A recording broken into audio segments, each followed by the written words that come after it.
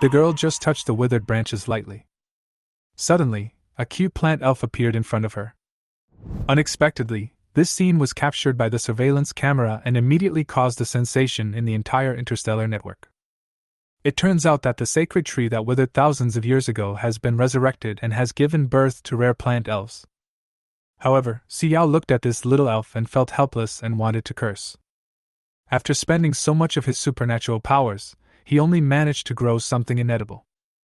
It turned out that she had traveled to an interstellar era where planters were respected. 1,000 years ago, a sudden nuclear storm swept across the interstellar.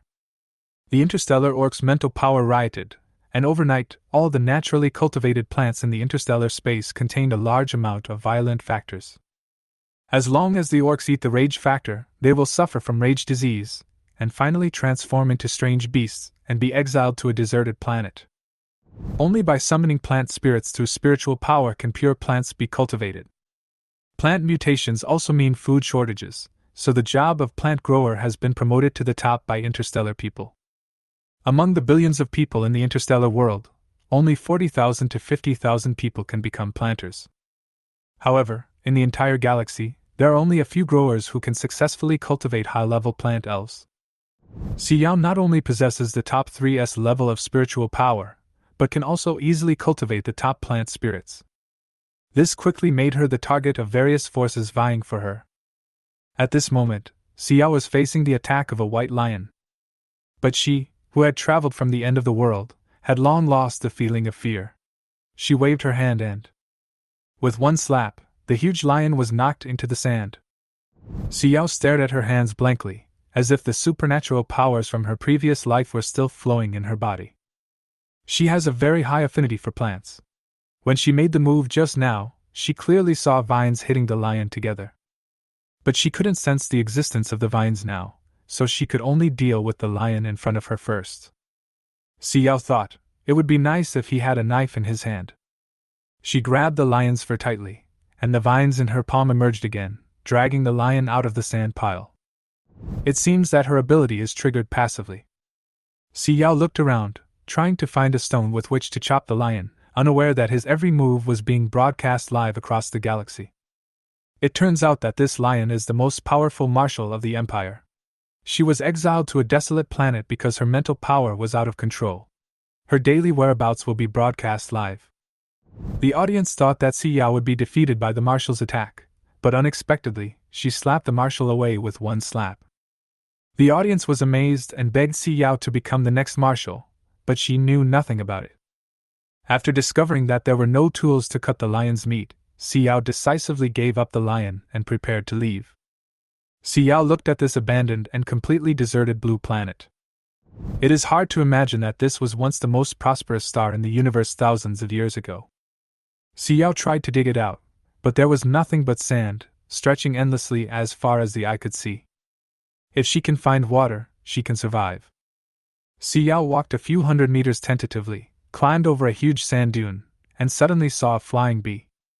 She looked at the bee-shaped monitor beside her in confusion, not understanding why there were bees in the desert. But she has no ill will towards bees. After all, these little things cannot be eaten. After walking for a while, she finally found a place with water. She scooped up some clean water and splashed it on her face, instantly feeling refreshed. Looking at the withered branches around her, she seemed to feel them crying. The texture of the branches coalesced into a picture in her mind, with dark mist evident on the roots. Xiao tried to mobilize the supernatural powers in his body and expel the black mist from the plant bit by bit. After repeating this more than a dozen times, she finally felt the branches coming back to life. After all the black mist from the sapling was expelled, a small pink and white flower quietly bloomed. Xiao looked at the scene in surprise. There was actually an apple sapling in the desert. This would be a good source of food. She mobilized all the wood-attributed abilities in her body and transferred all the energy into the sapling in one go. The apple tree desperately absorbed the transmitted energy and kept stretching its branches just to take in more. Finally, the flowers on the branches bloomed little by little. Suddenly, a white light flashed, and a fair and tender little girl appeared in Xiao's palm. Its delicate arms nestled on Xiao's fingers, rubbing against them obediently like a lazy kitten. Xiao looked at the growing apple tree in front of him and the elf in his hand, and suddenly wanted to swear. She spent so much of her supernatural power, but in the end she only got a small inedible thing. Xiao stretched out his finger and pressed down the elf in his palm. The elf struggled for a long time but couldn't stand up from the palm. At this moment, a voice suddenly called out in Xiao's mind. Master! Xiao almost threw her out. This name was really uncomfortable. I am the apple tree elf, my name is Ping Ping. The elf has just transformed and cannot speak yet, but can communicate with Xiao directly through thoughts. Xiao didn't care about all this. She stretched out her other hand and placed it on the withered apple tree, trying to see if she could get a few more apples. Seeing this action, Ping Ping became anxious. Master, do you want to raise another apple tree elf? Isn't Ping Ping good? Why does the master want other Guagua besides me? Xiao sighed helplessly. I just want to eat something. I have spent so much of my superpowers, at least give me an apple to satisfy my craving. Hearing this, Ping Ping seemed to understand. It nodded, then flapped its little wings and flew up. It put its small palm on the withered apple tree, and suddenly, red apples hung on the branches. Ping Ping looked at Xiao with sparkling eyes. Master, praise me! Xiao was stunned by the scene before him, and the audience in the live broadcast room were also terrified. Oh my God, what is this? Can it really be eaten? An audience member exclaimed. Ancient books record that this apple tree became extinct thousands of years ago. However, Xiao and her elf Ping Ping were unaware that the internet was already going crazy. Ping Ping flapped her wings and plucked an apple from the tree that was several times bigger than hers. She looked at Xiao expectantly. Master, master, eat it quickly! Xiao took the apple, wiped it, and then took a bite. The sweet juice splashed on the tip of the tongue, and the taste was very refreshing and delicious. Xiao couldn't help but eat several in one breath. Seeing that her master liked apples so much, Ping Ping's cheeks flushed with excitement. Apples are the most delicious fruit in the world. It really tastes good. Xiao nodded in agreement. After receiving the compliment from her master, Ping Ping happily flew around Xiao again. Can you feel there are other plants nearby? Xiao asked. Hearing this, Ping Ping suddenly burst into tears. What did I do wrong? Why did the master look for other plants? Xiao sighed inwardly. This little elf is really sensitive. It is normal for an elf to become dependent on her after she has been sleeping in the desert for thousands of years and being consumed by violent energy, and is suddenly awakened. Xiao comforted her. Don't cry, I'm here. Just follow me from now on. Ping Ping looked at Xiao cautiously, and seeing that she was held in the palm of her master's hand, she happily stretched out her white and tender arms and hugged her master's fingers. Master, you are so kind! However, there are no other plants here, and Ping Ping was blown here by a tornado. Hearing this, Xiao put Ping Ping on his shoulder, looked at the apples on the tree, and thought, if I pull up the apple tree and take it away, will it die? Ping Ping tilted her head and asked, why do you want to pull it up? Because we may not be able to get here tomorrow. Ping Ping nodded seriously, put her two little hands together, and clapped them gently. The apple tree rooted in the sand suddenly pulled itself up, and a dozen roots twisted into two huge legs. It stood up and walked around Xiao. Xiao was stunned. It turned out that the plant elves had this ability. At this moment, Marshall White Lion behind him suddenly woke up, smelled the fragrance, and moved closer to the source of the fragrance like a wild beast. Xiao noticed the panting sound coming from behind him and was about to turn around and slap him, but the next moment he stopped in midair. Seeing the cute and drooling big lion in front of her, she thought about it and withdrew her hand. This lion didn't seem to have the same violent and murderous feeling as before. When the lion saw that Xiao did not take any action, he sat down obediently like a big cat, but his eyes kept glancing towards the apple tree next to him from time to time. Xiao picked an apple and asked, do you want to eat this? When the lion heard her words, his eyes suddenly brightened and he looked straight at the apple in her hand. Xiao raised his hand tentatively, and the lion's eyes followed suit, with its claws stretched forward, its eyes full of expectation and pleading. Xiao's heart softened. You don't have a home anymore? Then can I support you? Be my pet, and I'll give you an apple every day. She handed the apple to the lion. If you eat it, it means you agree. The lion swallowed the apple in one gulp without saying a word and licked Xiao's hand as well. Xiao smiled and touched the lion's head. Then you will be called Dabai from now on. This originally majestic marshal has now turned into a well-behaved big white, with his eyes full of dependence and trust. Xiao felt this change, and looking at the tree full of apples, new ideas came to his mind. After eating the apple every day, the lion's originally violent mental strength gradually calmed down, and he no longer had the urge to attack as before. Xiao brought Dabai to the pool, looked at the lion's messy hair, and said, "Wash yourself clean and be a clean baby." The lion looked at her, then looked at the pool, jumped in, and began to wash his hair. Xiao also reached out to help her untie the knot on her hair, and after tidying it up, he touched her head. "Good baby." Upon hearing this, the lion shook off the water stains on his body, and ended up splashing all the water onto Xiao and Ping Ping. Xiao wiped her face with her hands nonchalantly. Life in the apocalypse had made her accustomed to this kind of dirt. Ping Ping looked at her wet skirt in disbelief and yelled angrily, "Damn lion! Bad lion! You made my skirt dirty!" Xiao quickly withdrew his hand that was touching the lion and caught the elf flying from his shoulder. Ping Ping is very small, and a few drops of water can make her skirt wet. She was very dissatisfied with the lion's behavior, even angrier than when Xiao said he wanted to raise other elves. Xiao comforted her. "It's okay, it will dry up soon, this water is not dirty." The lion seemed to realize that he had done something wrong, so he stood aside obediently, and stopped swinging his arms around. The audience in the live broadcast room went wild again. Wasn't it true that plant treatments were useless in the Marshal's violent state? Why is he so obedient in front of her? At this time, the Federal Botanical Research Institute also held an emergency meeting. Who is this woman? Why did she appear on a deserted planet? Xiao had no idea what was happening online. She just continued to touch the lion's clean, furry head. The lion reached forward and nudged her hand, then walked up to her and leaned forward. Xiao was a little surprised. "Do you want me to sit on it?" The lion looked at her and growled softly. Xiao chuckled and sat sideways on the lion's back. "What a good baby." She held a bunch of branches to block the sun. In fact, the interstellar desert was not hot, but the original owner was weak and her snow-white skin had turned red. She leaned on the lion's back and soon unexpectedly found an interstellar spaceship. Countless memories flooded into her mind, and she realized that the original owner was abandoned by her family because her mental strength level was too low, and died of illness shortly after arriving on the desolate planet. And this spaceship was the vehicle that sent her to the desolate planet. Xiao smiled as he watched Ping Ping flying around, just waiting for her to explore the entire spaceship and then let the apple tree following behind find a place to take root. When Ping Ping saw her master sitting down, she flew out again, picked a red apple bigger than herself from the tree, and handed it to her master eagerly.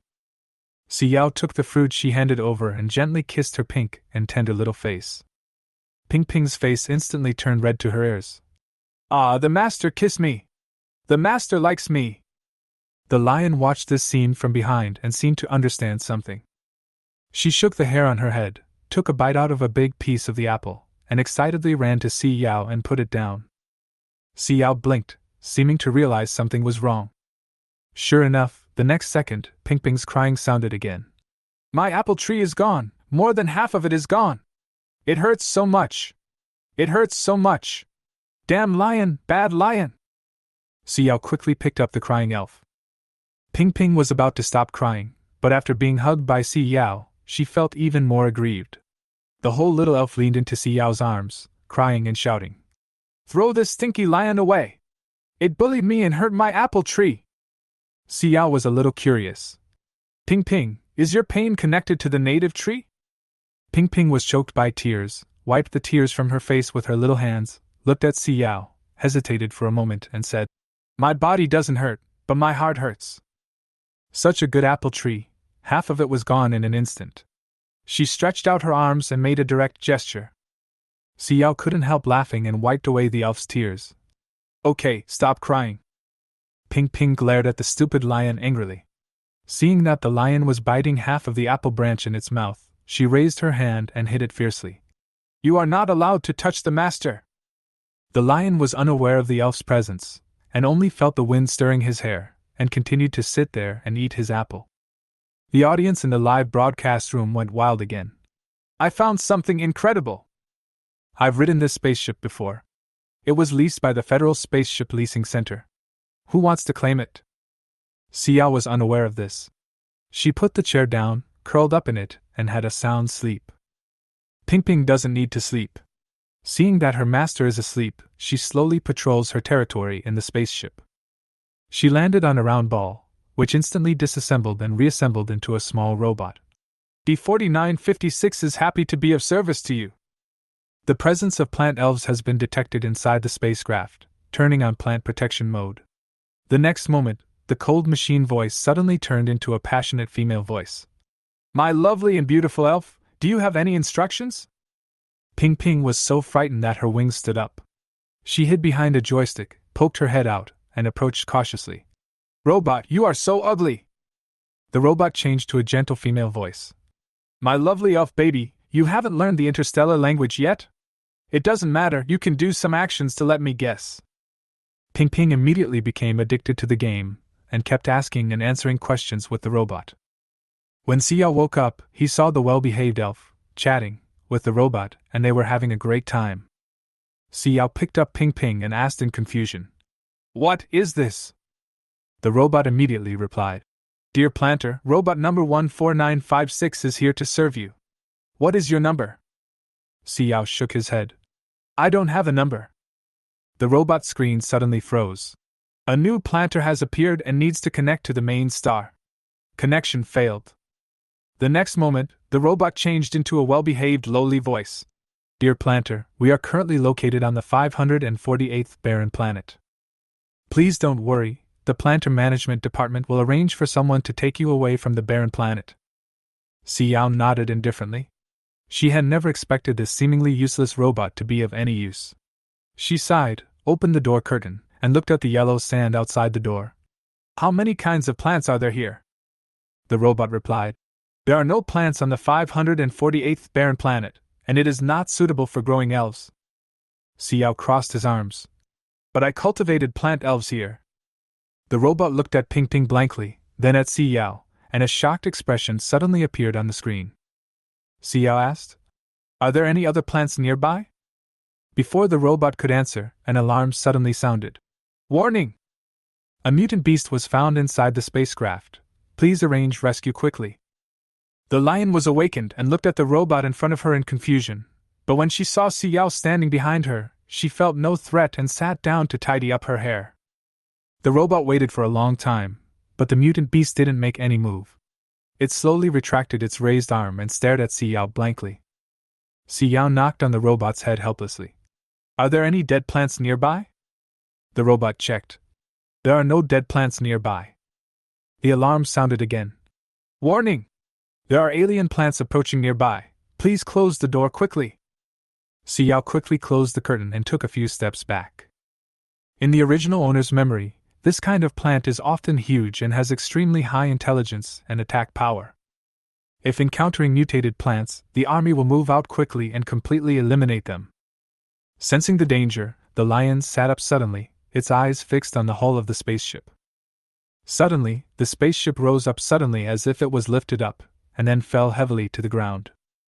Xiao held the elf and retreated to the corner and squatted down.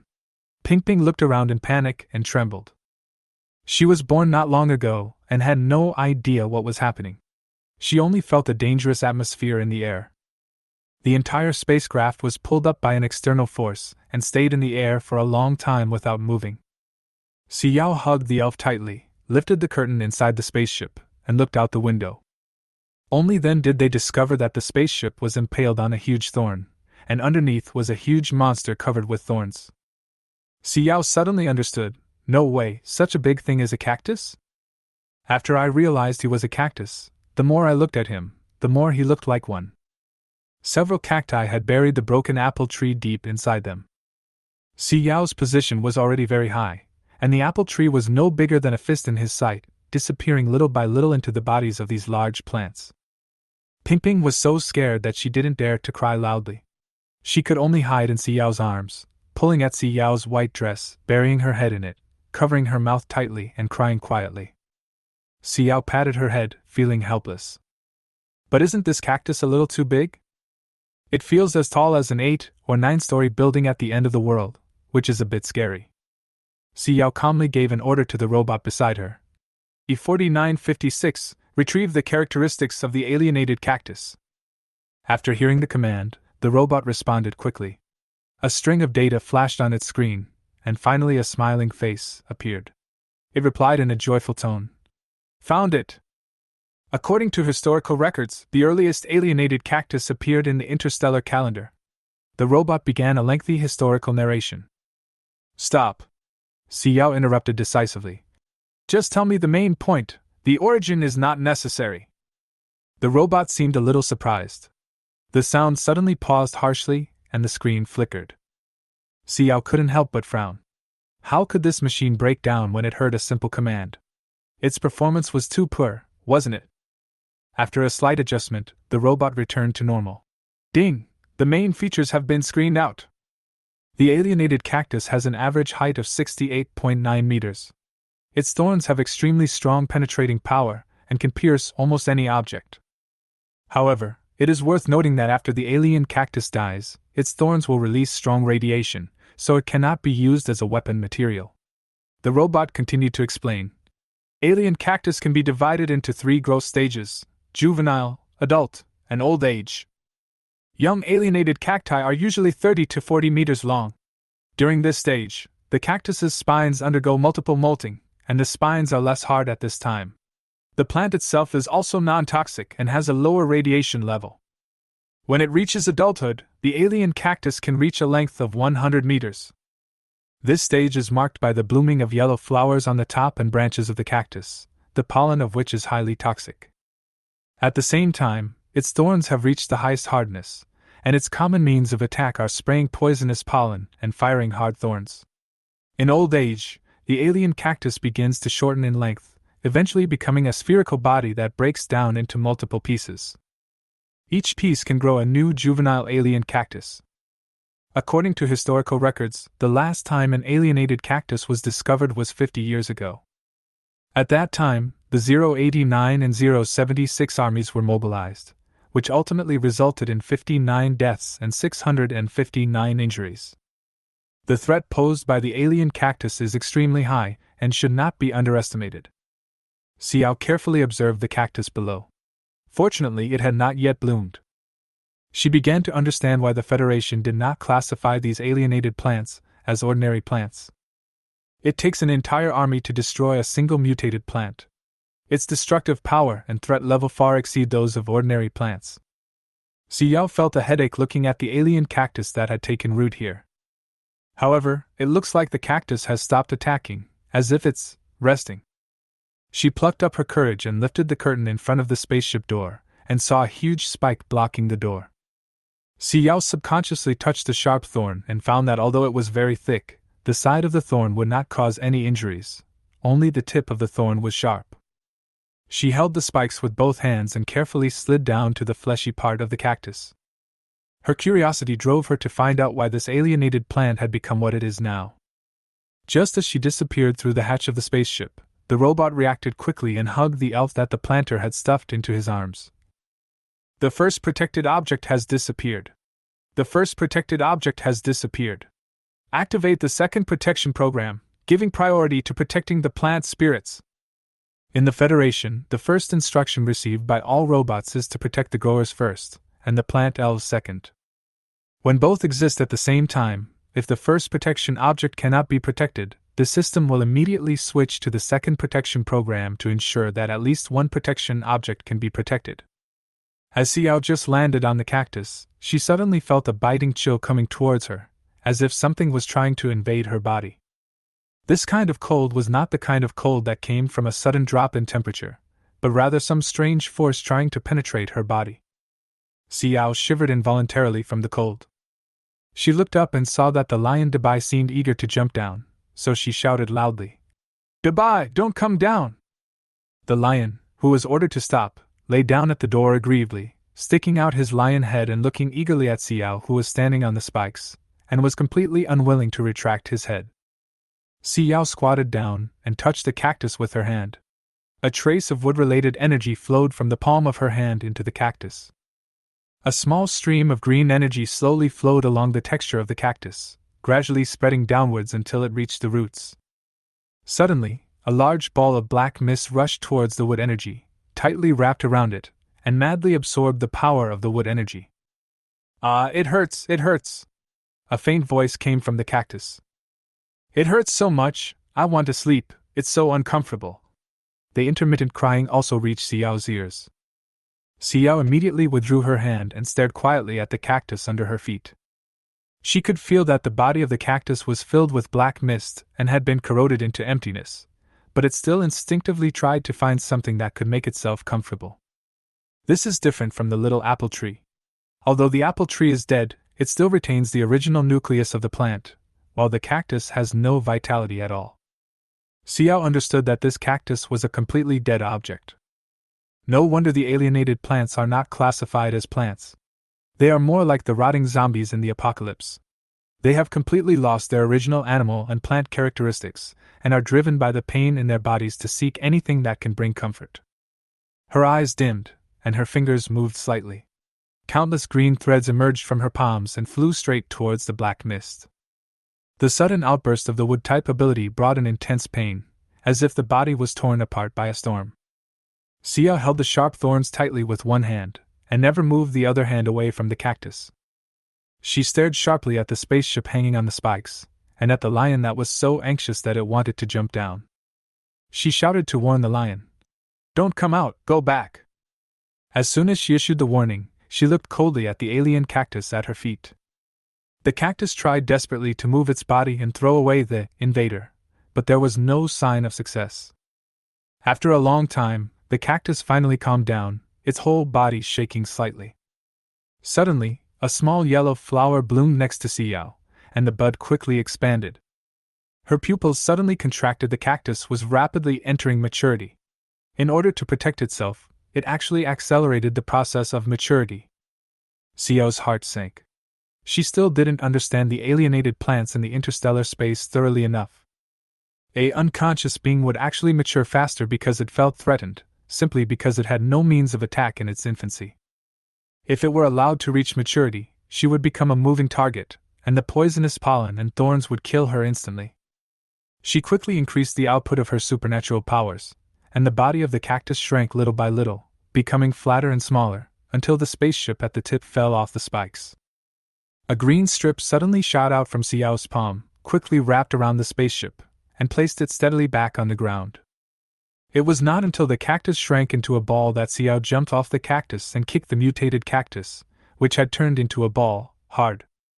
Fortunately, the cactus had not yet reached maturity, otherwise she would have really died. But she didn't notice that the cactus ball behind her began to split little by little, and the broken pieces fell to the ground. When Xiao woke up the next day, she opened the curtain of the spaceship, and the lion Dabai immediately ran over, circled around her excitedly, and licked her palm excitedly. She flicked it gently, then walked over to the robot's inner cavity and saw the little apple tree elf curled up in a ball, crying softly. Xiao pinched the elf out and placed it in her palm, then asked her why she was crying. Ping Ping was very scared, especially when she mentioned the huge and ugly cactus. She was worried that Xiao would get hurt. Xiao comforted Ping Ping and told her that the apple tree was gone, but if she had seeds in the future, she would plant a new one. Ping Ping suddenly remembered that she had a seed, so she took off the apple-shaped hairpin from her head, and a seed appeared, which fell into Xiao's palm.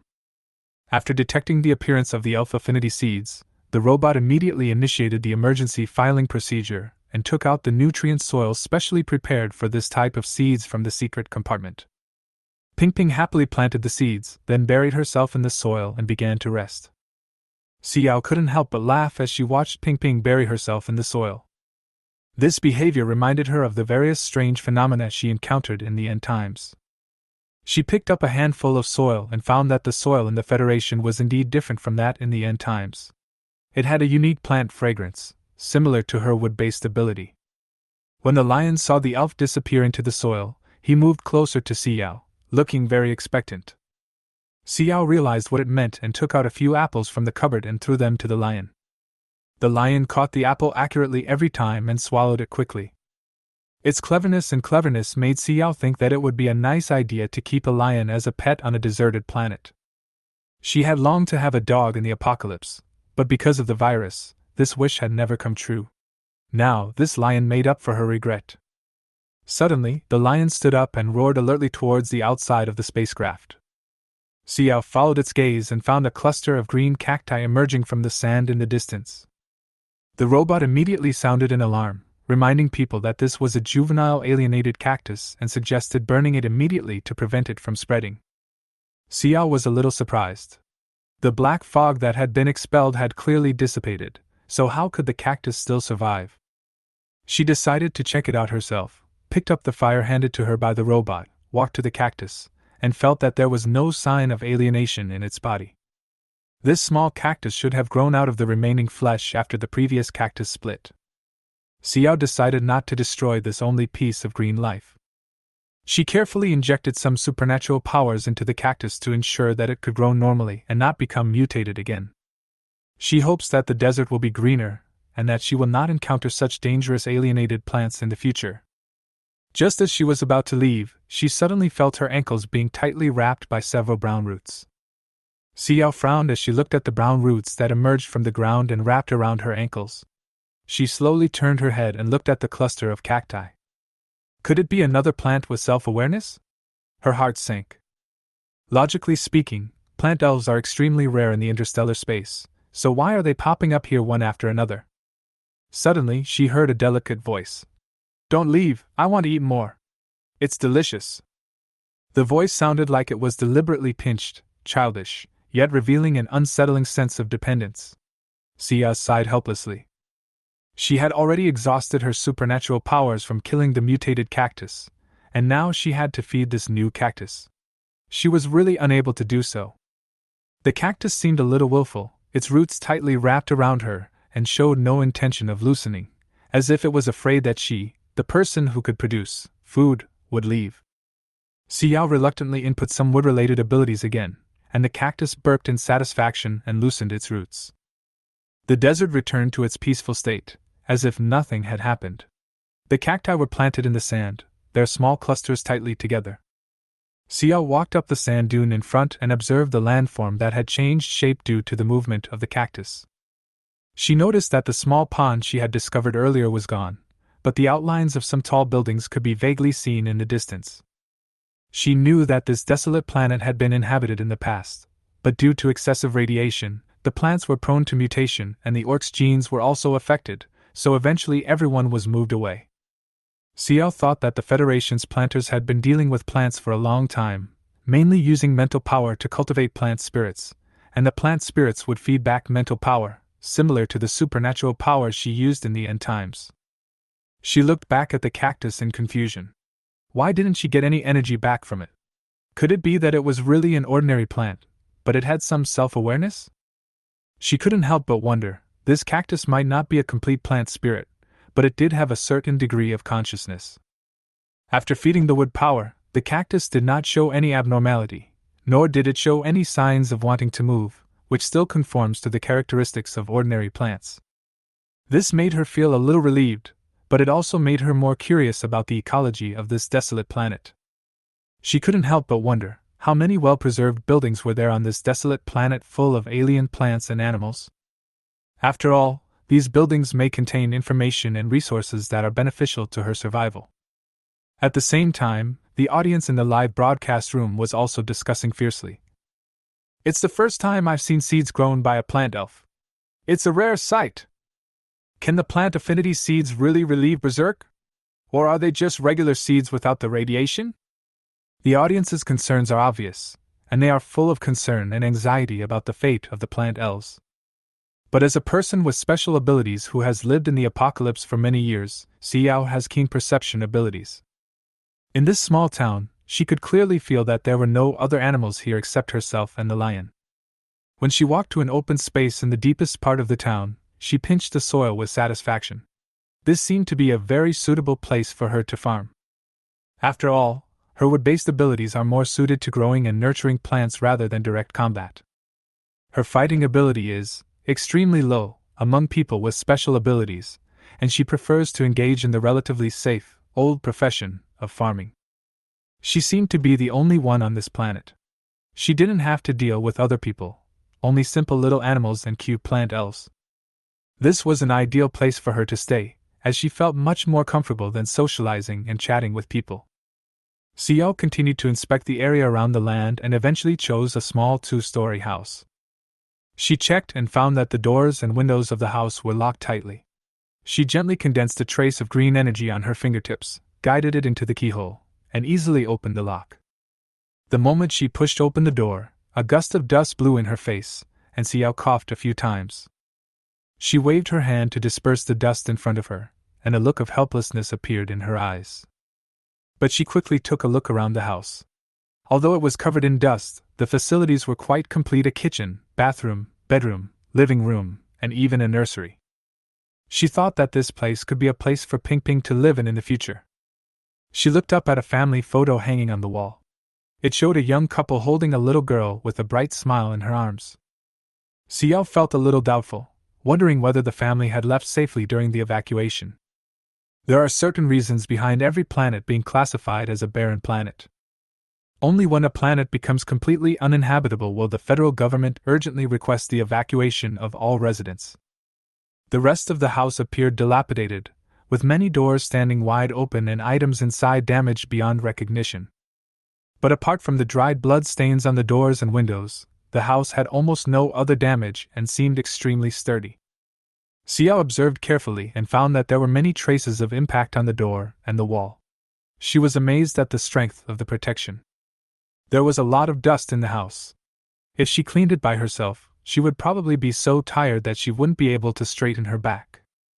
Xiao decided to ask the robot on the spaceship to come over and clean the house thoroughly from top to bottom. But she also understood that although it seemed peaceful at the moment, the hidden dangers on this planet had not completely disappeared. Chapter 17: Cactus Elf. Xiao looked at the spaceship in front of him, then at the robot beside him. Is there a way to move this spaceship? It can be operated, but it must be connected to a power source. Okay, just throw it away and come back when you need something. However, the backup power can be turned on, but there is no network connection, so the only option is to glide. This is a big breath. Xiao raised his eyebrows slightly. This useless robot is actually somewhat useful. Although it can move, the speed is not fast enough and it moves slowly in the desert. Xiao jumped off the spaceship with some disgust, and conjured up wood-related supernatural powers in his hands. He tied up the spaceship directly, and dragged it in front of him with an expressionless face. He didn't stop until he dropped it to the open space next to the villa. When she was retracting her supernatural power, suddenly a small green creature covered with thorns rolled in front of her.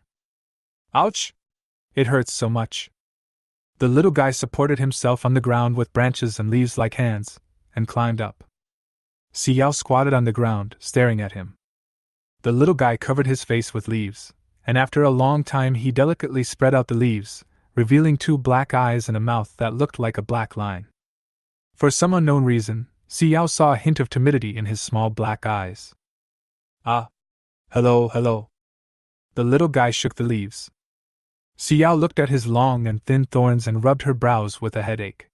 No wonder she noticed a decrease in her supernatural power when she took it back.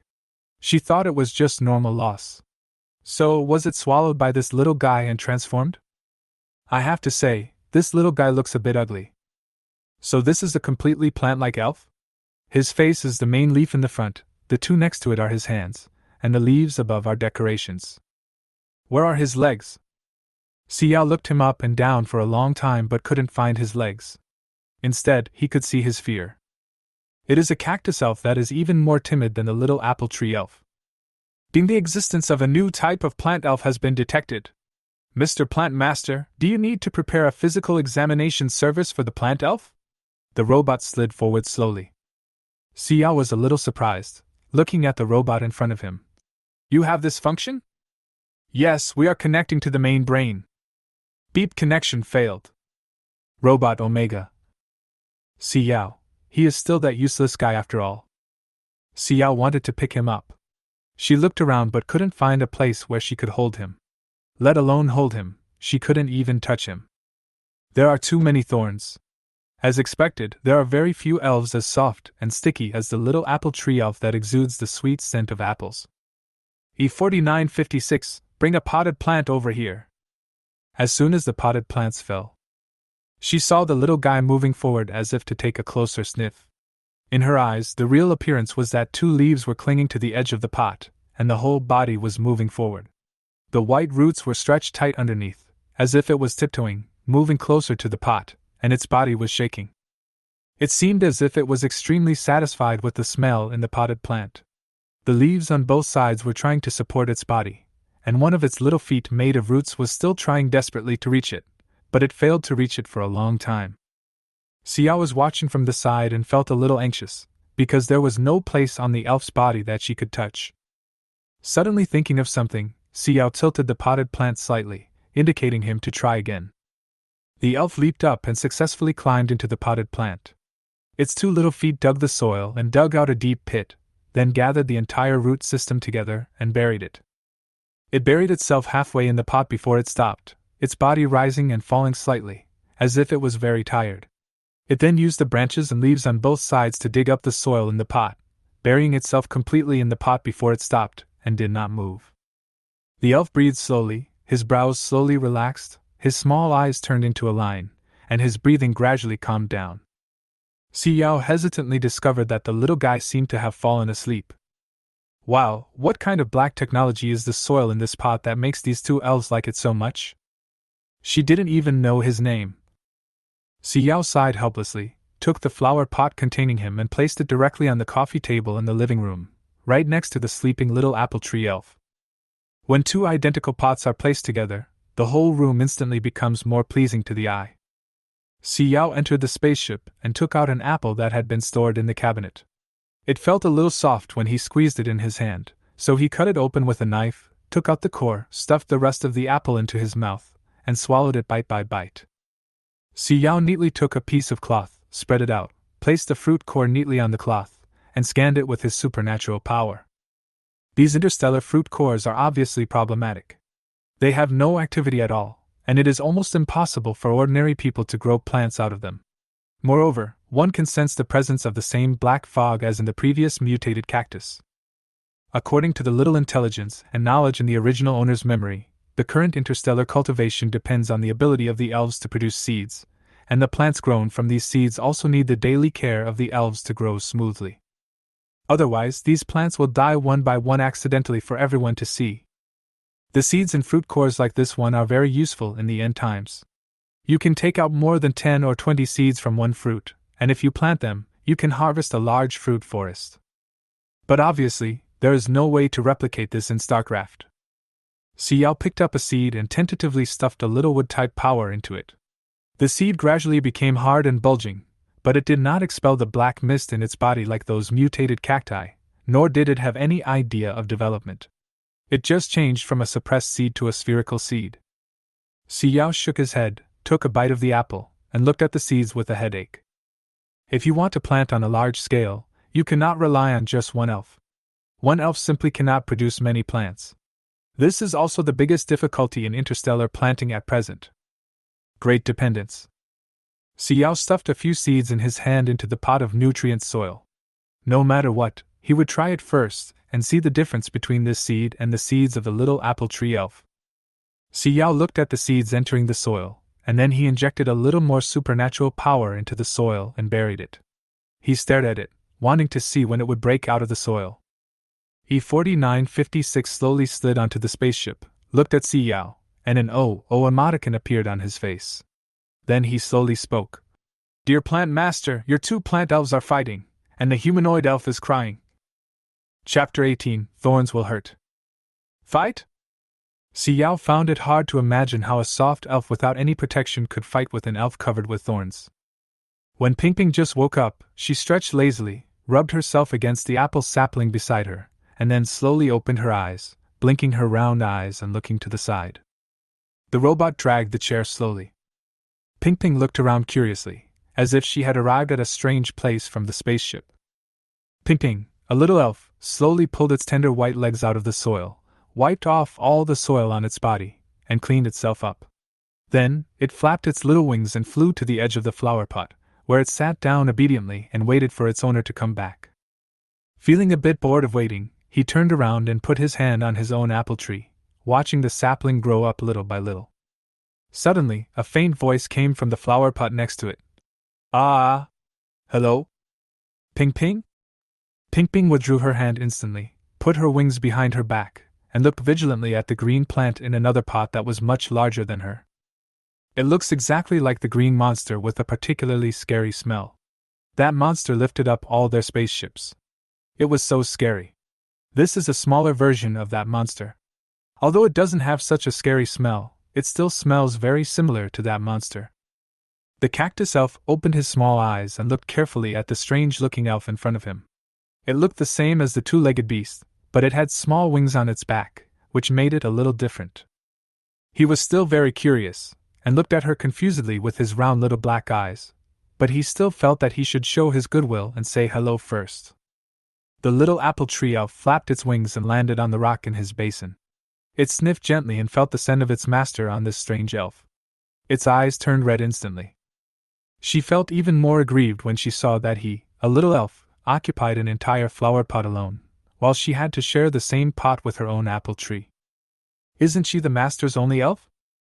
The cactus elf didn't understand why she looked at him like that, and he still had a very kind expression on his face. His round little eyes looked at her, and slowly his curved eyes appeared. He was very well behaved, which was very inconsistent with his appearance. But the little apple tree elf thought that his expression was provocative, and she couldn't understand a word he said, and his howling was particularly fierce. The little apple tree elf was so scared that he shed a few tears and took a step back. The cactus elf looked at her standing on the edge of the pot and subconsciously reached out to reach her, but forgot that its leaves were all covered with thorns. When the little apple tree elf saw that he wanted to hit her, she quickly stopped him with her hands. As soon as she touched him, she cried. A series of sharp cries rang out. When the robot heard the elf scream, it slid over quickly and scanned the elf up and down, but it was a household robot and was not equipped with a plant elf breeding module. It didn't know what had happened to the elf and could only stand aside and watch helplessly. The little apple tree elf looked in disbelief at the thorns that had pierced his tender white hand. His tender white hand turned red and tears instantly rolled down his face, dripping onto the ground drop by drop. A thin branch emerged from his hand and he angrily hit the little elf covered in thorns. The cactus elf had thick skin and could not feel the pain at all. He just thought that the elf was playing a game with him, and reached out to grab the small wooden stick. The robot was shocked when seeing the fight, and determined that the danger level required intervention from a plant grower, so it immediately went out to call Xiao. When Xiao entered the room, what he saw was a little cactus elf standing helplessly by the side, with its heels dragged out, and its round, beady eyes making it look extremely helpless. The little apple tree elf wrapped its wings tightly around itself and huddled beside its own sapling, motionless and looking extremely pitiful. Xiao came forward and gently touched her little wings with his hand. The little apple tree elf noticed someone touching her, and she was so scared that she folded her wings even tighter, fearing that she would be pricked by the thorns again. Xiao sighed silently, looked at the bewildered cactus elf beside him, and looked into his small beady eyes. Hello? The cactus elf timidly stretched out his right hand. Ah! Hello. Xiao watched him unconsciously stretch out the thorny leaves, and seemed to realize where the problem lay. The elf seemed unaware that its thorns could cause harm to others. Xiao looked at him gently and explained to him slowly. I can't shake hands with you. The thorns on your body will hurt me, and will also hurt other elves who have no protection. Let's just chat like this, okay? The cactus elf instantly retracted its leaves helplessly, looked at Xiao with sad eyes, and then looked at another winged elf next to him who was still curled up in fear. Can his thorns hurt anyone? Ouch. I'm sorry. The cactus elf lowered his head and moved back. It's okay. I'll make you a glove later so you can play together. Don't be sad. Xiao comforted him softly. Do you have a name? The cactus elf nodded its body, as if nodding, and spoke softly. Aoao. Its name was Xian. Fairy? Xiao was a little surprised. It seemed that these plant elves all took duplication of their own plant names. However, she had always thought he was a little boy, but she didn't expect the name to sound so girly. Xiao carefully asked him about what happened, And just as she thought, it was because the two elves could not communicate in the same language. It seemed that learning interstellar language had to be put on the agenda. No wonder the first thing a planter does after getting a fairy is to equip each fairy with a plant fairy cultivation robot. You have to learn the interstellar language in time. Knowing the problem, Xiao reached out and transferred a little wood-related ability to the little apple tree elf huddled aside. Sure enough, the little girl trembled and quietly opened a gap in her wings. Her big round eyes looked through the gap in her wings at Xiao, who was looking at her gently.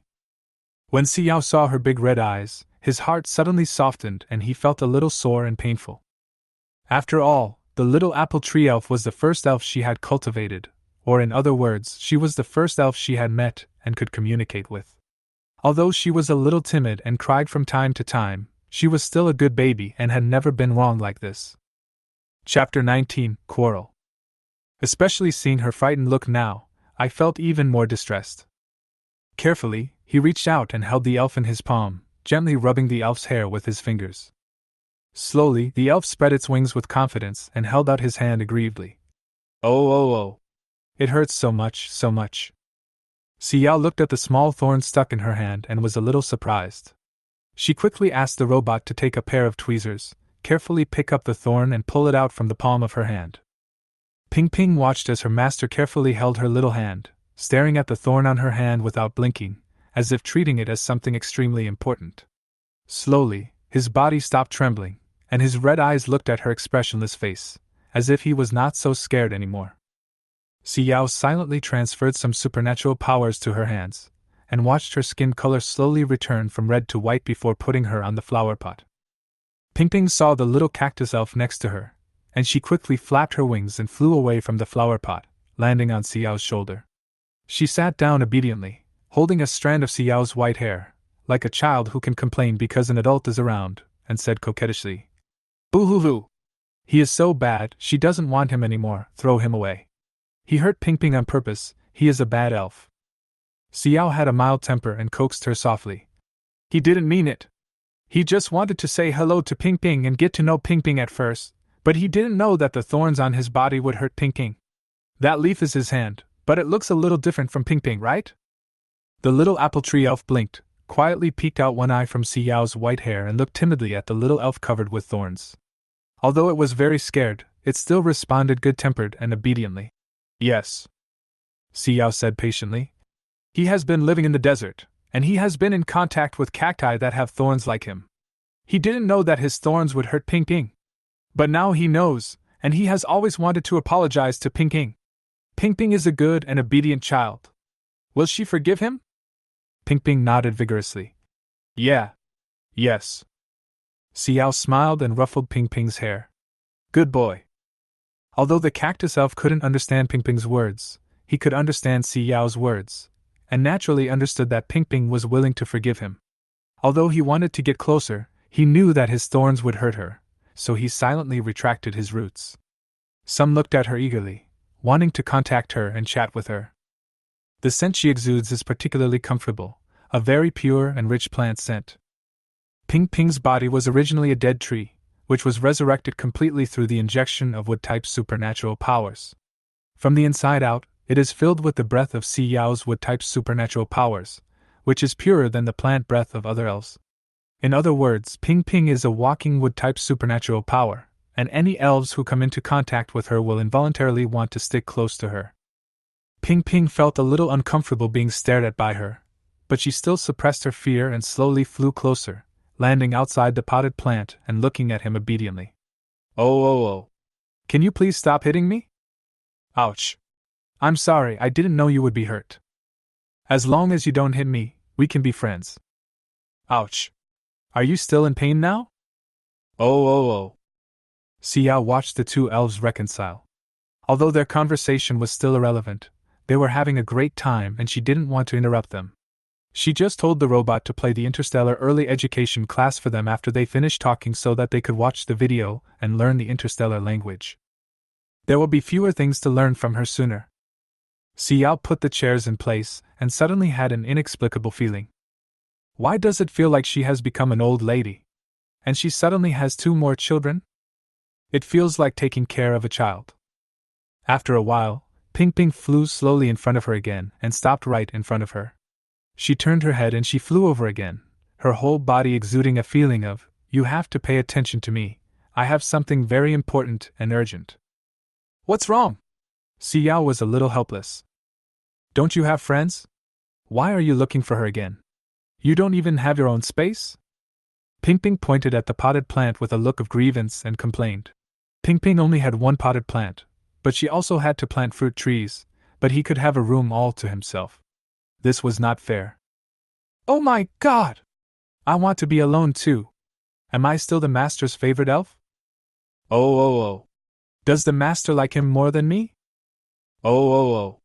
Is it because Ping Ping looks too much like the owner, and the owner thinks Ping Ping is ugly, so he doesn't like Ping Ping anymore?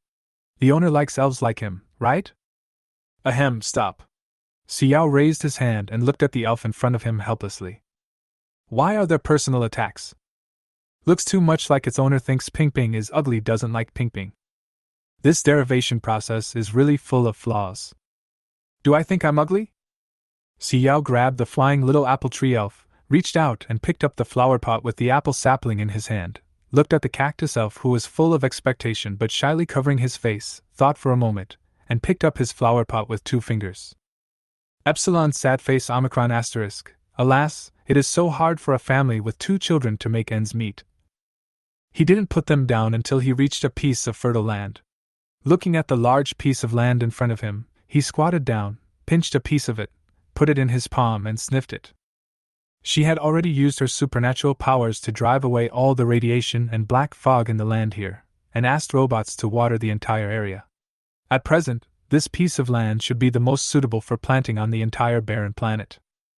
Xiao took out the apple sapling from the pot, dug a hole in the ground, buried the sapling carefully, and leveled the ground. He looked at the little apple tree elf beside him. "Do you have any more seeds? I'll plant a large apple orchard for you." The little apple tree elf flew around the little apple tree again and again with sparkling eyes. It felt the roots of the apple saplings go deeper into the ground and exuded a pleasant breath. Then it flew in front of Xiao and looked at her expectantly. "Oh? Is this whole piece of land mine? Really, is it that big?" Plant elves like to farm, but the range of crops they can grow varies with their level. A newly born elf like Ping Ping can only take care of 10 to 20 plants, and if there are more, they will be unable to do so. However, even though she doesn't have enough ability, she still has as much land as she can. Such a large piece of land belongs entirely to her. How comfortable must that be? Chapter 20 Apple Orchard. Xiao tilted her head and thought for a while. It seemed that the only thing she could grow now was apple trees. There should not be many plants that could be grown on this barren planet. It would be fine if she used all the space to plant apple trees. All of them will be used to grow apples. Xiao looked at the little apple tree elf tenderly and pointed to the empty space. This piece will become an apple orchard in the future. Ping Ping moved forward with sparkling eyes and sniffed the land. It had a fresh scent of earth without any disgusting smell at all. She liked it. "I have lots and lots of seeds. Plant them all." The little apple tree elf excitedly put his hand into his petal skirt, took out a seed from somewhere, and dug the soil in the ground, intending to plant a plant. Suddenly, the skirt seemed to be pulled by a small force. Xiao looked down and saw the cactus elf grabbing her clothes with its small leaves and looking up at her. Xiao looked at the entire body of the cactus lying on its back, its small, beady eyes staring straight at her, which was a bit inexplicably funny. "Ah. Then can I also have a piece of land to grow cactus?" "Cactus?" Xiao had a headache. She had never grown a cactus before. But before the end of the world, she had seen people cooking with cactus. Maybe she could give it a try. "It's so funny. The Marshall keeps rolling down the sand every time he steps on it. This year's live broadcast really showed all the embarrassing situations the Marshall has never faced before." "Xiao, Mama won't allow you to sit with your legs apart like this while wearing a skirt. This is a live QAQ broadcast." "Oh my God, this is the first time I see a mom fan. How can it be so outrageous? She probably doesn't know there are cameras, right?" She really seemed to think the camera was a bee. I saw her muttering that maybe the bees were circling around the apple tree elves because their petal skirts smelled so good. Baby Yao Yao is the cutest when he's murmuring, but you can't hear anything. Don't say bad things about Yao Yao. Yao has a sullen face.jpg. This city building seems familiar? It was recorded in the documentary about the deserted planet. I was deeply impressed. That documentary is called Civilization Submerged in a Deserted Planet. This wall is really old. I remember that workers in radiation isolation suits filmed this documentary to restore the city. How could it be destroyed like this so quickly? In order to film this documentary, several troops were stationed there. This house is very well preserved. What kind of material is used for the walls of this building? How come it didn't collapse at all? The windows aren't broken either? Does anyone from the previous construction company have a link? I'm tired of my current steel house.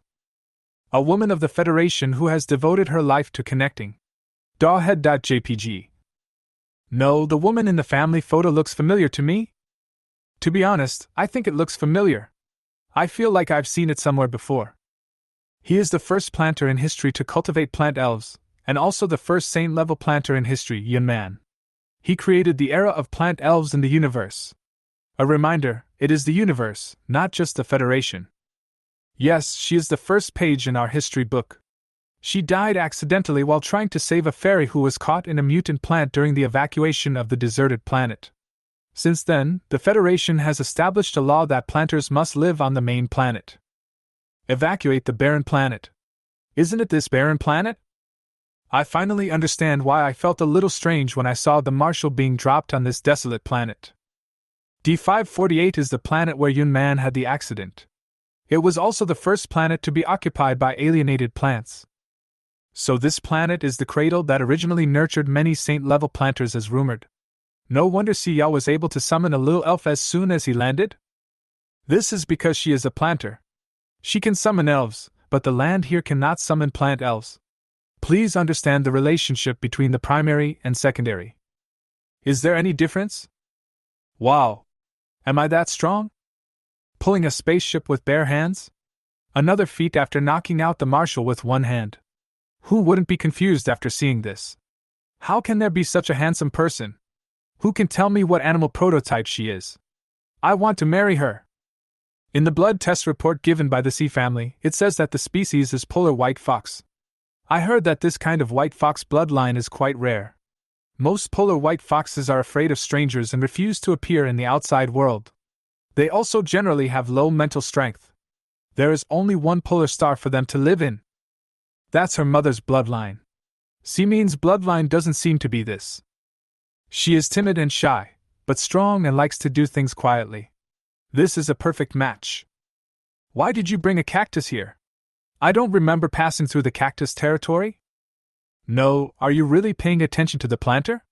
When Xiao was pulling the spaceship just now, there was a green shadow clinging to the spaceship. He rolled over. How cute.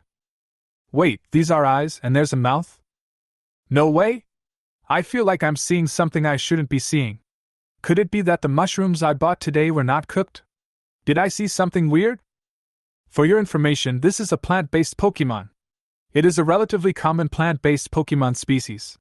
Most Pokemon prefer their native form. Those who don't recognize it must have never seen a Pokemon before, or have only seen a few famous saint-level Pokemon in history, right? The Pokemons that normal people cultivate are all similar to this. For example, the plant Pokemons that land on the ground use roots as legs. Some Pokemons are all trees, and some Pokemons are transformed from fruits. Pokemons that are transformed from fruits have small wings. However, current research has not found a standard for the transformation of Pokemons. Human-shaped Pokemon are actually quite rare. Most of these Pokemon can grow to a relatively high level. I can only say that the apple tree Pokemon has a bright future. But here comes the question. What about those people who said that Xiao couldn't possibly breed a second Pokemon in such a short time? Come out. What about those people who posted that if Xiao was a real planter, they would drink water while standing upside down? I've written them all down. Some said they swallowed keyboards during live streaming, and some said they transformed into beasts on the street. I looked at how many were live streaming and I'll address them one by one and tag them one by one. It depends on when you guys will execute your actions. Chapter 21 Planting Cactus. It's so funny. This cactus elf is obviously not cultivated by her. It looks like a wild plant elf. Heh, wild? You said the apple tree elves were wild, and you said the cactus elves were wild. Come on, tell me why you can't find any wild elves if it's so easy to find them. Tisk, it's obvious that she's taking advantage of the geographical location. If you can do it, come on. She's never properly cultivated a plant Pokemon. Are you guys crazy? What's wrong with having one more powerful planter? As long as the meteorite swarm ends and the government brings her back, we'll have another planter, right? Especially for the humanoid Pokemon, she's the most likely to become a high-level plant Pokemon. See if fans are daydreaming again, _ I suddenly got the look of the cactus elf. He's so cute. He's covered in thorns, but still so cute. No, I'm afraid of him. When I see him, I think of that mutated cactus. It's really scary. The two little elves are pleasing to the eye when placed together. What a pity. If they were taken care of on the main planet, they would definitely not be so careless. Help, I'm so sad, the little apple tree fairy is shaking, she really looks scared. Honestly, this cactus elf is so fierce, and his voice is so rough. No wonder the little apple tree elf is so scared. I don't think that's what the cactus elf meant. He just doesn't look as cute as the apple tree elf. I think so too. I'm from the Plant Pokemon Protection Association. Pokemon are usually well behaved. Especially new Pokemon, they won't really have conflicts with other Pokemon. He probably didn't realize that he would hurt her.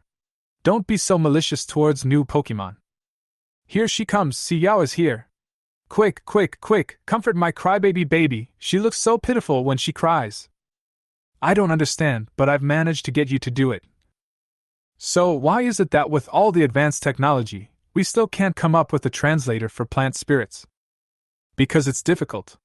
The elves won't cooperate, and we can't force them to cooperate. The protection law is there. Wow, my poor baby, his eyes are red from crying. With such a big thorn, how painful would it be for the elf? The planter also has the ability to heal Pokemons. That's pretty amazing. No, is there a possibility that the plant master does not have the ability to heal Pokemon? But Xiao has it? Otherwise, are the special hospitals for plant Pokemons that can be seen everywhere on the main planet just for show? We've made peace. I feel like those people who just stood up for the apple tree elf and scolded the cactus elf are a joke. It's so healing to see two elves chatting. Can they understand each other? Smile.jpg. I don't understand. Wow, are the planters planning on planting an apple orchard? The kind where we can have apples to eat after receiving a rescue?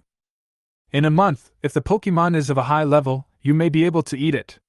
Otherwise, for a low-level Pokemon, you can only see a few saplings transplanted from the desert planet to the main planet, Omega. It's okay. I'm quite willing to chew on tree bark. I can only eat plants once a month. Now, except for those used for relief, all other plants on the market are extremely expensive. I can't afford them. But now the radiation content of various meat and poultry is too high. If you don't eat plants, you will be more likely to get sick, right? Money is not important, life is more important. Okay, I checked the IP address above. He is from the main planet. He is either a family member of a planter or a talent who has made special contributions to the country. He doesn't understand the lives of the lower-class people. Now I can only give the plants to my children. I am relying on my mental strength to keep going. When I get seriously ill, I will sign a body donation and exchange some money for my children. There is no other way. I can only survive like this. I sincerely hope that there will be more and more planters in the Federation, so that everyone can eat plants that have not been mutated. So whoever dares to criticize the planters, I will spray them back. You have not made any contribution, so what qualifications do you have to criticize the planters? You are not allowed to scold the elves. No matter what they look like or whether they conform to your aesthetic standards, they are all elves who can grow pure plants. Whether they are low-level or high-level, they are working hard to grow crops for us. How cute are they?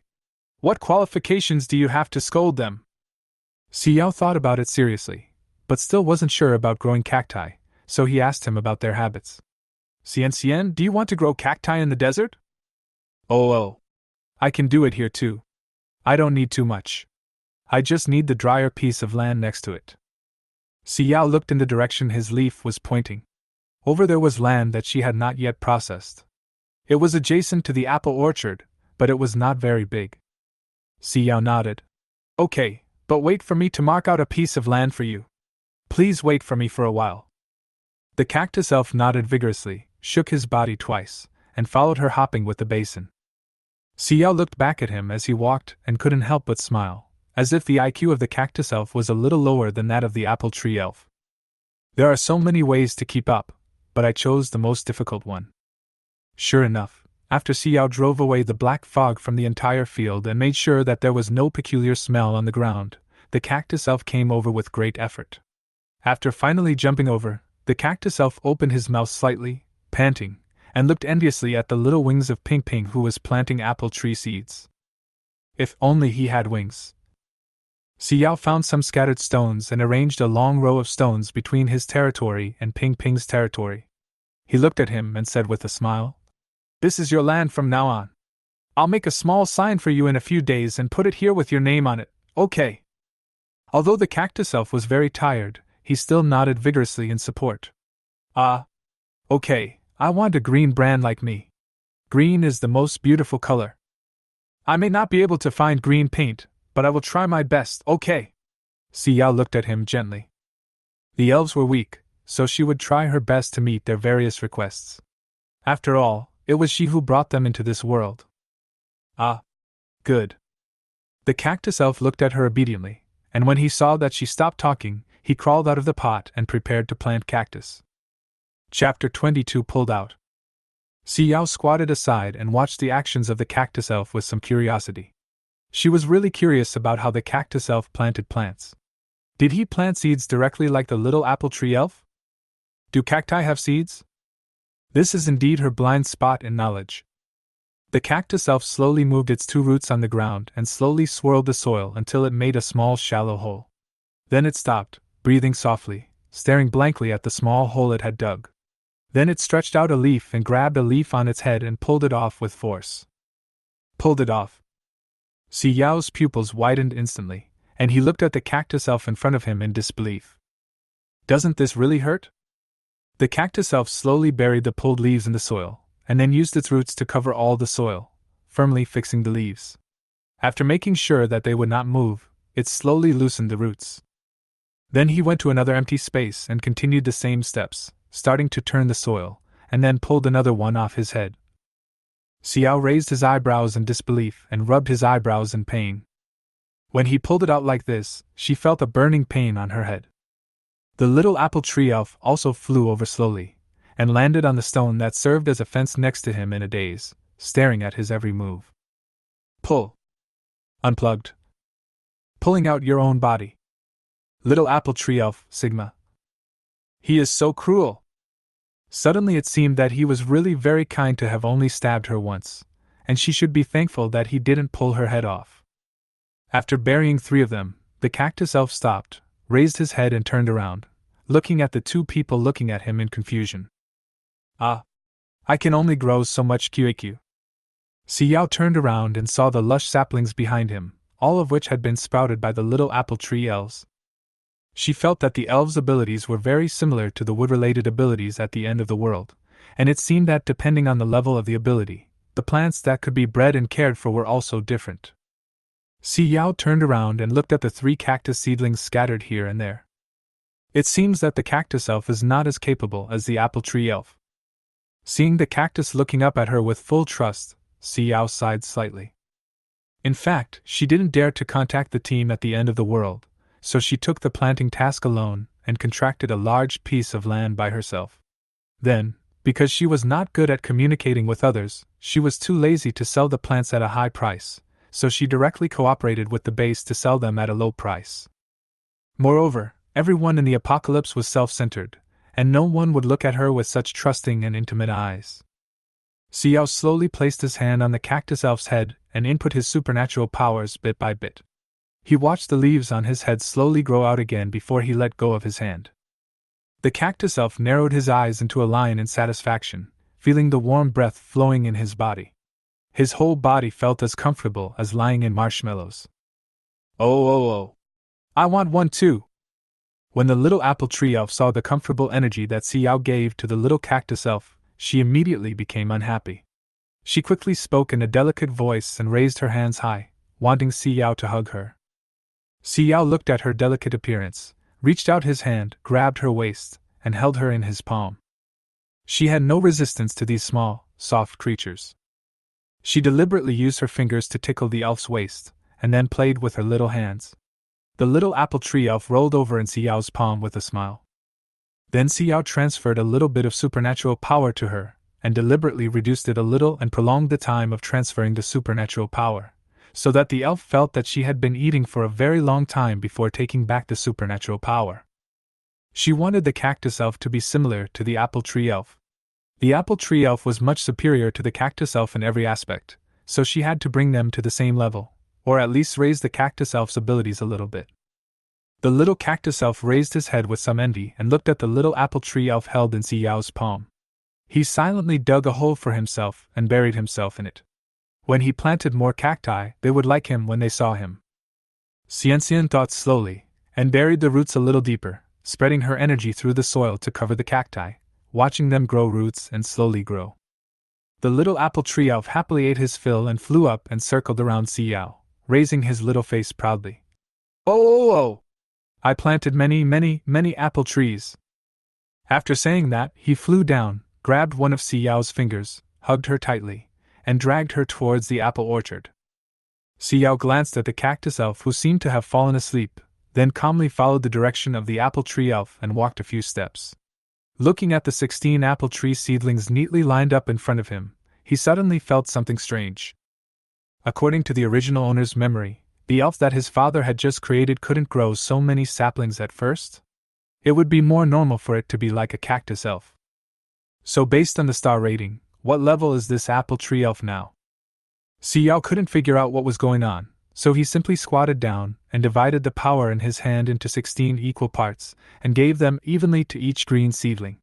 He watched the seedlings slowly straighten up before he let go.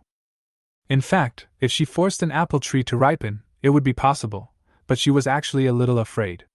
If she fed it all at once, another small apple tree elf would grow out. One elf of each variety was enough, and she would be a little overwhelmed if she had another one. Watching her apple saplings grow a little bigger, Ping Ping happily raised her hands with a cheering expression. It turned out that her owner still loves her the most. The owner didn't give that thorny elf plant so many superpowers. Who made Ping Ping so cute? The little apple tree elf held its little face and circled in the air. Xiao smiled gently, turned around, and whispered a few words to the robot. The robot came over with a pile of materials.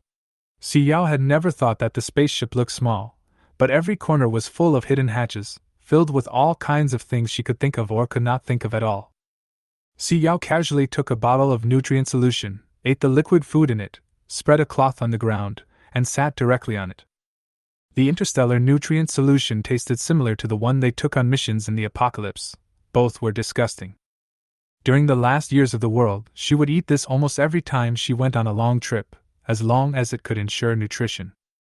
It seems to taste a bit sweet after eating it for a long time? Chapter 23 Giant Eagle.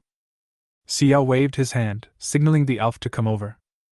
The little apple tree elf flew over quickly, landed on the blanket, and looked curiously at what Xiao had placed on the blanket. Oh. What is this? I'll make a sign for you. But you have to wait for Xianxian to come, and then you can make it together.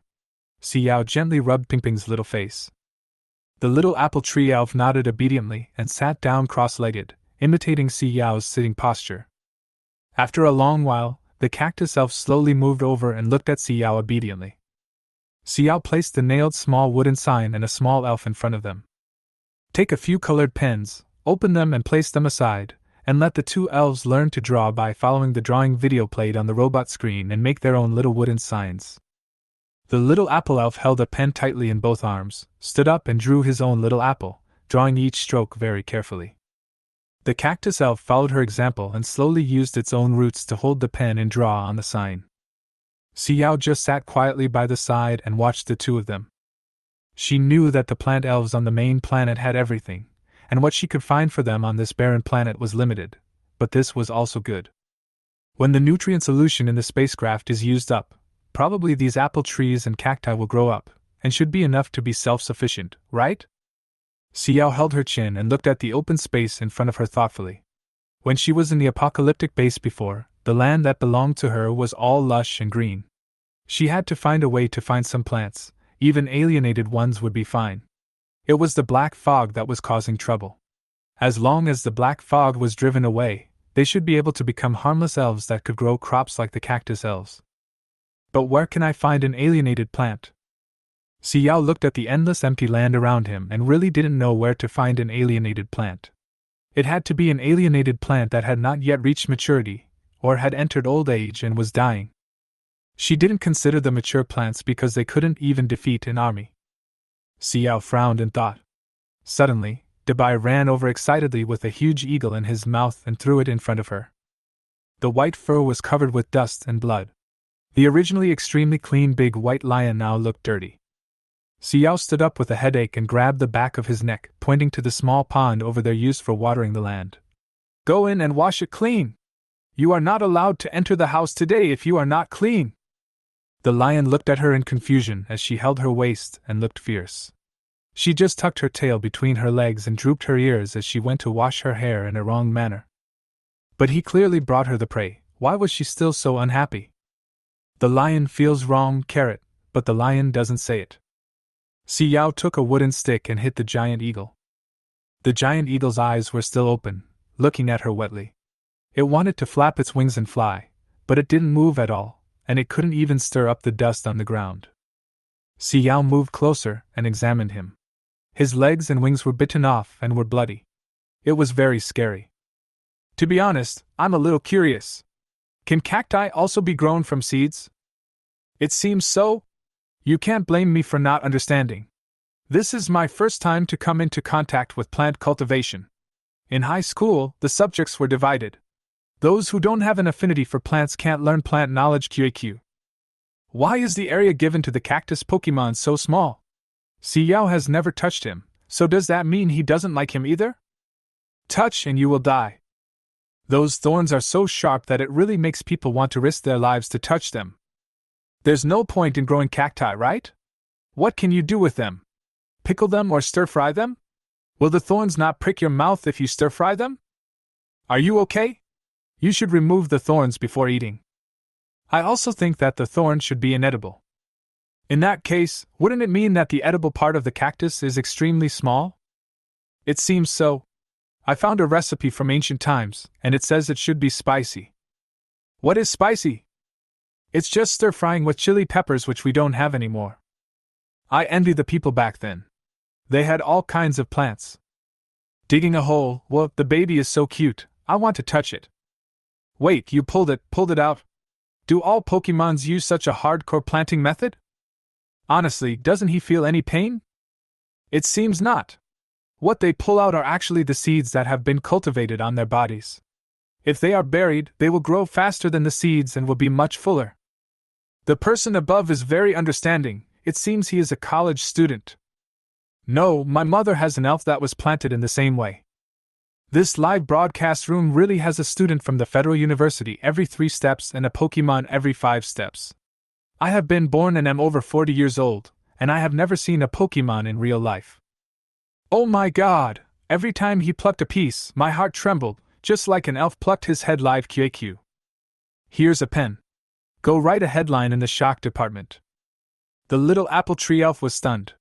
The little mouth had grown so big that you could even see the little pink tongue. Hee hee. Put away your perverted smile and take our elf away. Ugly rejection.jpg. Here we go again, that ability to heal Pokemons. Even if she's not a planter, she'll have to be admitted to the Federation's main planet's dedicated hospital for plant Pokemons when she returns. Wow, I'm so envious of Xiao for being able to touch the elves like this. I also want to touch the little apple tree elf. It looks so soft and cute, whoa. It's flipping over. When will I be able to own such a cute elf? But the little cactus elf next to him is so pitiful. He can't have any physical interaction with the planter because of his appearance. His eyes are so lonely, whoa. The baby is so cute even when drawing. Holding her face with an Andy's smile.jpg.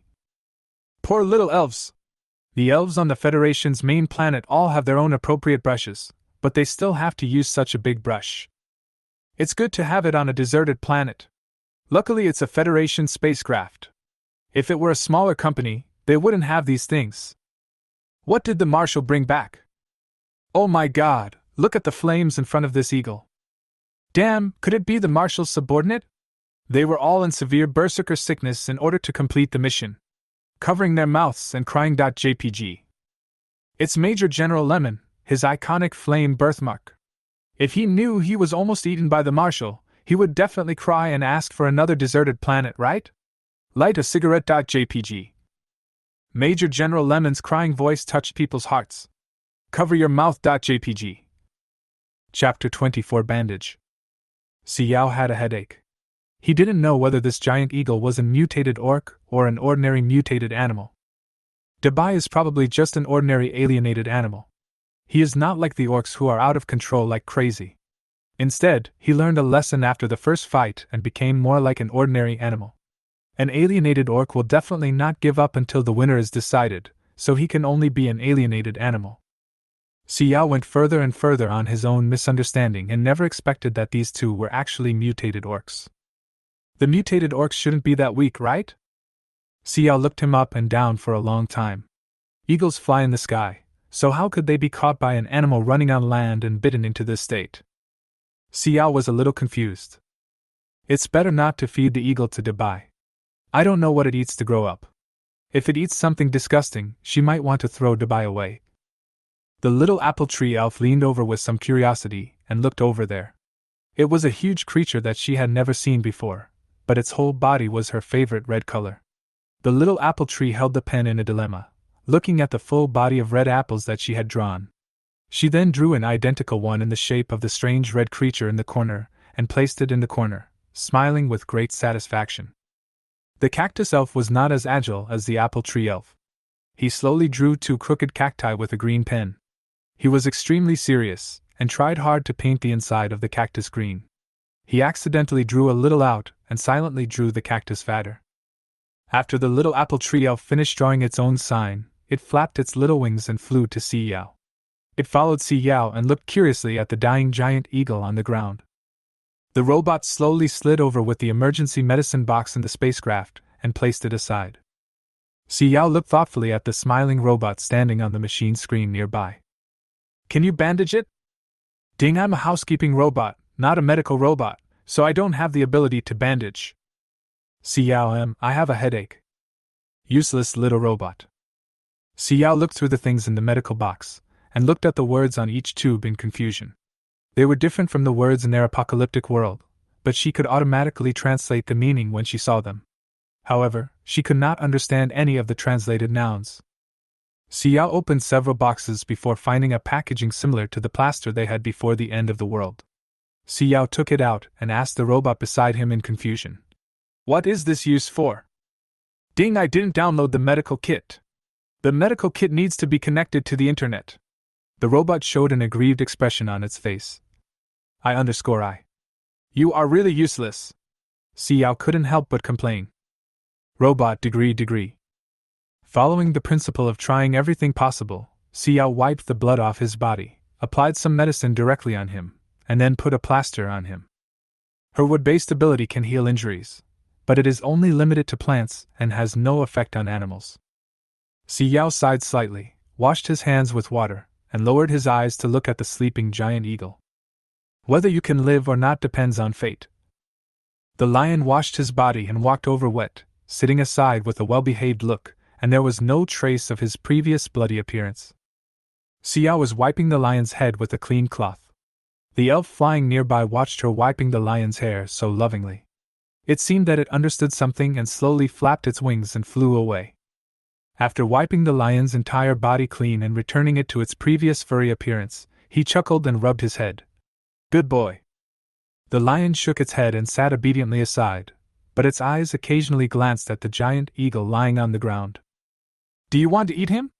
Xiao pointed at the giant eagle that was covered with scars and looked like it had been bitten. Ouch. No.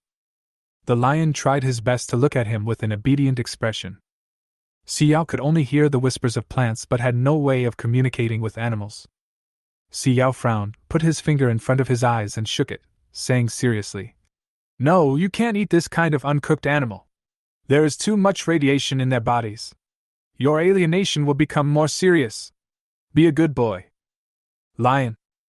Not me, I didn't. QAQ. Chapter 25 Healing Wounds. Seeing that the lion looked a little unhappy, Xiao thought that he still wanted to eat the giant eagle, so he directly pinched the lion's mouth and gently patted his forehead. I told you, you can't eat it. After saying that, he looked at the robot. E4956, bring me some nutrient solution. Xiao picked and chose among them, picked out the one that she thought tasted the worst last time, and put it next to the lion's mouth. The lion sniffed the strange-tasting nutrient solution she was holding and struggled frantically, trying to escape. He wants to eat the crispy and sweet apple. He doesn't want to eat this weird thing. Although Xiao did not have combat abilities, he was also a very famous psychic in the apocalypse, and his ability level was well known in the apocalypse. He directly held down the frantically struggling lion, stuffed the nutrient solution into his mouth, held his mouth and lifted it up slightly, and only let go when he saw him choke. The technique is very skillful, just like those of cat slaves who have been raising cats and feeding them medicine for a long time.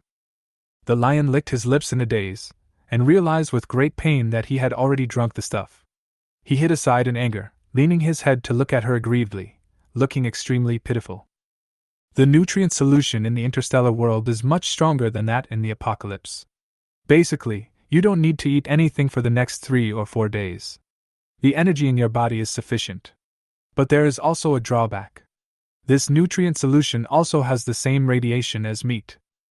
Even if the manufacturer is not good, the radiation will only be greater, and the price will be several times that of meat. Most of the star citizens would never choose something with such a picky taste as nutrient solution unless they were forced to do so. Xiao looked at the elves flying around her and looked at her in confusion. Are you ready? Boo-boo. It's done. Oh, what I did is better than that troublemaker's. The little apple tree elf stood with his hands on his hips, looking very proud. Xiao sat on a small blanket holding a black paint pen and wrote a few big words on her pile of apples. Pingping's exclusive apple orchard. Suddenly, he was frightened by the bloody dead eagle she was drawing in the corner, and was stunned for a long time. The cactus elf waited for a long time holding the sign. Seeing Xiao in a daze, he felt so aggrieved that he started shouting. Ah! I want one too. I want one too. Xiao came back to his senses and quickly caught the sign. There were a few plump cacti-like things painted on it, filling up the sign.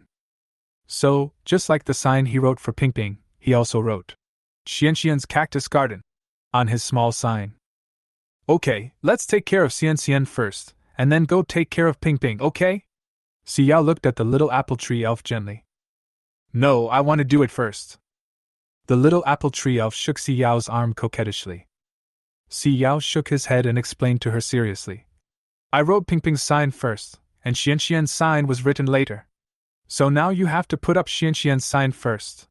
Then sprinkle small stones around the outer circle of your garden, so that no one will enter your garden casually. Oh. Okay then, Omega. The little apple tree elf is very easy to coax and can be coaxed in no time.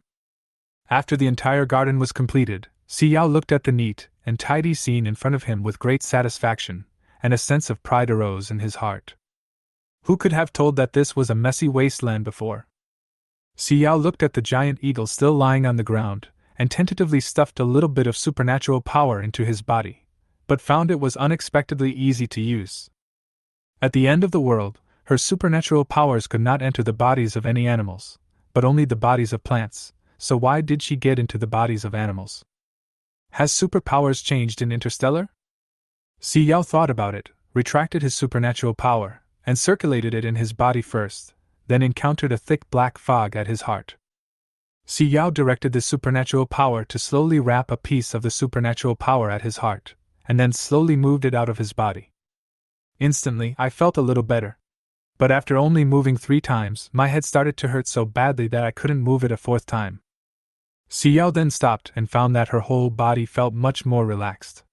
The strong feeling of fatigue that had been surrounding her body had completely disappeared.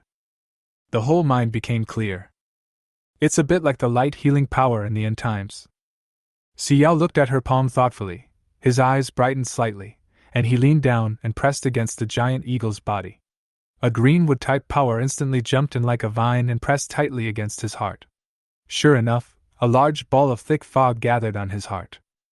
Xiao looked at him in a coma and felt that he must have fallen asleep due to the pain. So, he might as well do something ruthless. He directly controlled the greenwood ability to wrap up a huge part of the black fog, and then suddenly threw it out of his body.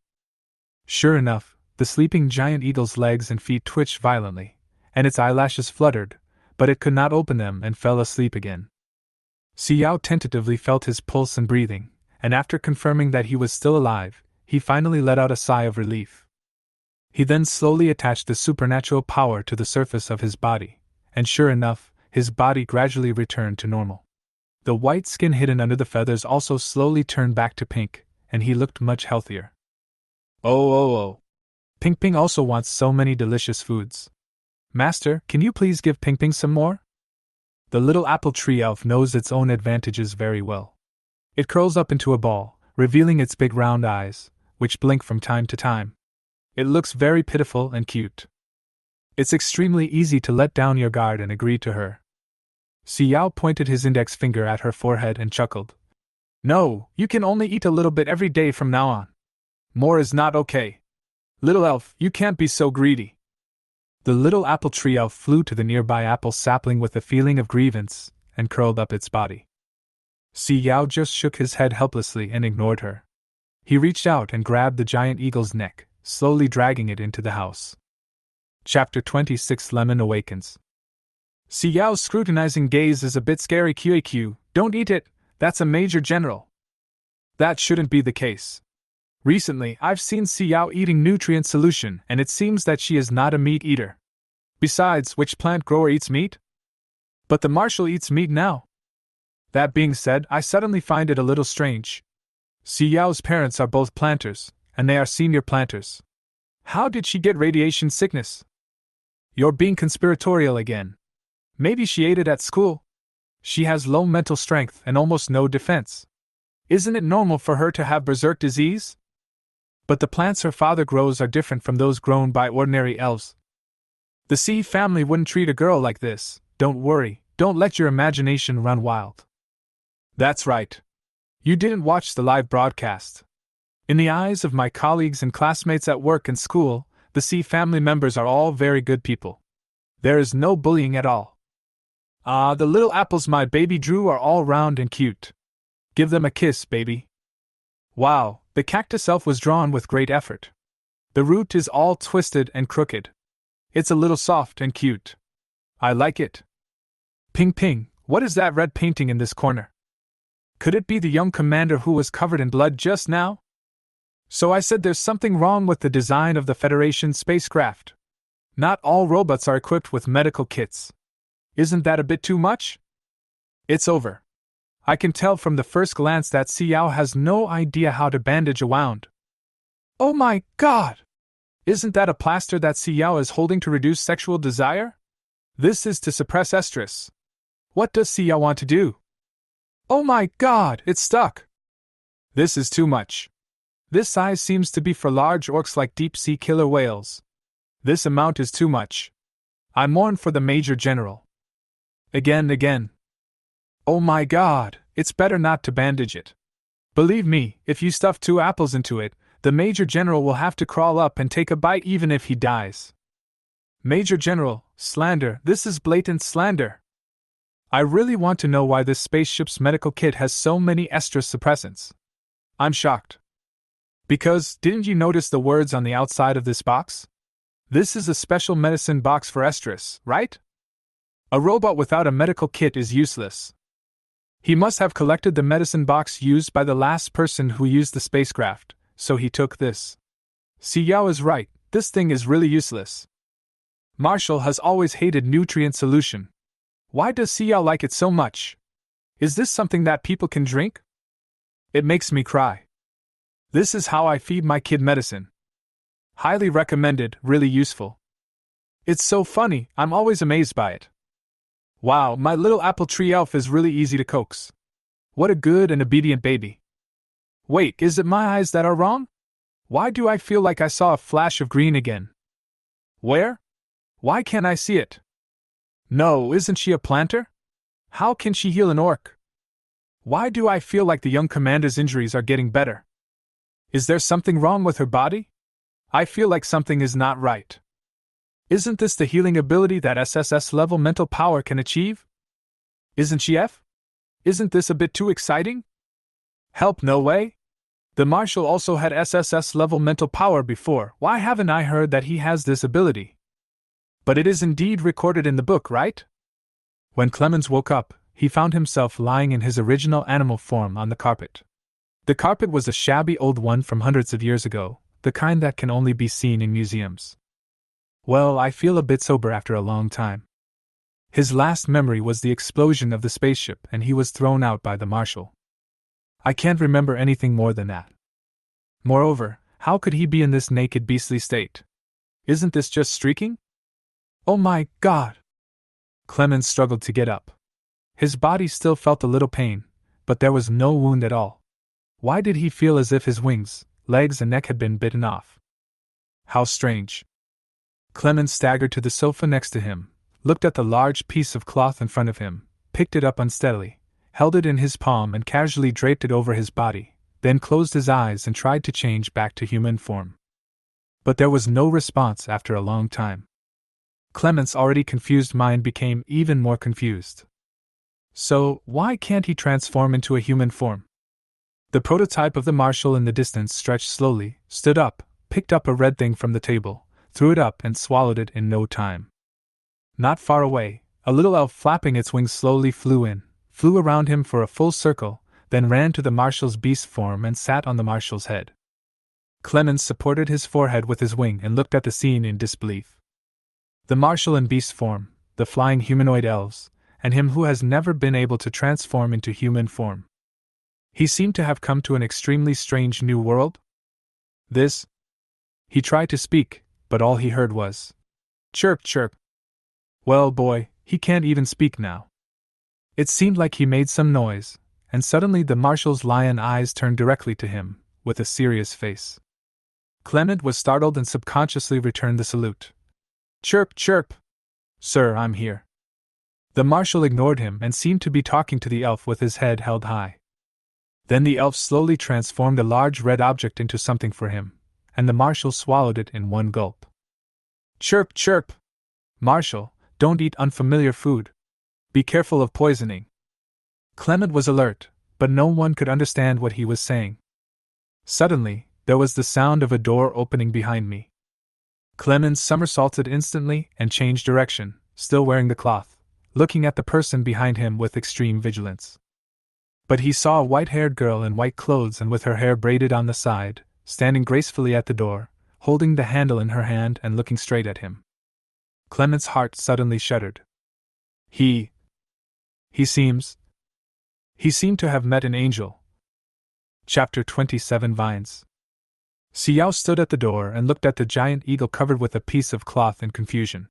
He felt it was a bit weird and funny.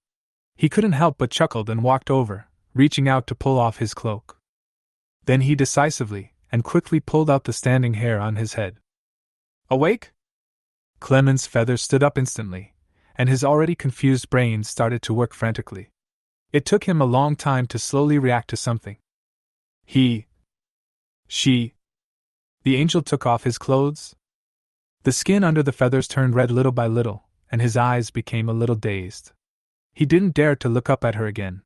He just moved slowly to the side, trying to get next to the cloth. But the angel was so strong that he grabbed his neck. It seems like I want to climb up. Etc. Lemon was shocked. An angel trying to climb his back? Xiao looked at his tall body and noticed that his eyes were not as scary red as those of the mutant beasts. Suddenly, she felt that she could raise the giant eagle like she raised a lion. I'm just afraid that the food isn't enough. If she were taking nutritional supplements, she might not be able to accept them eating bloody raw meat. After all, your own pet should be pampered by you. You can't really eat raw meat like this, right? She has lived in the apocalypse for so many years and has never eaten a bite of raw meat. If she really lets her pet eat raw meat, it is absolutely not okay. She had to find a way to get a fire. Xiao used his hands and feet to grab his neck and climbed on top of him. She had seen that in the last days there was a person with the ability to control all kinds of animals, and even to control a giant eagle to fly across the sky. She also wanted to try if this giant eagle could make her recognize its master and obey. Before she was halfway up, the giant eagle slowly stretched out his neck, motioning for her to climb on top of him. Xiao suddenly sat on it, leaned on him and asked him with a smile, "Can you take me out for a walk and take a look at this desolate planet?" Clemens felt her hugging his neck and her warm breath on it. His face instantly turned completely red. His body stiffened and he walked forward with his legs one after the other, as if he couldn't walk at all. After making sure that the person on his back had grabbed his neck tightly, he flapped his wings and flew up suddenly. Xiao suddenly sensed an inertia that took her directly over and rushed forward violently. He quickly hugged the giant eagle's neck tightly, wrapped himself with his supernatural power, blocked the wind on his body, and looked down. The ground was an endless wasteland without a single plant. But suddenly the giant eagle changed direction and flew in another direction. Xiao looked in the original direction. His eyes suddenly paused, and saw a sea of vines entwined with one another, completely blocking the road in that direction. That vine was as thick as a dozen people put together. Amazingly big. No one knew what kind of vine that mutated vine was, but given its size, it should be completely beyond her ability to control. Now the vine is far away from her, but if it spreads to her, she will have a lot of headaches for a while, and maybe she will have to patrol like this every day. After she traveled through time, her supernatural powers were reduced to less than 10%. If she could recover to her prime, she might be able to compete with this alienated plant. I should take advantage of this period of time to practice my special abilities. Suddenly, Xiao's eyes fixed and he pointed at the empty space below. "Big Eagle, land there." Chapter 28 Different Alienated Plants. When Clemens heard her words, he looked over and saw the flat road below without any threatening objects, so he glided down slowly. Xiao touched the giant eagle's head and praised, "Good boy. I always feel that the giant eagle seems to be a little bit smarter than the lion." Xiao slowly slid down from the giant eagle's back by grabbing its feathers, squatted down to look at the damaged and shattered flower pot, and reached out to gently pull it apart. This must have been something in the residents' homes long ago, before the radiation started. But during the subsequent emergency move, there was no way to take all these things with us, including the dead seeds scattered on the ground and the potted plants with only dead seedlings at the bottom. I just don't know what kind of seeds these are. What can be grown? Xiao gathered the seeds on the ground and put them directly into the pocket next to her skirt. She slowly walked into the dilapidated room where only the walls were left, and there were fragments of various vases all over the room. This should be a place similar to a flower shop before? So these seeds should be flowers? Xiao picked up a handful of soil, put it to his nose and sniffed it. It smelled very fragrant. One could even say that the fragrance was a bit weird. The strange and unusual scent went straight into her nose, filling her nose with fragrance. Xiao's eyes darkened slightly as he looked straight behind the broken wall. He then cautiously and slowly backed away from the place.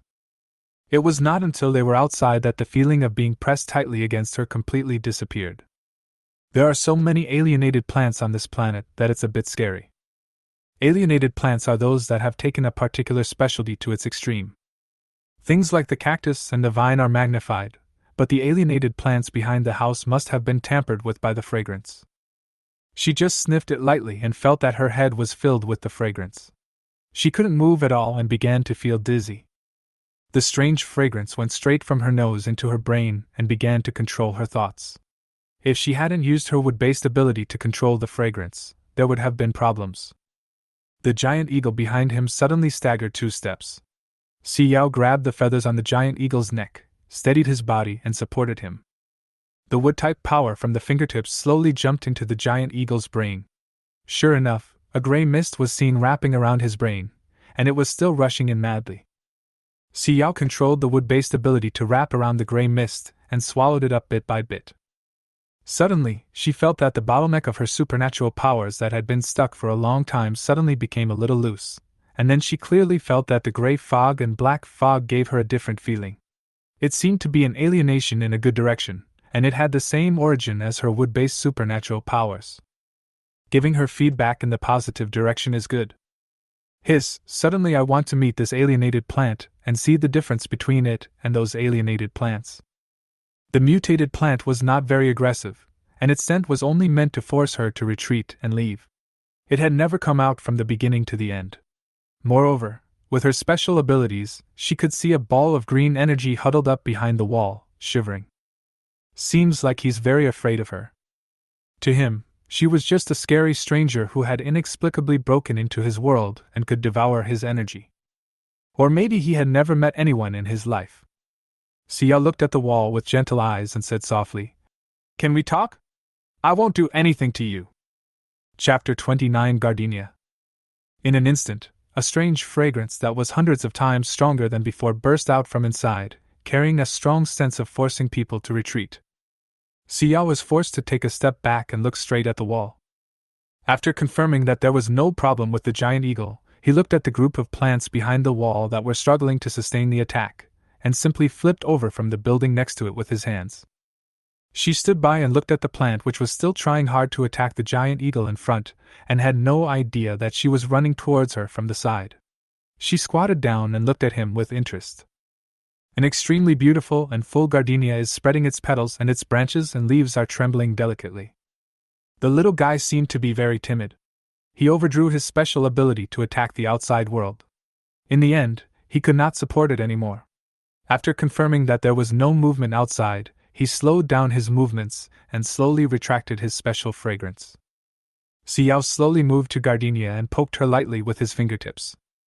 The gardenia trembled, waved its branches, and slapped Xiao's hand. It seemed to realize something and waved its branches again. Then he shuddered all over and realized that a stranger was next to him. "Squeak! Go away, go away!" The gardenia flapped its branches wildly and trembled all over, as if it was extremely scared. Xiao's eyes sank slightly. He was not a plant elf, and the energy in his body was completely different from that of a plant elf. Instead, he had an extremely domineering energy. Just like the wood-type superpowers running rampant in her body when her superpowers were improved during those last years of the world. Is this plant advancing? So I deliberately avoided all the plants and hid in this small corner to advance secretly. No wonder she could feel an extremely pure energy underneath the giant eagle that was attracting her. She originally thought that it was the energy brought by the packet of seeds, but she didn't expect that there was a plant hiding here and advancing secretly. "Don't be afraid." Xiao comforted him softly and transferred some wood-related supernatural powers to him. The gardenia had been resisting, but after feeling the wood power gently entering its body, it slowly stretched out its branches and leaves and no longer resisted Xiao's approach. "Chirp, chirp. Give me some more." Xiao sensed the superpower replenishment he gave, and became more and more certain that this was the superpower complement between superpower users. He rubbed his fingertips in some surprise. The direction of interstellar alienation is too similar to their doomsday.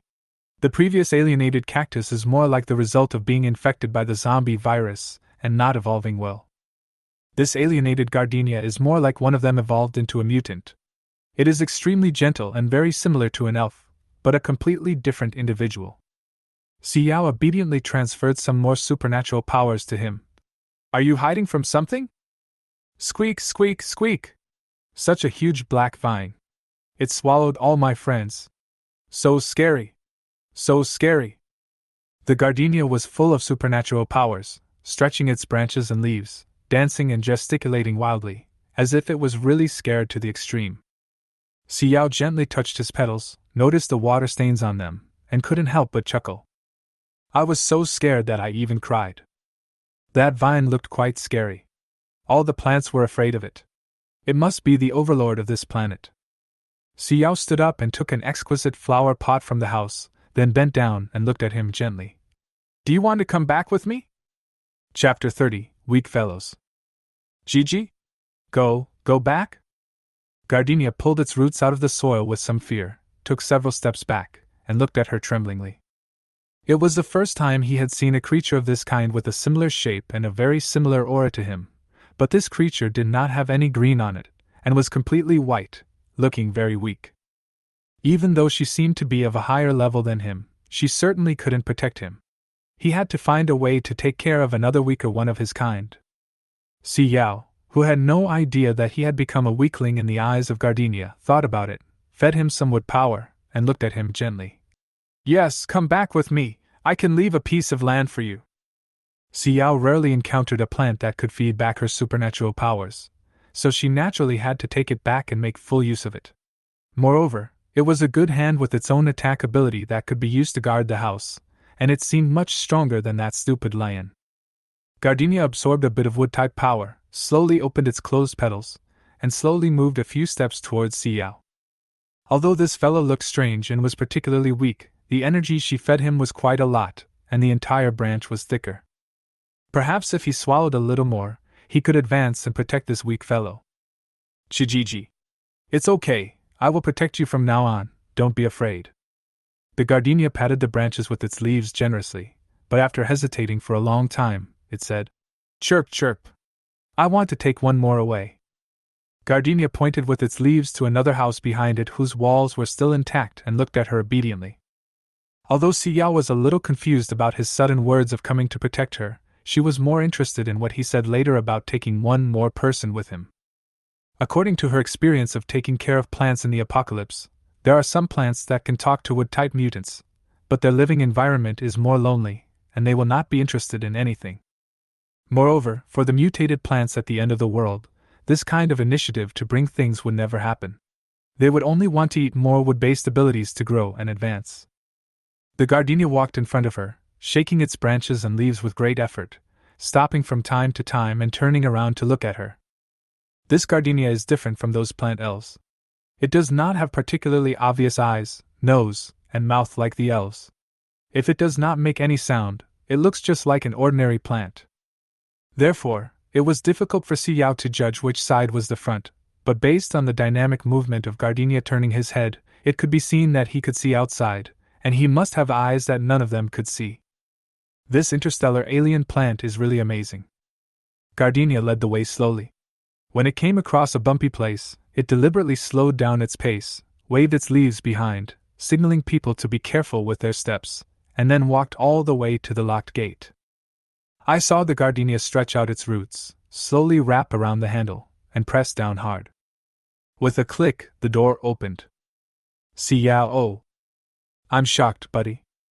The alienated plants in the interstellar space can already unlock the locks by themselves _angle_. Xiao followed closely behind him, and Gardinia led her through a long corridor before stopping. Chapter 31 Completely Withered. Gardinia left her excitedly and ran upstairs. Xiao sensed that there was no scent of any plants nearby, so it should not be another alienated plant like him. Xiao hesitated for a moment, looked at the rotten wooden ladder, and decided to wait for Gardinia to come down below.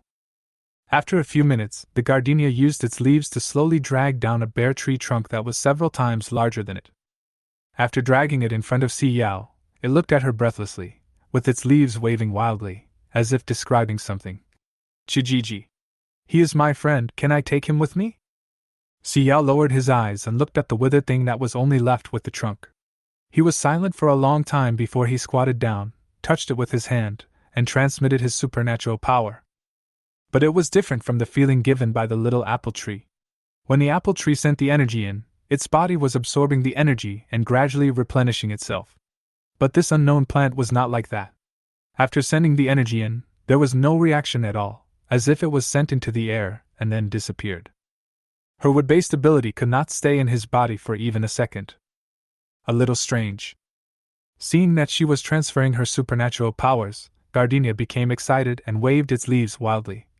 Chichichi! He had slept for a very long time.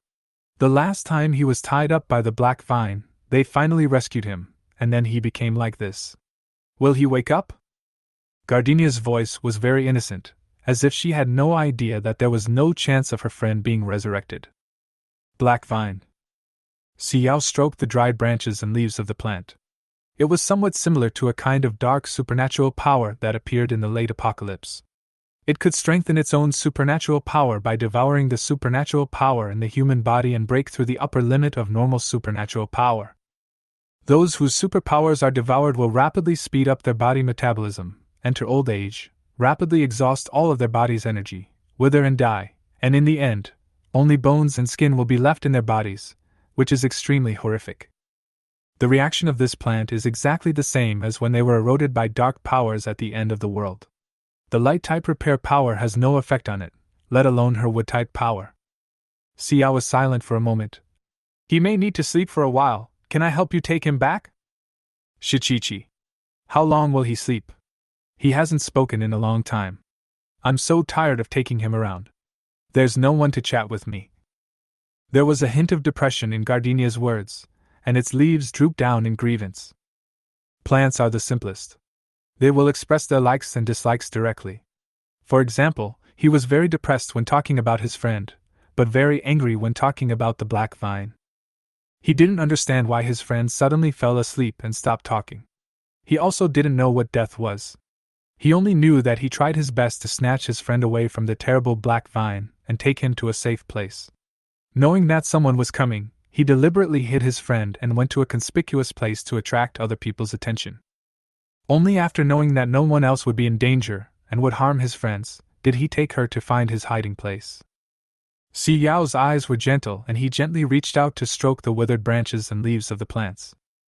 That's why she has always hated contact with humans, and instead likes contact with these simple plants and animals. Chapter 32 Go Back. Xiao raised his hand and held the dead tree in his arms, then took a flower pot and placed it in front of him. He watched him move into the pot and bury all his roots in it, then he felt relieved and walked out. The giant eagle was still standing there obediently, not moving a muscle. When it saw her holding the dead wood, it tilted its head in confusion. Is the angel here to pick up the pieces? Well, the angel looks good holding the tattered things. Clement stared at the man in front of him as he threw a dead tree on his back and then put a pot of plant on his back. Etc. Clemens instantly retracted his starry eyes, suddenly alert, and looked at the plant. Is this the alienated plant just now? Wow, angel, please take him away. It's dangerous to take him back. The alienated plant looks harmless, but it can go berserk at any time. If you don't pay attention, you may even lose your life. Clement said a long string of words anxiously. Chirp, chirp, chirp, chirp, chirp. Xiao didn't understand a word he said. He just rubbed Lemon's head and coaxed him softly. Good boy. Lemon, QQ angel, please listen to me carefully. Xiao packed up all the primitive tools looted from the house with cloth, then climbed onto Clement's back and motioned him to go home. Clement struggled for a long time, and after Xiao's gentle words coaxed him for a long time, he finally spread his wings and took off slowly and dizzily. Going back again, Lemon changed his route, deliberately avoiding the disturbing black vine and flying over a quiet lake. Xiao lowered his head and looked at the lake. The lake was also different from normal lakes. From her perspective, it looked like an ink-stained lake without a trace of blue, and it looked like an abyss that was about to swallow people up. Clement was a major general before, so he was able to avoid risks. Although he could sense that there was a terrifying existence in the lake that he could not resist with his currently unrecovered body, it was far less frightening than the panic caused by the black vines. After waiting for a long time, taking a huge detour and avoiding all the alienated animals, Clemens finally brought Xiao back to the original house safely. Hey, the Major General is awake? Do you feel that the Major General is just as strange as the Marshal? Not like an alien animal at all? To be honest, I'm now doubting what the Federal Academy of Sciences said about the incurable nature of madness after it mutates except for plants. They don't eat anything, do they? The Marshal ate the apple, but the Major General didn't seem to eat anything? Why is the Major General in better condition than the Marshal? I don't understand. What is the planter going to do? Major General Lemon, wake up! You are not a mount! Who would have thought that one day there would be a person who could sit on the back of a marshal and call him Dubai, and sit on the back of a major general and call him good boy? Gone _angle, the unreliable Major General Lemon took my baby away. What should I do? When I think of Lemon's previous feats, I get a little panicked. Will the baby be in trouble? Wow, there are still mom fans among growers. The little apple tree elf is so cute sitting on the marshal's head. Baby, come over here and give him a kiss. Is everything alright? Major General Lemon shouldn't be that unreliable. I heard that if Xiao were to follow a normal age, her scores should have been released by now, right? Can anyone check her scores? She still needs scores? With her ability, as long as she leaves this barren planet, she will immediately receive an admission letter from a university's Department of Planting, right? I'm afraid I still have to decide whether to go to the Federal University, the Federal Plantation University, or the Interstellar Planter College? Hey, can you make it more advanced? I've already paid for VLP. Can Littleby come up with a high-altitude tracking function? I want to know what the planter wants to do now that he goes out.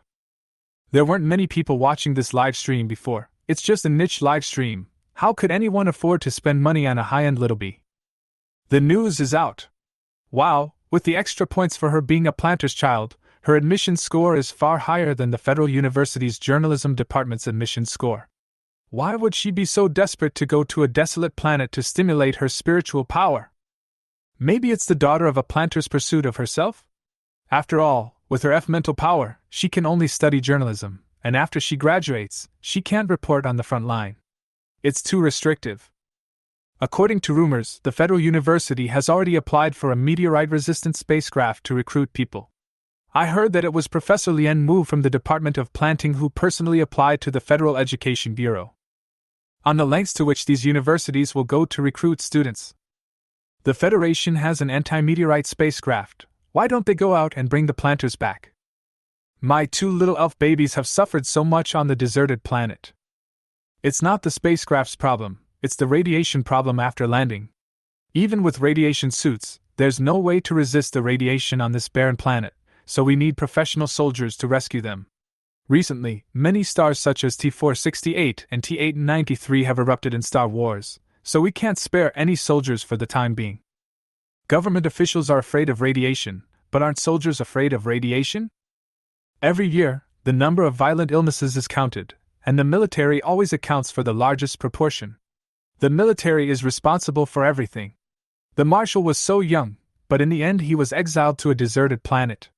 Degree, because the Marshal has strong mental strength, they were afraid that he would riot and destroy the planet, so they induced him to sign a consent form in advance to be exiled to a deserted planet after he became ill. I really have a lot of bad words in my mouth. Not only that, Lemon is currently the youngest SS-level psychic patient. He is only 22 years old. Every time I see his documentary, I cry so hard. Lemon is so cute. My profile picture is the one showing the surprised expression of him eating fruit for the first time. They bullied him because he was a talent from the slums.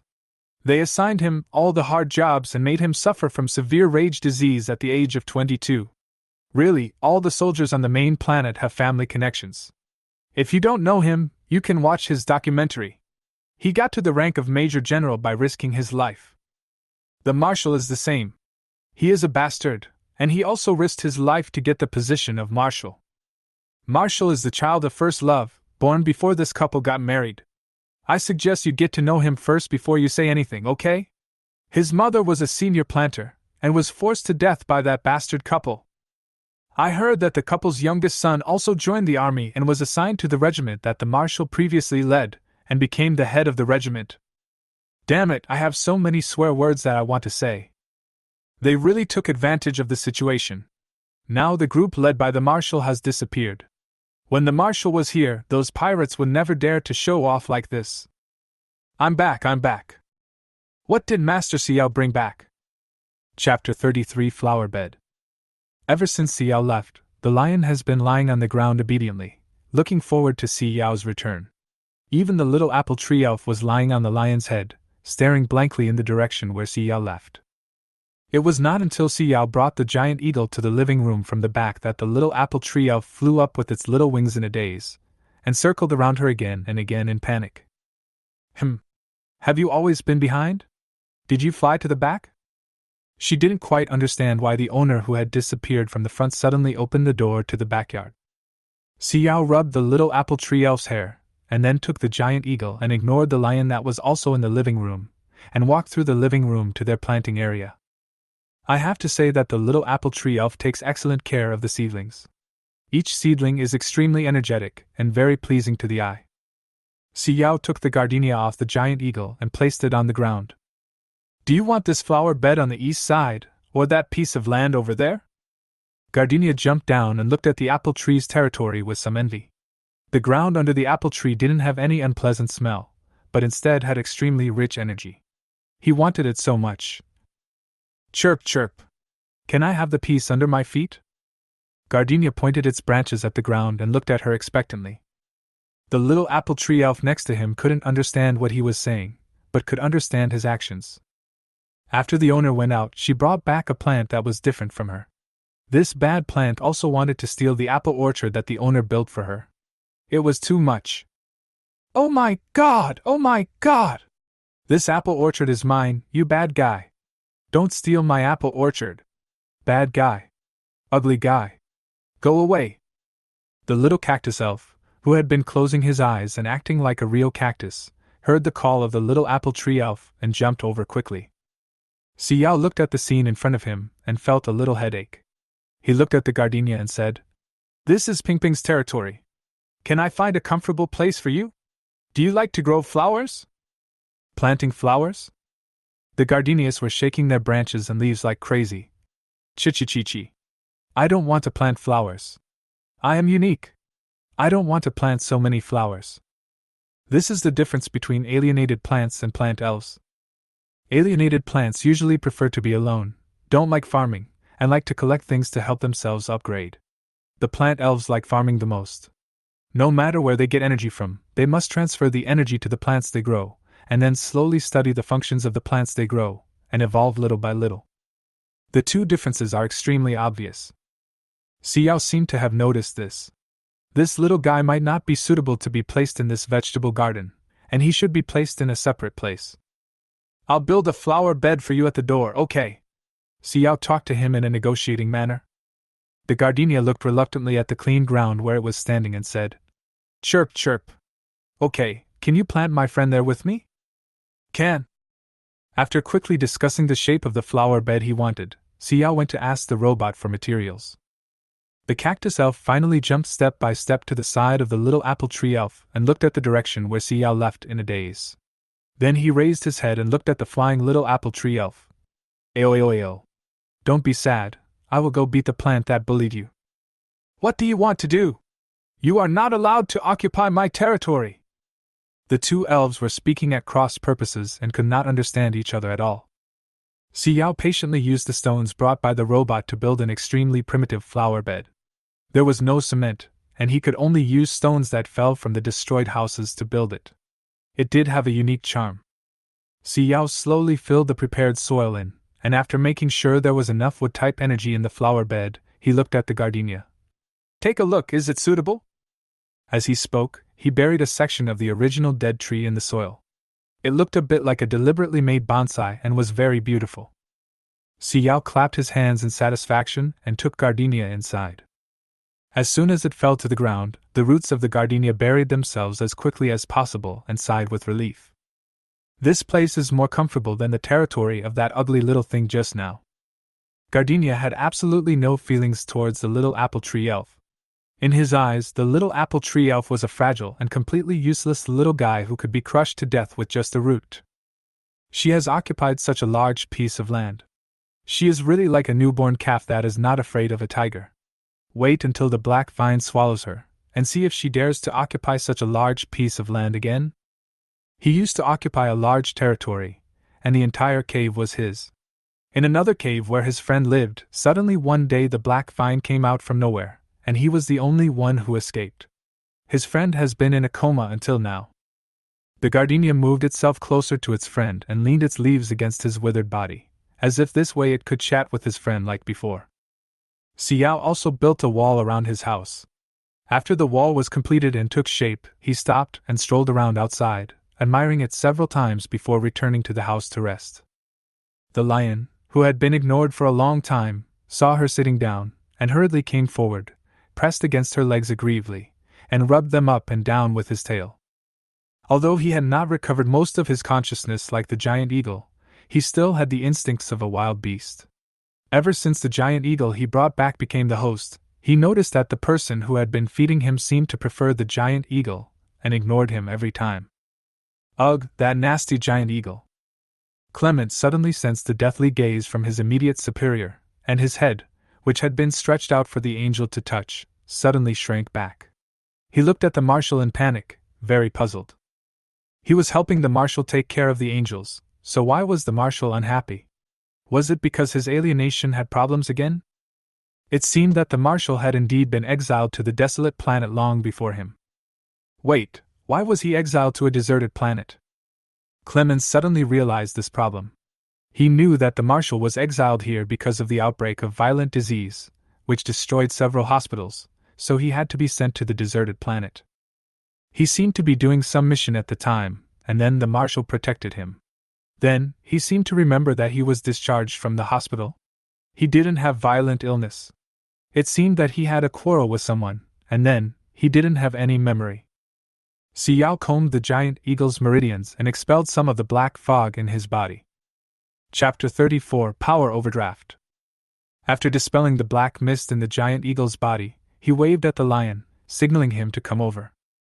She wanted to dispel the black fog for the lion yesterday, but she used too much on the giant eagle yesterday, and there was no wood-based power left to heal the lion. Today, she left a lot for the lion and would see what was going on inside the lion's body. The lion slowly moved to her side, and seeing that her eyes were filled with his figure, he was satisfied and obeyed her hand and lay down in front of her. Xiao raised his hand and touched his head, took an apple and fed it to him. Seeing him swallow the apple quickly, he smiled and transferred the wood-type ability into his body. As soon as Xiao's special ability probed in, he was stunned and probed again with some disbelief. The black mist in his body had almost enveloped his entire body. The fact that he could now lie on the ground gently and let her touch him was already the result of his strong endurance.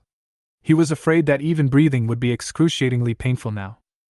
How could it be so serious? How did he survive? She originally thought that the lion looked in good spirits, and should be much better off than the giant eagle, but she didn't expect it to be hundreds or thousands of times worse off than the giant eagle. Xiao lowered her eyes and looked at the lion, who was struggling to escape from her because her special ability enveloped the black mist in his body. She clasped his neck tightly, not letting him retreat even a bit. He closed his eyes and manipulated his wood-based abilities to form a huge net that trapped part of the black fog. The lion struggled madly in pain, but as soon as Xiao let go, the lion ran backwards and disappeared without a trace. Xiao shook her wrist, which had used too much force, and looked at the wood-based supernatural power that jumped back into her palm and was corroded and riddled with holes. The black fog of this lion was even more fierce than that of the giant eagle, and it could hurt her directly through her supernatural power. In other words, Xiao's eyes suddenly darkened and he suddenly had an idea. Isn't the level of interstellar mental power the same as the level of supernatural powers? She could easily resolve the black mist in the giant eagle's body because her level was a little higher than the giant eagle's. However, her ability level was not as good as the lion's mental level, so the black mist in his body would directly attack her. Just like a light-type psychic can only treat psychics of the same level, or below his own level. If he treats someone of a higher level than himself, there is a high possibility that he will die of power exhaustion and suffer severe pain. What is the origin of this lion? She has been in the apocalypse for so long, and she is considered one of the best supernatural beings in the apocalypse. She can sweep away a whole area just by standing out. How can this lion have such a high level of spiritual power in a world like the Interstellar where the spiritual power level is generally not high? Even higher than someone like her who came out of the apocalypse? Xiao's face was pale, and in the eyes of the giant eagle he looked like an extremely fragile ragdoll angel. After the Marshal left, she just sat on the ground, looking like she was about to cry, so pitiful.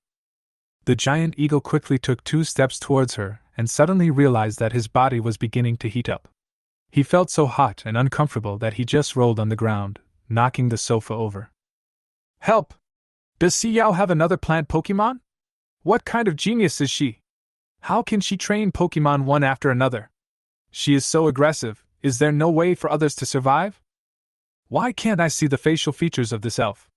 Although he can move, why can't I see his facial features? Little bee, come closer and zoom in. Wait, I remember that plant elves like to grow plants, right? Does this elf have such a strong personality? Does he live in a single room? Growers have to do this kind of physical work alone and have no time to cultivate plant elves. I really think the government should arrange for them to jump into the river collectively. Trivia: currently, half of government officials are incarnations of marine life. The planter has a good aesthetic sense and foresight. He brought back a dead tree for decoration. It looks really nice. Hee, our house is specially decorated in the style of dead wood. I feel happy every time I go home. Be careful. Some dead wood will also become abnormal if the pollution threshold is too high. Remember to replace the treated dead wood frequently. Oh my god, the only people who can afford dead wood are the rich people on the main planet, right? A dead wood this big and uncontaminated costs at least 150,000 star coins, and it has a limited lifespan, so it has to be replaced every 5 years. How rich do you have to be able to afford it? But dead wood is the cheapest way to relieve rage, right? So why haven't I seen any plants, not even dead wood, in the military live broadcasts? At federal government, why don't you give me an explanation? Wow, Marshall's head feels heavy. He's been staring at the planter furtively. I've already told you, can you please stop using the word dog? Who did we dogs offend? The planter ignored the Marshall and continued to treat Major General Lemon. He covered his mouth and cried .jpg. Although the backs and palms of my hands are made of flesh, could the planter please look back at the Marshal? He's about to break _. Hey, I feel like the Major General's eyes are clearer now? Not so cloudy anymore? Is this your imagination? Oh, look at the Marshal! Quick, record this historic moment. The Marshal and the planter looked at each other for eternity. Auntie smiled.jpg. ? Isn't this just calling the dog? I've already told you who we, the dog beasts, have offended. Why do you have to involve us in everything? Is there any management who can get rid of this racial discrimination? Are you going to give this treatment to our Marshal as well? Marshall was so well behaved when he sat down and rubbed his head against Si Yao. What about the CP super topic? It's been a few days and no one has created it yet? Are you crazy? The Marshal is still in beast form, and the planter is in human form and has a promising future. How can the Marshal be so high up? Why is the Marshal unworthy? A super topic has been created. Xiao Yao, come in quickly, we want to be free and easy for the rest of our lives. What a bunch of lunatics. Wait, the planter is not in the right state. SOS. Why is Si Yao's face so pale? Has Si Yao never been so overdrawn before? Isn't this a symptom of severe mental exhaustion? It's over. At Federal Government at Planter Protection Association, please send someone over there quickly. The planter may die if his mental strength is overdrawn. What should I do? What can I do? I just became a fan of a plantation master and something bad happened. What does Major General Lemon want to do? You're not going to hurt the planter, are you? No, right? Don't do this. Chapter 35 High Fever. Si Yao had a severe headache and almost wanted to bang his head on the ground to relieve the pain caused by the corrosion of his supernatural powers. Her hands were tightly grasping the hem of her skirt, and her teeth were biting her lower lip, which was gradually turning white and losing all its blood color. Felt like it was immersed in a cold pond, freezing to the bone, and I was shaking all over. She was all too familiar with this. She was like this at the end of the world. After overdrawing her superpowers excessively after fighting with high-level zombies across levels, she had these symptoms. As long as she could get through it, she would slowly get better the next day. There won't be any major problems. It's just a matter of getting through this ordeal.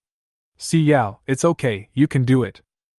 Clement looked at the trembling Si Yao with bloodshot eyes. He wanted to move closer to support her, but he didn't dare to. His whole body was extremely hot, like a volcano about to erupt, and something inside him was beating violently, and every beat seemed to stir his internal organs. Clement couldn't help but roll on the ground with his wings spread out, trying not to touch the angel. He stayed away from her and overturned everything around him to ease the irritability in his heart. My body felt like it was being roasted by flames, and my usually proud wings felt like they were broken. It hurt so much. After a long time, Raymond stared at his hands and legs in a daze. After a long while, he pulled the sofa cover over his lower body, leaving only his strong upper body. Clement didn't even bother to tidy up his messy hair.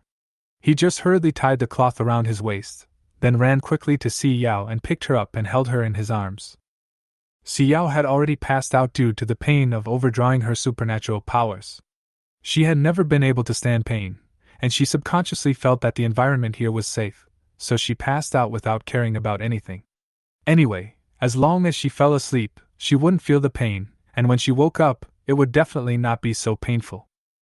Lemon held Xiao carefully in his arms, went upstairs, found a very warm bedroom that she had made, and put her on the bed. Seeing that she was still huddled together, I carefully touched her forehead, and it was terribly hot. Lemon ran downstairs and saw the robot cleaning nearby. "Do you have a medicine box? I need antipyretic medicine." The robot searched for a while and looked at the stranger in front of it warily. "Alert, alert! A stranger has broken into a private house.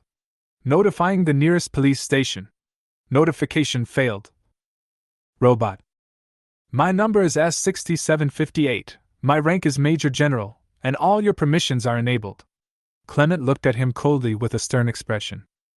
S6758, Major General Lemon, all your permissions were revoked in March. The robot looked somewhat complacent after scanning its own memory. Don't even think about escaping the robot's eyes. All cancelled? Lemon couldn't believe it. The military's authority would only be revoked after being convicted of betrayal of the Federation. Even if they were diagnosed with madness, it would not be revoked. How could his permissions be directly revoked from all robot permissions when he had not betrayed the Federation and had not died? Clemens thought about it carefully and found that his memory was incomplete and had long gaps. That must have been the day when he became ill with mania. But he didn't even reach the mild level in the previous test of violent disease, so how could he directly reach the severe level so quickly? This is simply unbelievable. The grower has a sudden high fever and needs medicine. Please deal with it as soon as possible.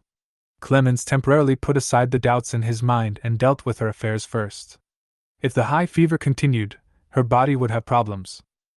Planters are notoriously weak and sickly in the interstellar world, not to mention that they are on this deserted planet with a harsh environment. It is unknown whether the planter will be infected with rage disease. His heart ached at the thought of the delicate and beautiful angel planter suffering from this torturous and violent disease. The robot captured the keyword. Planter's high fever. And a level 1 alarm sounded in the body instantly. Planter's high fever equals something big has happened equals he might die equals something will happen to the plant elves. It's really a level 1 event. The robot quickly found the medical kit from yesterday and solemnly placed it in Lemon's hands. Please be sure to save the planter. After returning to the main planet, we will report your great achievements. Your account will receive the rescue reward on the 5th of the next month. Clemens put the medicine box on the table and ignored what he said about the rescue bonus. He opened the box and looked through it, even opening the interlayer. He took out a bunch of inhibitors and was completely speechless. Is this the medicine box for suppressing estrus? Clement looked at him speechlessly. The grower has a high fever and needs antipyretic medicine. Robot, crying face. I didn't download the medical kit. The robot looked at him with great innocence. Oh, he forgot. Spacecraft on normal routes will be equipped with a professional medical robot. In order to allow the service robot to provide better service, this type of robot will delete the medical kit and clear the memory. If he needs help in an emergency, we will also download a medical kit for him to use temporarily. Are there any other medical kits? Clemens looked at the inhibitor in his hand, speechless. So how many times did the last alien on this spaceship use inhibitors? And how frequent must the estrus period be for the service robot to remember the location of this medical kit? The robot slid out quickly. Clemens followed closely behind and started to destroy the spaceship after getting on it. Basic medicines like these should be available on the spacecraft, but they are placed in a remote location to prevent anyone from tampering with the medicine box. We tried to include all the medicines in one medicine box. There are also some spaceships whose entire walls are covered with medicine. Clement paused suddenly, then raised his hand and pressed the wall a few times. With a click, the wall floated up and moved to the side. Lemon had been on the front line of the battlefield and was already familiar with these medicines. He quickly found some antipyretic drugs and antipyretic patches suitable for the cultivator's physique and ran back quickly. He carefully put a fever-reducing patch on Xiao's red forehead, then tore open a package, took out a green leaf, and carefully placed it in her slightly open mouth. After making sure that she was conscious of holding it, he breathed a sigh of relief. The fever should subside in half an hour. The green leaf is a mental relief potion, and one leaf is worth more than 2 million star coins. It just so happens that there is one leaf left on the spaceship, which is used to save lives. The planter has the right to use it for free, and after returning, he has to help her fill out a form to apply for free use. Lemon stared at her perfect profile with burning eyes, and his face slowly turned red as he recalled the scene of her gently touching his head. Chapter 36. Sia wakes up. Angel, you are really beautiful. Raymond looked at her with his eyelashes slightly lowered and his cheeks flushed. He was born on a garbage planet, grew up in poverty, and applied to a military academy when he reached adulthood. He had never seen a planter. Moreover, after graduation, he was directly assigned to the Marshall. The Marshall's Legion was the only legion in the Interstellar that was not equipped with a planter and a healer. It was understandable that he had seen a planter for the first time. What's more, she is such a young female grower, not irritable but gentle. When Xiao struggled to open her eyes, she only felt a leaf in her mouth. The energy on this leaf was very similar to the feeling the crystal core gave her, and it continuously supplied supernatural powers to her body. Although Xiao felt uncomfortable, she was reluctant to take the leaf off. She struggled to open her eyelids and looked at the bright sky beside her. She was a little confused. Did she sleep for a whole day? Or did she just wake up? Xiao slowly supported himself on the bed and sat up. When he saw a golden brown-haired man sleeping beside the bed, he suddenly stepped back. People, there are people. What should I do, what should I do, what should I do? Is it alive or dead? Xiao held trembling hands and cautiously touched the tip of his nose.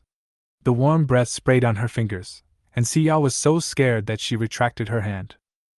Although she can talk about these animals and plants, she is a real social phobic. Otherwise, she would not have no team of her own at the end of the world, but instead she would be very close to the government. She is really. Completely. I don't know how to get along with people. She always felt that humans were the most difficult animals to get along with in the world. At the beginning of the apocalypse, her things were robbed and her friend betrayed her and sold her to others in exchange for food. She finally escaped and found her family, but was sold again. The end of the world is a place where people can be seen most clearly. Everyone has become selfish. Whether they are friends, family, or a stranger who has only met once, they are all thinking about how to exchange her for enough benefits. Only when you become strong can you protect yourself. Xiao has always firmly believed in this sentence. She broke into the top 10 figures of the apocalypse step by step, all by herself. People would tremble as soon as their names were heard, and those who saw her from afar did not dare to approach her. On the contrary, plants and animals are her few friends. She can trust them to protect her back and talk to them about her innermost thoughts on a daily basis.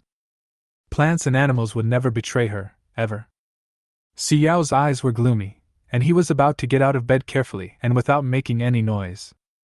Clemens was a major general who had fought on the battlefield. He was instantly awakened by the faint sound. Seeing Xiao, who was about to get out of bed with the leaf in her mouth, he stood up suddenly and looked at her happily. "Oh my God! Master Planter, are you feeling unwell?" Clement looked at her with sharp eyes, looking completely well-behaved. Like a very well-behaved big dog. Xiao was suddenly shocked by the thoughts in his mind. How could such a big and strong man be associated with a dog? Xiao, you are really crazy. Xiao despised himself in his heart, stood on the other side of the bed, kept a distance from Lemon, looked at him warily, took the leaf out of his mouth, carefully placed it in the palm of his hand, and looked at him coldly. Xiao narrowed his eyes slightly, like a sharp knife cutting across Clement's neck. Clement suddenly felt a chill on his neck. The planter no longer looked at him gently and stroked his neck as before. Instead, he looked extremely alert and full of murderous intent. Just like. Lemon thought about it carefully, slowly merging her figure with that of the marshal who trained him, and suddenly he realized. It's exactly the same way as how the marshal looks at people. I always feel like my head is in danger. Huh! Clement was suddenly a little surprised and felt that he had thought too much. How could a weak planter be like the marshal? I must have scared her. Yes, it scared her. The growers all hid in the corner and watched him, not daring to touch him at all. Lemon sighed and smiled at her obediently. Lemon has a harmless baby face with deep and extremely delicate features. From a distance, he looks like a carefully carved action figure. Especially when he smiles, he has two shallow dimples on his face. When he was broadcasting live in the Federal Army, his live broadcast room was always ranked in the top 10 and was very popular among middle-aged and elderly people. Xiao looked at him, his eyes showing even deeper vigilance. It is this harmless expression. Don't let it trap her too much in the end of the world. The more harmless a person is, the more hurt he or she will be in the end. No matter how she tells them that she can protect them, they will betray her without exception. This type of person is also the most popular in the base. Clemens didn't quite understand why the planters seemed to be more wary of him. He had been a spy before, and most people weren't too wary of his appearance, so it was easy for him to achieve his goals. Girls, in particular, are most vulnerable to his looks, and most of them will give him the upper hand. How could planters, the kindest people, suddenly become like this? His transformed form is different from before? Clemens touched his cheek with some disappointment. It seemed that he had suffered a lot of injuries when he was transformed into a beast. Could it be that his face was injured during this period? Who are you? Why are you in my house? Xiao didn't want to talk about those roundabout things. He just wanted to finish the matter quickly and get rid of this person as quickly as possible. This was her first time coming into contact with humans in this interstellar space, and she had no idea of the situation of the humans in this interstellar space. Judging from the alienated plants, the combat effectiveness of the humans in this interstellar space should not be weak. It was not known whether she could defeat them. If she couldn't win, she would be injured again and forced to abandon the prepared shelter and find a new one with all her bags. Although she had done this dozens of times in the apocalypse and had gotten used to it, she really didn't want to do the same thing in the interstellar again. She had also been outside before, and the environment outside was no match for here. Better deal with it as soon as possible and throw him out. You call me Big Eagle. I'm the eagle that carried you into the sky. Being rejected, Lemon lowered his head a little aggrieved, no longer looking at her harmlessly as before. My full name is Lemon Skylio, you can call me Lemon. Chapter 37 Big Eagle. Big Eagle? Xiao's whole body relaxed instantly, but he still looked him up and down in disbelief. It was hard to believe, looking at his very deceptive face. Although she knew that all the interstellar people were orcs and had animal genes, it was the first time she saw an animal transformed into a human being, and so exquisitely. It can even be said that if he had participated in that very popular talent show with this face in his previous life before he came to this other world, he would definitely have made his debut. How can the transformation be so perfect? Xiao couldn't help but marvel at the magic of the creator, completely forgetting that before this, she had been looking at him with caution, thinking that he had ill intentions. After knowing that he was the giant eagle she rescued, she did not feel alert at all. In her subconscious, she had a good impression of animals and always felt that these animals were very well behaved and good beings and would never betray her easily. Clemens stood obediently at the farthest place from the planter. He knew that the planter was afraid of him. After all, he suddenly turned into a human form, and it was normal for the planter to be alert. He could not blame the planter, but only blame himself for not telling the planter in advance. Lemon took all the blame on himself, and looked at Xiao docilely like a little animal, suppressing the urge to get closer to him. His eyes were gentle. Yes, I am the Big Eagle. Thank you for saving me. Xiao thought of something, lowered her head to look at her white skirt, then looked at the fever-reducing patch that fell after she struggled to get up, and the crystal-like leaf that she had been holding in her palm, and hesitantly asked, Have you been taking care of me all this time? After all, once the grower becomes weak, the plant elves will fall asleep and feed the energy in their bodies back to the grower, so it is impossible that her elves did it. And that robot is the most useless. It can't even search for the function of a medicine, so naturally it doesn't know that this antipyretic drug has leaves. The other lion was still covered in black mist and had no independent consciousness at all, so he was the only one who could move. Xiao was suddenly stunned. Why does it feel like she is raising a group of old, weak and sick people?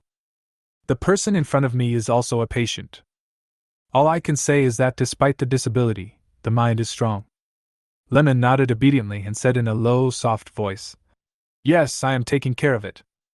Clement met a bunch of grown men in the military camp, so naturally there weren't so many twists and turns. Moreover, he was facing a noble but fragile planter, so naturally he had to answer whatever the planter asked. But he was taught since childhood that he should protect the growers, who were fragile, so he subconsciously lowered his voice as if he were taking care of a cub so as not to scare the growers. However, Xiao didn't feel anything and thought that this was what the giant eagle's voice sounded like. After all, she hadn't met many interstellar people, so there was nothing wrong with a pointed mouth and a thin voice. Xiao's eyes became much gentler.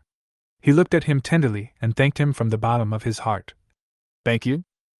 Since the end of the world, she has been able to overcome any illness on her own, and no one has ever come to take care of her. And even if she entered the hospital of the base, the healing ability user would just do the routine work of allowing her to earn contribution points while he would transfer his abilities to her. They would exchange money with one hand for the goods, and it would be businesslike. He would leave when it was done, and she would have to bear the rest on her own. No one would stay by her side, watch her, and sense her awakening in the first place. Xiao lowered his eyes slightly, mustered up the courage to step forward and stretched out his hand. When Lemon saw her outstretched hand, he instantly understood what she meant and quickly lowered his head like the giant eagle before, just where the planter could reach. Xiao stroked his hair as if he was touching a giant eagle and chuckled. Thank you, Lemon. She felt that there was no longer the psychological resistance between her and Clemens that she had towards people in the apocalypse. Even though he was in human form now, he was still the giant eagle she had rescued before, and was different from a human. He was the giant eagle first, and a human being second. There was no need for her to avoid him like this. Clement noticed the change in her attitude towards him, his eyes curved, and he was very happy. He didn't care at all whether the grower treated him as a pet or a human. As long as he could still stay here, it was fine. Xiao picked up the leaf in his hand and asked in confusion. What is this? Why do I feel something strange? Xiao paused, then changed his words to something more interstellar. Why do I feel like my mental strength has been restored because of this? Clemens nodded and explained seriously. This is used to maintain mental power. When mental power collapses or is overused, you can use this. It will protect the spiritual sea from being implicated. It is very useful. However, most places don't have this. Only official federally approved spacecraft are equipped with one. If ordinary people use it, they have to pay 2.3 million star coins, but planters don't have to pay. The government reimburses. They just need to submit a declaration after use. When we leave the deserted planet, we have to write a use statement to the federal government to facilitate the spacecraft less or to approve a new one. Xiao nodded. Planters can use it for free, which means that some planters have found that it is beneficial to their bodies without any harm. So, although there is a lack of plants in the Interstellar, there are still many good things. If I want more, which channels can I buy it through? Xiao looked at him puzzled. Buy. Lemon scratched his head, puzzled. This expensive life-saving stuff was something most people wouldn't even use once in their lifetime. What would a planter want it for? To keep it for consumption? I should be able to get this for free from the Planters Protection Association, right? I'm not a planter, and I can't afford more than 2 million, so I haven't really learned about it in detail. Clemens' voice sounded very apologetic. He had only seen the Marshal temporarily use this medicine on the warship, and in the end he couldn't get it reimbursed. He bought it with his own money, so he knew that all federal spacecraft had this. As for the others, his knowledge was not so comprehensive. After all, it is something he can never afford in his lifetime. Xiao nodded.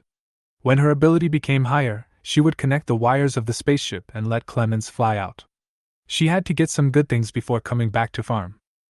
She studied circuits before the end of the world, so she is very familiar with this. This isolated and desolate planet was really just what she wanted. The happiness of not having to interact with other people. She didn't even have such a comfortable living environment in the end times, but she could actually find it in the Interstellar_angle_. Chapter 38 Camera.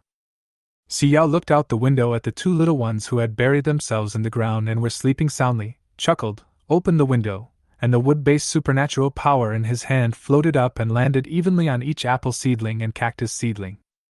Seeing the little apple tree elf rolling over on the soil, pulling at her petal skirt, smacking her lips and turning over to continue sleeping, I couldn't help but chuckle softly. She looked at the direction of the black vine from afar, her eyes slightly gloomy. She didn't know how far the black vine had progressed.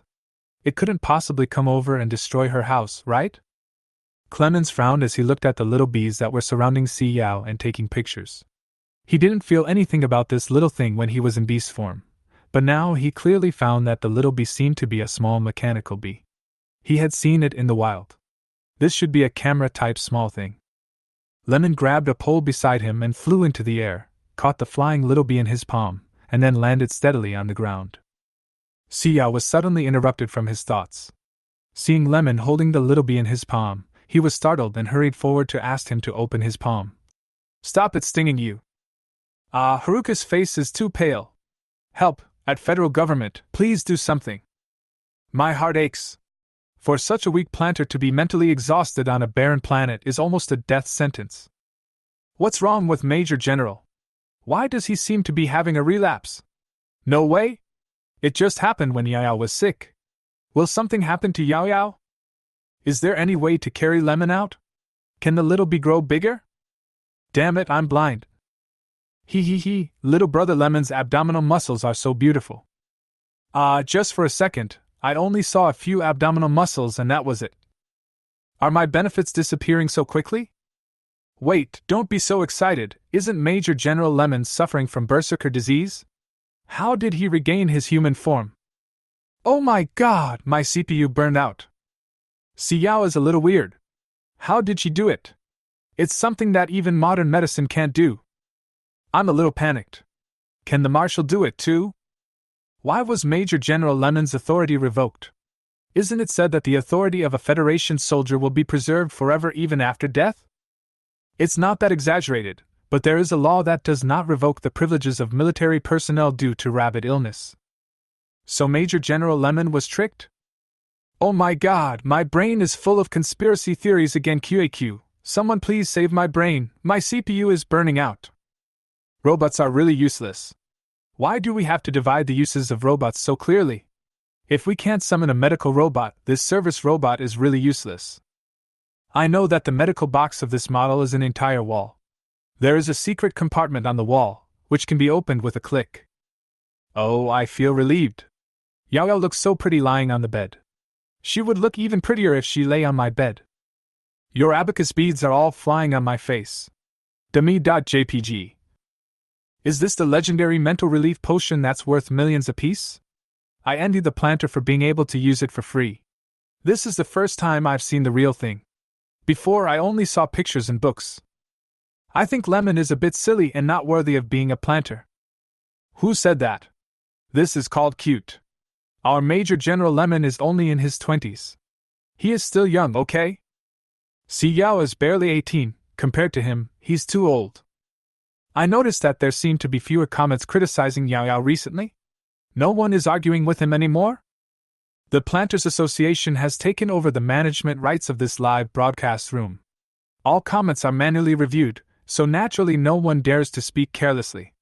Once the reputation rights of the Planters are threatened, a lawyer's letter will be sent directly. Well done. Oh, baby Haruharu is awake. Mommy kisses me 3. I have to say, White Fox's natural sense of superiority in appearance is real. She looks so delicate, like a little figurine. It's good that you woke up. I feel relieved. Haruka is so cute even when she's scared. If a living stranger suddenly appeared in my house, I would have taken a knife and chopped him to death while he was sleeping. Haruharu isn't that violent. I feel like the planter's reaction isn't a reaction of fear. It's more like the feeling a hedgehog gives me. Anyone would be scared if someone suddenly broke into a solitary territory, okay? Don't bring us hedgehogs into this. We are solitary beast men. We just don't like to interact with you. We haven't done anything wrong. Aren't we doing our job well? It's so embarrassing. Why is Major General Lemon so weird? I'm speechless, frustrated face. No, if you suddenly have a planter sleeping in your bed, you will also want to stare at him and say a few more words to him, not to mention such a beautiful planter who saved your life. Si Yao's eyes are so fierce. So Lemon's full name is Lemon Skyleo? This is the first time I know that. Yao Yao felt relieved instantly. As expected, she was still a little uncomfortable seeing strangers. Now it's okay. She doesn't have to worry anymore. That's right, the planters who are so gentle to the plant elves are the easiest to talk to. Girls must marry planters. Planters have such a good temper. What do you mean? I don't want to get married. Why don't you assign one to me? I live in a remote star system, and you want me to marry a planter? What? Do planters want to come here to travel? To see how the poor people fight against rabies? My family, our super topic has been established. The image of the distant hand and the eye contact will instantly beat the image of the Marshall's big white lion? Go! A bunch of crazy CP brains. I feel like Xiao treats Major General Lemon as a pet. How can you guys see that they are a perfect couple? Can you go a little further? 2.3 million? I can't afford it. I might as well buy a bunch of plants to eat slowly. It would be best if I could buy 2 live ones and put them in the house. Are you really not afraid of the plants becoming alienated? Are there any plants that dare to be kept alive by plant elves? Are you tired of living? Wait, Clement, what are you doing? Let go of the little bee. Help! Save the little bees! Is Clement trying to get rid of them? Oh my God, Major General, please have mercy. I need this to see Pokemons. It's the only way I can see Pokemons. Degree. Chapter 39 Government. Seeing Xiao looking at him worriedly, Lemon quickly pinched the little bee's wings, pointed at the little bee's eyes with one finger, and lifted it up to show her. This is a StarCraft camera. It should be the latest model of mini robot bee. It has a small range of activity, but the signal is extremely strong. Xiao curiously moved his face closer and looked carefully at the little creature in front of him who was said to be a robot bee. She really thought that this was a little bee that couldn't find its home and was circling around her diligently. The robot bee in Interstellar is really lifelike, even with fur on its body, and its little eyes blink from time to time, which is very cute. Moreover, the StarCraft camera does not have a small red dot, it is just a calm black eyeball, and it is impossible to tell that it is a camera. But why is there a camera on a deserted planet? What is he going to shoot? It should not have been released by the C family. They don't have the leisure to watch a seriously ill person struggle. If the video were to spread, they would have to find a way to cover up the scandal, so they would not take the risk. So what is this little bee used for? Filming a deserted planet that has been abandoned for a long time? Is it necessary? Clemens was a little curious as well. He really didn't know why there was a camera following the grower all the time, so he simply removed the hind half of the bee and studied the circuitry inside. He was already doing some technical work in the Legion, so making this kind of machine bee with a very low difficulty coefficient was just a piece of cake for him. Lemon checked each line one by one, and finally restored the bees to their original state. He saw the federal government's logo inside, which meant that the government had agreed to release this little bee to this planet. As a soldier, he naturally has to obey all government orders, whether they are right or wrong. This should be a robot bee that is broadcasting live. Do you want to turn it off? Clemens looked at her very seriously. As long as she said to turn it off, he could crush it immediately, no matter if it was issued by the federal government or not. Lemon thought rebelliously. Xiao was a little shocked. There was indeed nothing about live streaming in the original owner's memory. But before the end of the world, they had mobile phones, and many people would broadcast live, and there were many people watching. When Xiao thought about revealing everything about himself to others, he felt uncomfortable all over. But if you think about it carefully, it seems that most of the time, the little bees are taking pictures of the plant elves, not her, so it's not so unacceptable. Xiao thought about it seriously for a long time before asking Lemon curiously. I don't know much about Star Live. Is this live broadcast very popular? Lemon shook his head. No, there are only a few hundred people in a live broadcast room, right? For a live broadcast of the scenery of a desolate planet, there are basically only a few scholars online who come to see the landforms and make a research report. Almost no one will enter the live broadcast room of a desolate planet. The person in charge of the live broadcast room silently looked at the number of people online. 1.18 billion people are online. All right, as long as it can prevent the growers from killing the little bees, there will be only a few people watching their live broadcast. Yes, just a few people. It's definitely not billions of people. Clemens had never thought that the government would broadcast live the current situation of Marshall Winchell. He just thought that there were not many people in the live broadcast room for filming the terrain of the desolate planet, and the system automatically captured the plant elves and the growers. After all, when he woke up, the little bee was circling around the elf and the planter, and ignored the Marshall, so there was naturally no way to connect this live broadcast with the Marshall.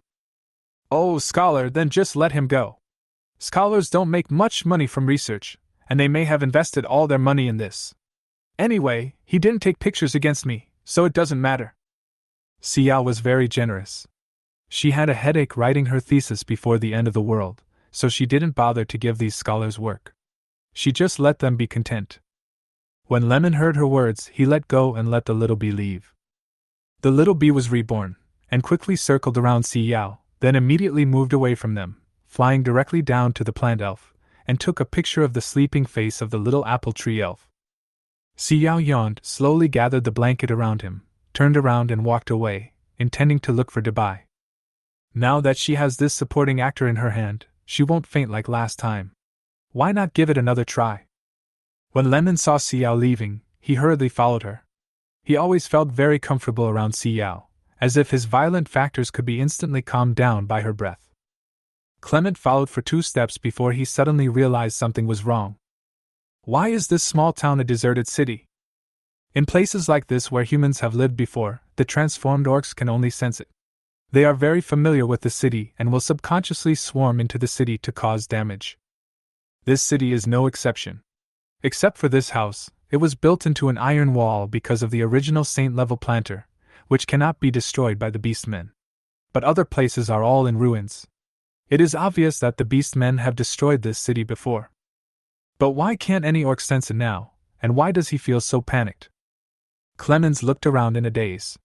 He could feel his heart beating louder and louder, as if something was slowly approaching. But soon, the feeling disappeared completely, as if he had sensed nothing. Xiao grabbed the lion who was sneaking around in the yard, jumped up, sat on him, and then leaned down, looking into his calm and beautiful eyes, chuckled and rubbed his fur. Debai, I hurt you before, didn't I? The lion looked at her obediently with its calm eyes, then tilted its head back and licked her face. Then I'll be gentler later. This is good for your health. Can you just bear with it for a while? Be good and I'll give you an apple later. I've left this apple especially for you. Xiao's words were extremely gentle. The lion looked at her and obediently lay on the ground following her force. Xiao jumped down and released his hand. Seeing that the lion didn't run away, he smiled even more. He rubbed his fur with both hands and praised. Good baby. Good boy, be patient. Xiao coaxed him softly as if he was coaxing a child, and then slowly inserted the wood-based supernatural power in his hand into the lion's meridians. Chapter 40 Gloves. Unlike last time, when a large amount of gray fog enveloped it all at once, it carefully infiltrated the wood-type power bit by bit, slowly bringing out a little bit at a time, and pulling it out in small quantities multiple times. The sweat on Xiao's head dripped onto the ground. She tightly grasped the green leaf in her hand. The green leaf did not provide unlimited wood-related abilities. She could sense that the green leaf was about to reach the threshold. Xiao's eyes darkened slightly as he looked at the black mist that had covered an arm that he had cleared, and frowned in some confusion. The black mist gradually eroded her clean arms, as if mocking her useless work. It's different from the giant eagle's reaction. Xiao simply calmed down and sent his wood-based ability in little by little, all the way to the lion's heart. The gray fog here was so thick and dense that it almost wrapped the heart tightly. He could only feel a faint, almost inaudible heartbeat. It was somewhat beyond her expectation that he was still alive. Xiao withdrew his wood-related ability and looked at him with burning eyes as if he was looking at some strange animal. But Debai was already fast asleep, lying on the ground with his eyes closed. The little apple tree elf woke up and quickly flapped its little wings and flew towards Xiao. Oh. Master, I want a hug. As soon as the little guy woke up, he looked very clingy. He quickly hugged her and snuggled into her arms. Xiao raised one hand to protect her and prevent her from falling, completely forgetting that this little girl had her own wings. Xiao soothed her back with a finger, then left Debai and walked directly to the apple orchard. Although the little apple tree elf was of a higher level, the growth of its seedling was actually not as good as that of the cactus elf. It should be because the two little guys have different planting methods. The cactus next to it has grown round and fat. Compared with the previous seedling, it has grown much bigger. The branches of the apple tree sapling have not changed much, growing from the thickness of 1 finger to the thickness of 2 fingers, and there are 2 or 3 more leaves, which are cute and tight. When the cactus elf saw Xiao coming, he quickly used his leaves to support the ground, pulled out his roots, and walked over, swaying from side to side, but much smoother than before. It was obvious that he had secretly practiced walking in private. Xiao's hand just dropped, and he quickly raised it again. He was covered in thorns and could not be touched. Xiao felt a headache for a moment, and suddenly remembered that she had promised to make gloves for the cactus elf, but she had not yet made them for Xian. Well, now I have time to get the tools and do it. Xiao gently placed the little apple tree elf in his arms on the ground and said soothingly, "Wait a moment, I'll come over later." After a while, he slowly came over with a pile of odds and ends, spread out the same cloth as last time, and sat directly on it. The little apple tree elf ran over quickly and curiously poked her head to look at the pile of things, all of which she had never seen before. The little apple tree elf stretched out its chubby white little hand, and while Xiao wasn't paying attention, it quickly touched the shiny thing, then quickly withdrew its hand, sat down obediently and looked at Xiao, as if it had not moved at all. Xiao picked up the scissors that the little apple tree elf had just touched, cut off a piece of the tape in his hand, measured the size of the leaves of the cactus elf, cut it directly with the scissors, and then stuck a rubber-like cloth on the tape. Although this pair of interstellar scissors has the same shape as her apocalyptic scissors, its internal functions are different. If the switch is not turned on, it is just a decoration. When the switch is turned on to release the blue light, everything can be cut. Xiao looked carefully at the extremely sharp pair of scissors in her hand. If she didn't have the energy to change the battery, wouldn't this thing be useless? The little apple tree elf opened his eyes wide in amazement, looking at the thing in front of him that had no reaction just now, but suddenly became able to cut through everything. Once the 2 leaves crossed, the thing broke into 2 halves. Wouldn't that mean her hand could be broken as well? The little apple tree elf retracted his hands in fear and put them behind his back, looking at the thing cautiously. Well, everything he saw was a scary thing. After a while, Xiao finished making the little gloves and summoned the cactus elf. The cactus elf looked at Xiao in surprise and waved to him. He couldn't believe it, but he quickly came forward. He was afraid of pricking her, so he kept a distance of 1 plant away. He looked at her with his cute eyes, and was extremely happy in his heart, setting off fireworks like crazy. Take the initiative to let him come over. She is not afraid of him. Woohoo's so touched.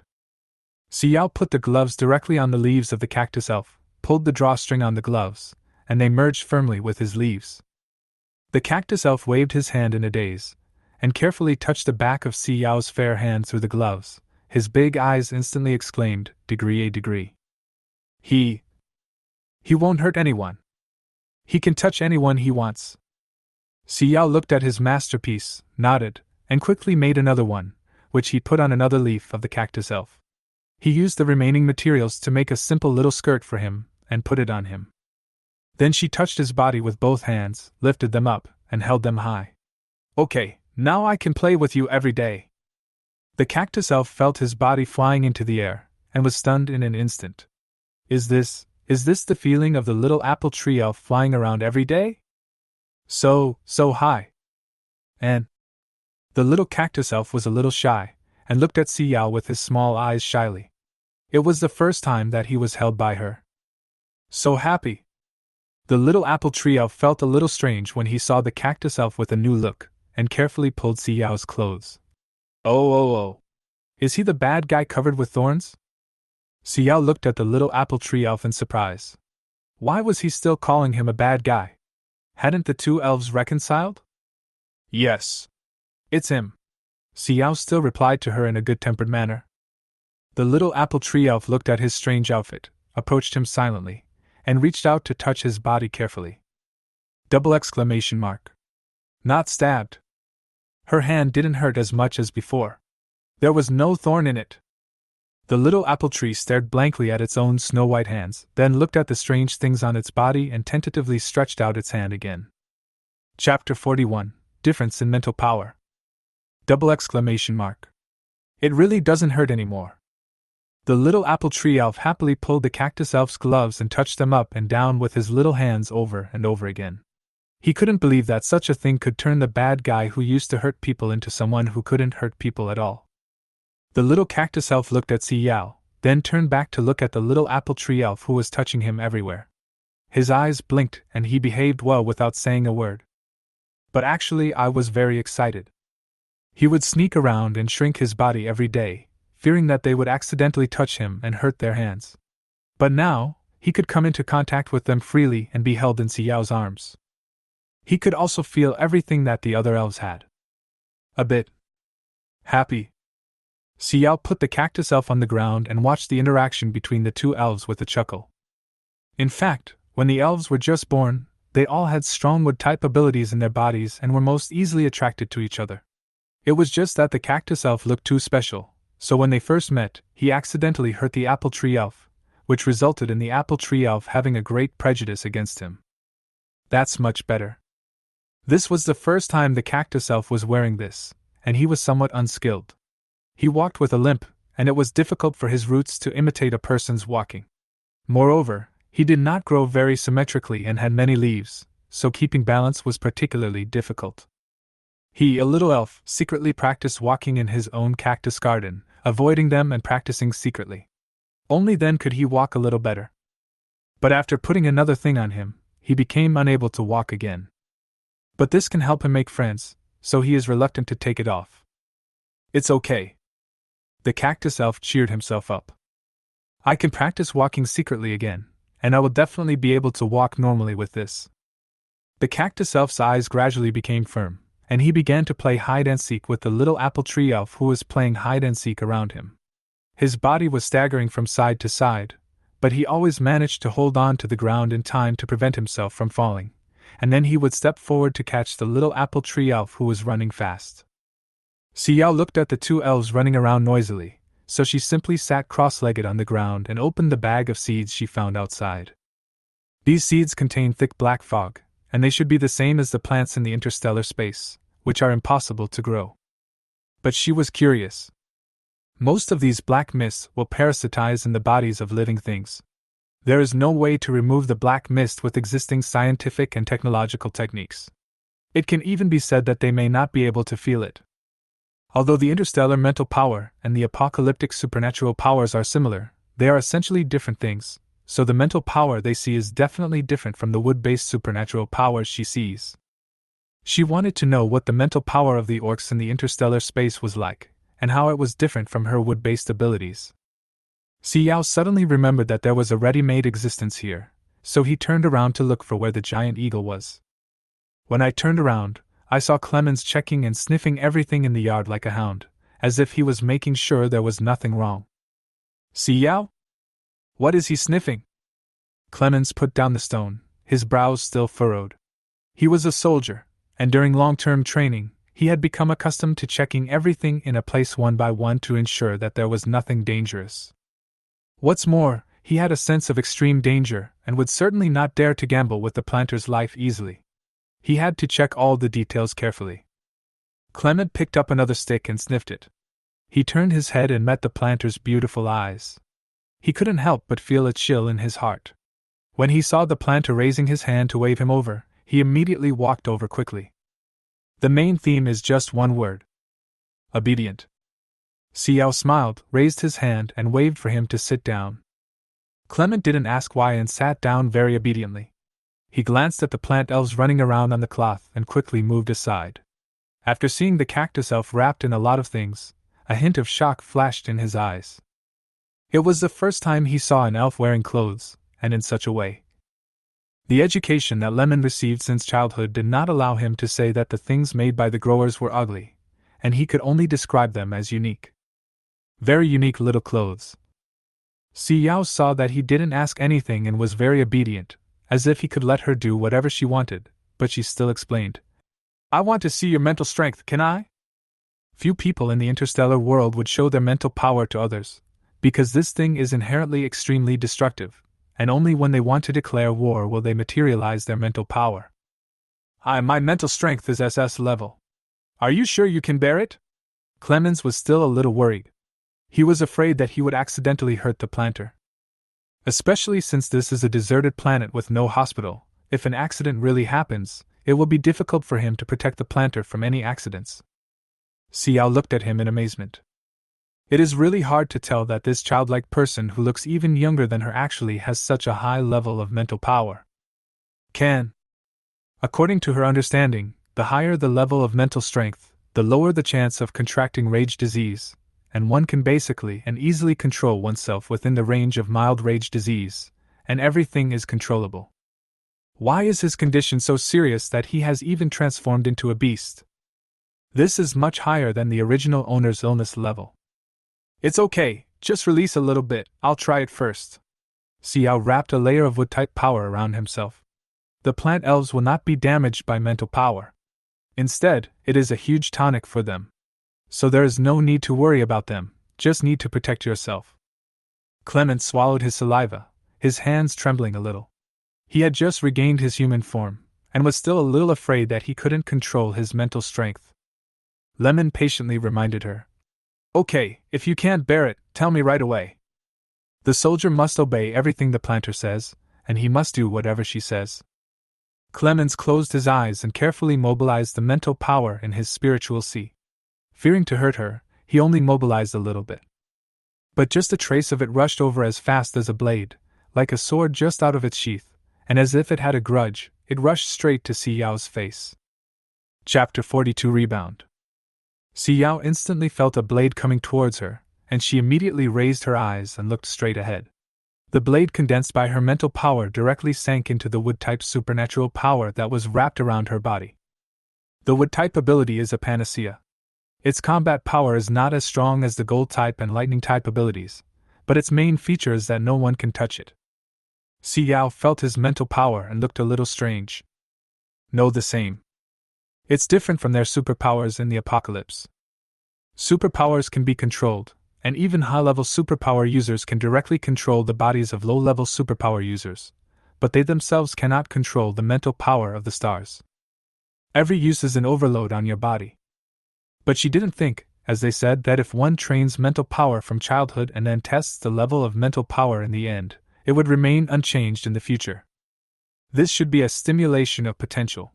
Their high mental power does not mean that they have a good background, but that they work too hard in the stage of stimulating their mental power, so they can have such high mental power. Most people cannot control such manic mental power.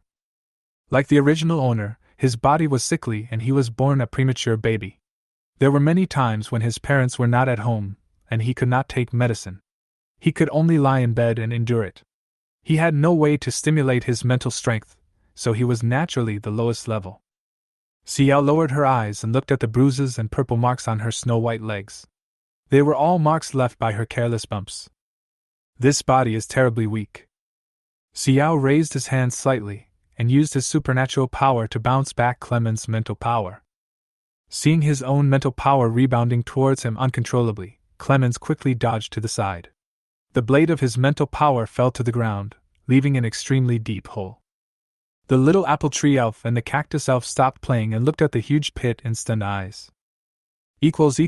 How terrible. Major General Lemon, did you see the federal government logo? You definitely did, right? How dare you tear it down like this? Clement, I respect you as a man. I've already told you not to let 20-year-olds join the army. They're so naughty that they can't be controlled. Yes, not too many. I quickly covered up the number of people online. Come on, Lemon is from a remote planet, right?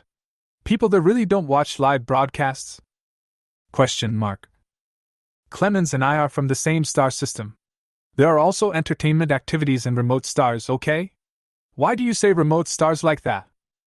No, it's Major General Lemon who doesn't get involved in entertainment activities. He was admitted to the Corps as an exception. The people he comes into contact with are all old antiques. They occasionally watch live broadcasts to study the topography. There are only 5 or 6 people in the live broadcast room that requires a password to enter. It's different from what we thought. Haruka's sister is so generous. Eh? Why are you flying so fast? Okay, I can handle watching a little elf sleep. Move to the side, facing the direction of the planter. Yes, that's the angle. Turn on the secondary camera. The higher the virtue, the higher the evil.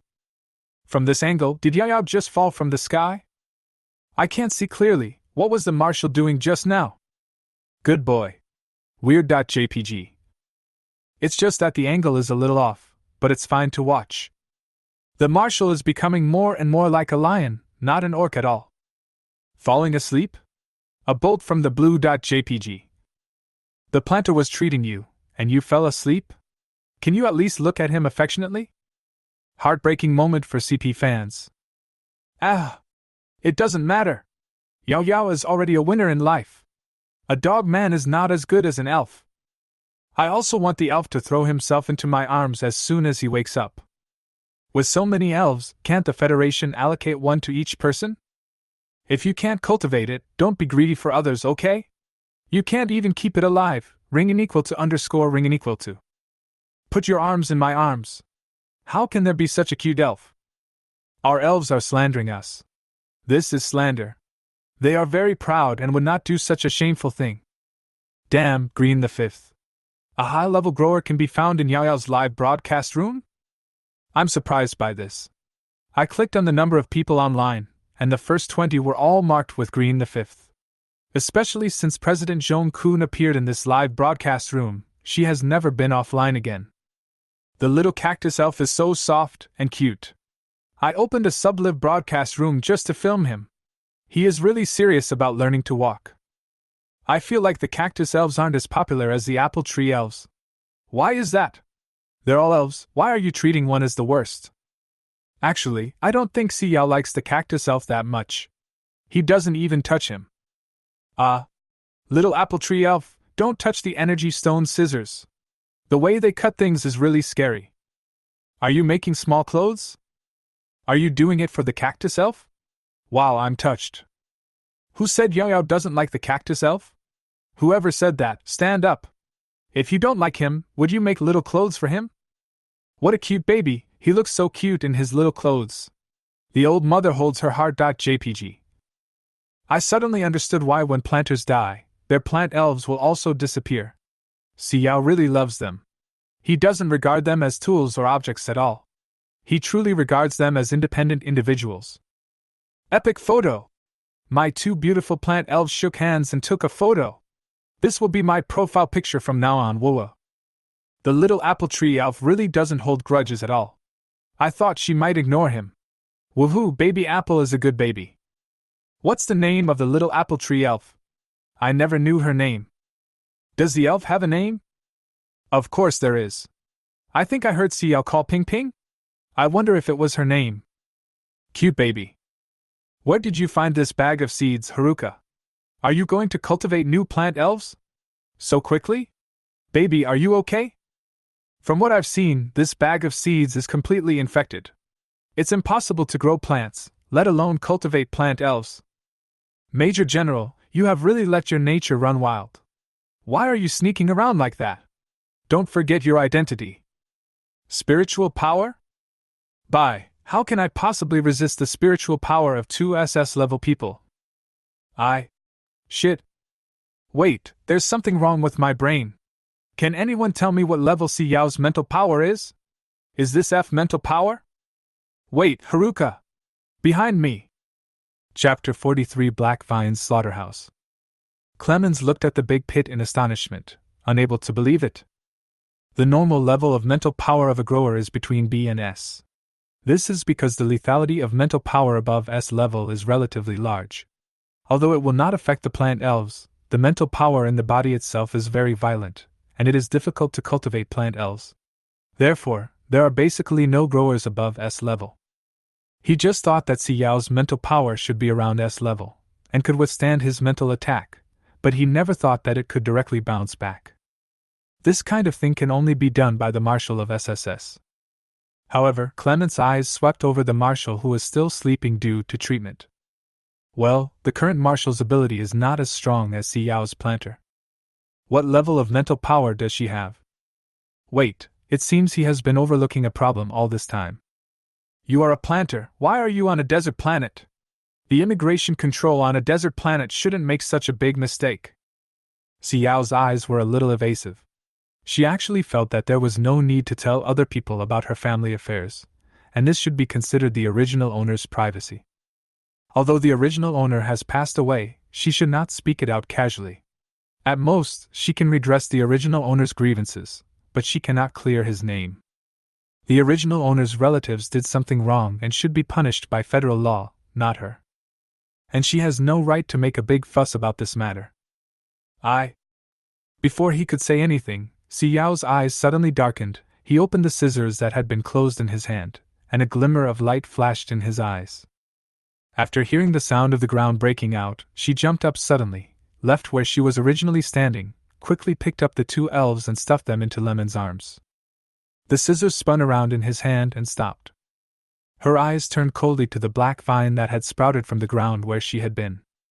Almost 20 meters long, it rushed straight into the sky. As if it realized that it had not caught its prey, the black vine paused and began to withdraw into the ground. Xiao held the scissors in one hand and the fruit knife in the other. He used the wood power to wrap a sharp blade around the blade, and quickly ejected it forward. In the blink of an eye, the black vine was shattered into pieces. Before Lemon had time to take action, the planter, who was known for his weakness, had completely eliminated the black vine. Xiao felt uneasy as he looked at the half-running black vine that was escaping. She knew that this black vine should be a descendant of the giant black vine, or perhaps a branch. It would be easy for her to deal with one, but if the real body came over, this place would be completely undefendable. The desolate planet is indeed full of dangers. Clement protected the two elves who were trembling with fear, and walked forward to check the hole left by the black vine. He could sense that the underground was full of holes by just using his mental power to explore. In other words, they entered Hating's slaughterhouse from the very beginning. No wonder there are almost no other alienated plants or animals here. I'm afraid they have all fallen into the clutches of the black vine. Xiao stood there silently and looked around. This alienated plant had learned to use its brain.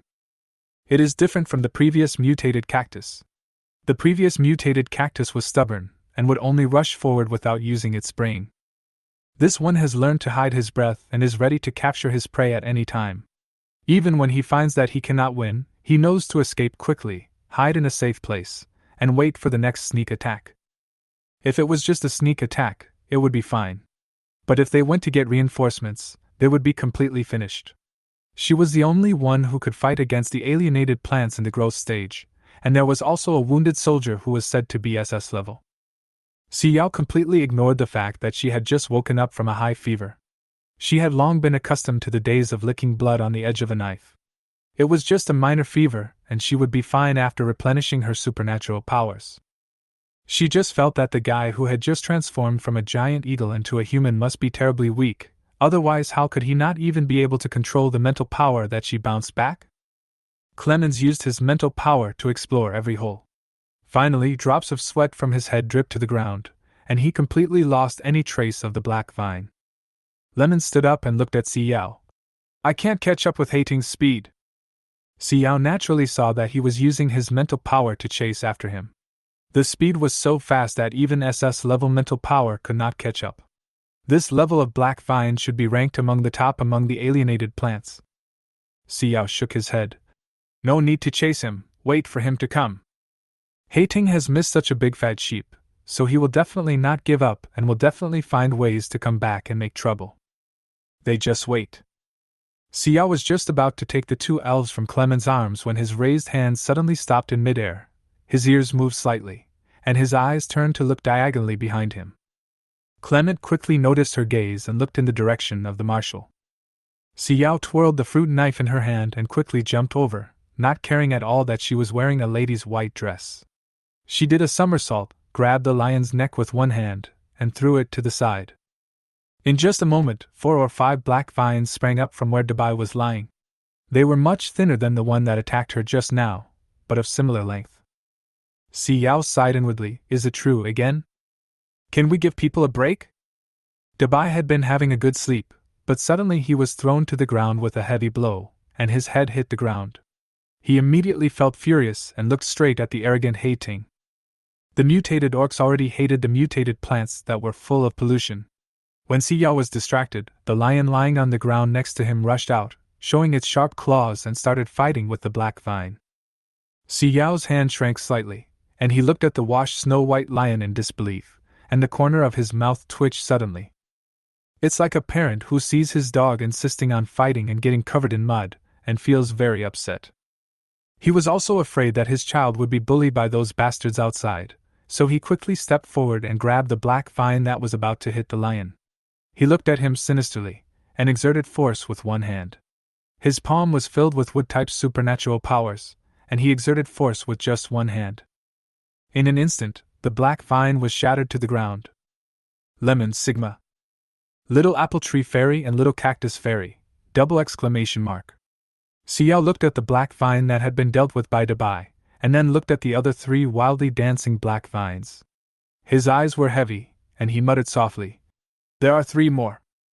He raised his knife and said, "2. Over there." Dabai broke another one with his paw pad. 1. Xiao landed slowly on the ground, grabbed the black vine that was trying to escape with one hand, half squatted down, looked at him with smiling eyes, and spoke softly. "Where do you want to go?" Black Fuji. Chapter 44 Dam.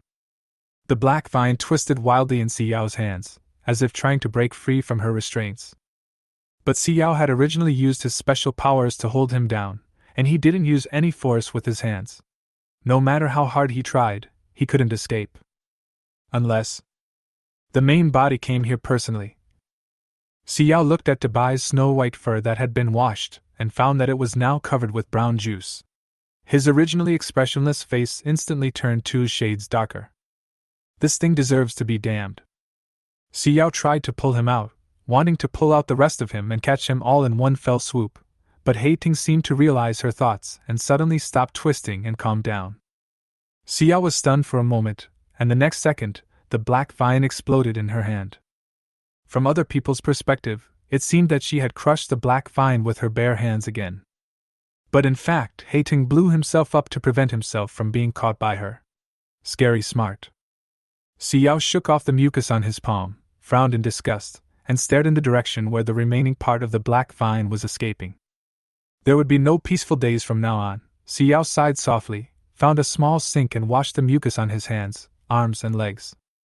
She looked at the dirty lion who followed her closely, looked him up and down for a long time, took a step back, and said coldly, "Clean yourself up. You are so dirty, and you want to play with everything." After saying that, he snorted coldly and turned away. She knew that Dabai could understand what she said now, so she felt relieved. When she walked back to the original place, the vine debris on the ground had been cleaned up by the robot and Clemens, and even the extra holes on the ground had been filled with soil. Even the apple saplings that were tilted to one side or the other by the vines were straightened by the little apple tree elves and arranged in an orderly manner. Suddenly there was a... After finishing the work, I went home and found that the mess was gone. Refreshing feeling. It was much easier than clearing an entire field by herself in the last days. Xiao's originally cold face broke into a smile. She opened her arms and hugged the little apple tree elf that fluttered its little wings into her arms. She rubbed her fluffy hair soothingly and said with a chuckle, "But are you scared? It's okay, it's okay. You're safe now." The little apple tree elf grasped her clothes tightly, not wanting to let go at all. He raised his chubby little face and looked at her. Oh. Can you bring Ping Ping with you next time? Ping Ping wants to accompany her master." Xiao felt a little warm in his heart and gently touched her brow. "Aren't you afraid?" The little apple tree elf swallowed his saliva, and his wings trembled slightly, as if he had thought of something horrible, but he still said firmly, "Afraid. But Ping Ping will try not to be afraid. Ping Ping will protect his master." The cactus elf did not react as quickly as the apple tree elf. Seeing that the apple tree elf had thrown himself into Xiao's arms, he became extremely anxious. He hurried over, limping along with crooked steps, and looked up at Xiao cautiously. "Ah. Xian is here to protect the little apple tree elf." Xian's small eyes suddenly looked at Xiao with some anticipation, waiting for her praise, completely ignoring how violent her previous actions had been. It was as if everyone had tacitly put this horrific incident behind them. Oh my God! Help! What the hell is this? What an ugly thing! Black is really scary. I'm already trembling. These scissors can cut through the bodies of mutated plants. Then why are my scissors so blunt when I cut iron sheets normally? So calm, so calm. I wasn't this calm even when I was in the military. The IP above is on the battlefield? Dude, are you a soldier? What's the problem? You're pretty calm, you can even watch the live broadcast on the battlefield. Covering your mouth and crying.jpg. My mom told me to watch the live broadcast and learn from it, but is this something a human can do? Is she crazy? Is she not a human? No, your mother probably wants you to learn Xiao's planting technique, not the dismemberment technique. Marshall! Help! Why is the Marshall fighting so primitively now? With Yao Yao in front, I think his chopping of corpses is too crude. Yao Yao is so handsome. Girl! Girl! Screaming at the top of my lungs.jpg. Wow, crushing it with bare hands. Who can do that? No, she's Harukane now. My only one Isan. In fact, love is a feeling, not a gender. I think I can provide my own dowry and marry Yao Yao. So cool. Haha. I'm dying of laughter. The Marshall is being disliked again. Haru is definitely a germaphobe. She has frowned more than once when she saw the Marshall lion type looking dirty. Haruka's disgusted expression is so handsome. Has the little apple tree elf been frightened again? It keeps whimpering, and looks so pitiful. Why do I feel like Yaya was touched? What did she say? Even if she didn't say anything and just threw herself at me, I would still be moved. A tough guy sheds tears.jpg. Well, the Federation Army has set out, and the announcement has just been made. You idiot, it's been so long, and the meeting is only over now. Are you ready to leave? Are you going to have another live broadcast to see you off? I'm just asking them to pick up a plantation technician. Forced smile.jpg. At Federal Government, thank you all the Federation citizens for your supervision and enthusiasm for the government in recent times. Regarding the matter of Planter Xiao being trapped on a deserted planet due to a swarm of meteorites, the government has arranged for the 284th and 176th Federal Legions to go to the D584 deserted planet together, and arranged for professional plant elf cultivation experts and the president of the Planters Association, Zhong Kun, to accompany them. Please be patient and trust the federal government and the Federal Army. How should I put it? There are not many flaws, but there are flaws everywhere. It's taken you so long to arrange for the army to go there? I thought they were already on the deserted planet near D584, waiting for the right moment to go in and rescue them at any time, right? What are the origins of these two legions? Why haven't I seen them in any major battles, and there is no information about them on the official website? The leader of the 284th is the youngest son of a diplomat, and the leader of the 176th is the third son of the richest family, the Roy family. This is an extremely easy opportunity to make meritorious contributions, and you can also meet a planter who may be a future star. Only a fool would let this opportunity go. As I expected, the last thing they discussed was who should get military merit. What a joke! Chapter 45 Idiot. Xiao has been completely idle for some time. He helps the elf water the plants every day, and occasionally finds a way to stuff a nutrient solution into the mouth of the picky white lion. But every day he would sit on the lion and stroll around the city to make sure there were no traces of black vines, and then come back to spread some supernatural powers to the apple orchard and cactus garden to ensure that they could grow normally. The radiation on the barren planet is already very strong, and with the gray fog that comes from nowhere, if only the plant elves are left in charge, they will not be able to maintain such a large area of land and will only cultivate alienated plants. That's why this star is abandoned. After landing in giant eagle form, Lennon immediately hid himself and changed into human form and clothes before coming out. He frowned and said in a deep voice, "The distance between us and the black vine has shortened again." Xiao stopped scratching the white lion's chin and sighed softly. "Why are they as annoying as zombies?" "It's just that I broke a few of his vines. Is there any need to come all the way here to ask for an explanation?" Wasn't it he who attacked them first? She doesn't care about anything, does she? Never mind. She has to find a solution. It can't be that it happened twice in less than a month, right?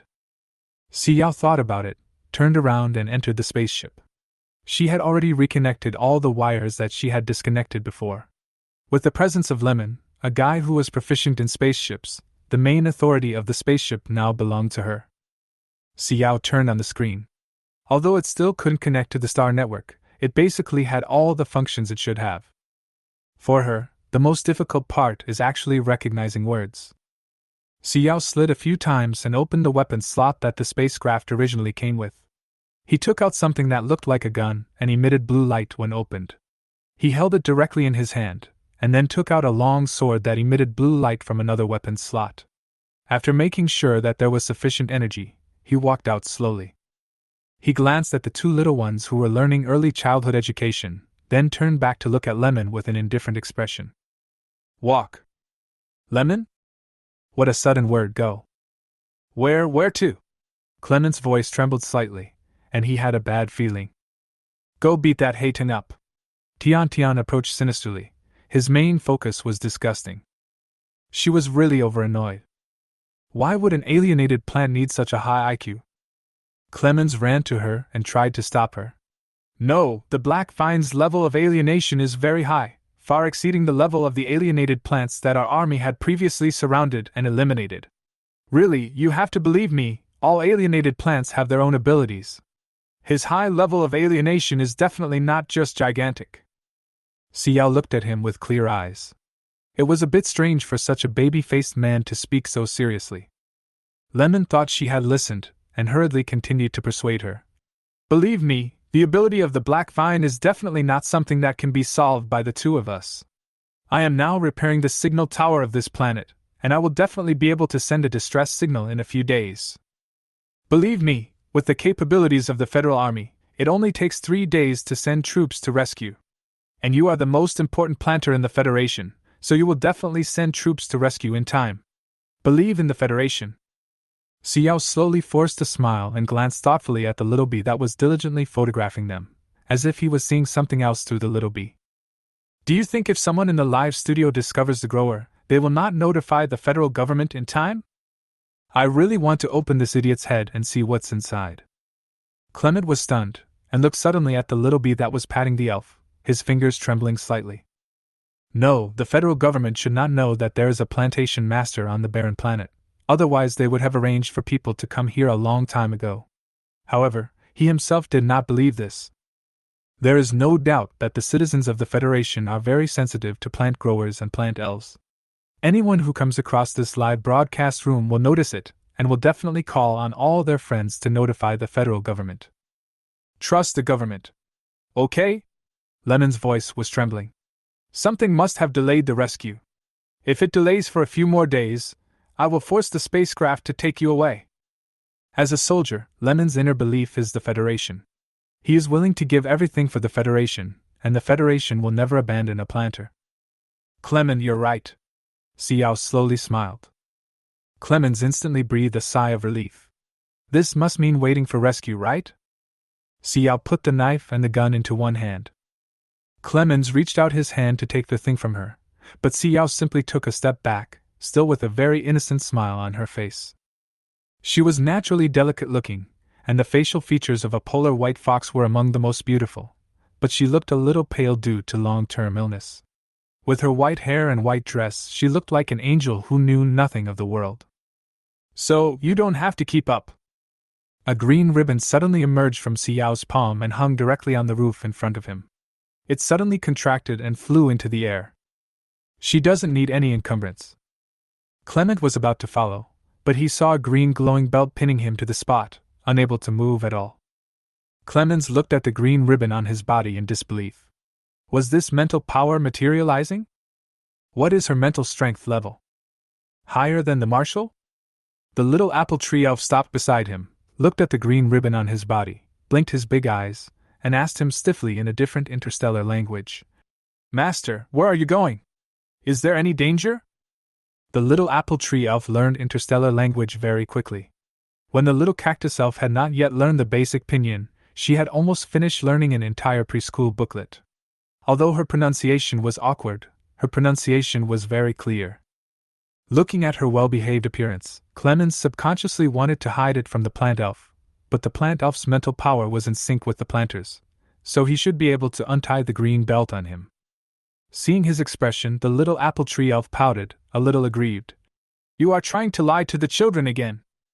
"Lemon? How did she know?" The little apple tree elf took off the apple hairpin on his head, threw it at Lemon angrily, and cursed in a baby voice. "Bad guy." After saying that, he turned and flew away. Just as Clemens was about to explain something, he suddenly discovered that the green ribbon on his body that had touched the little apple tree elf's hairpin was gradually becoming thinner, and slowly breaking one by one. Xiao looked at the black vine crawling quietly in front of her with a serious face. On the surface, she didn't seem to react at all, but in fact, the black vine moved closer to her. This black vine is much thicker than the one she killed before. Xiao sat directly on the wall and looked at him from afar. "Come on, move again and try." Chapter 46 Federal Army. Upon hearing this, Hating froze and stopped where he was. Xiao pulled the corner of his mouth with a smile and just looked at it quietly. The alienated plant with intelligence is different from other alienated plants, but it is also different from the Gardinia alienated plant, which exudes death all over its body. A dead thing has its own consciousness. Rather than saying it is the consciousness of a dead object, it would be more accurate to say that the gray mist has developed self-awareness. Gray mist was now intimidated by her.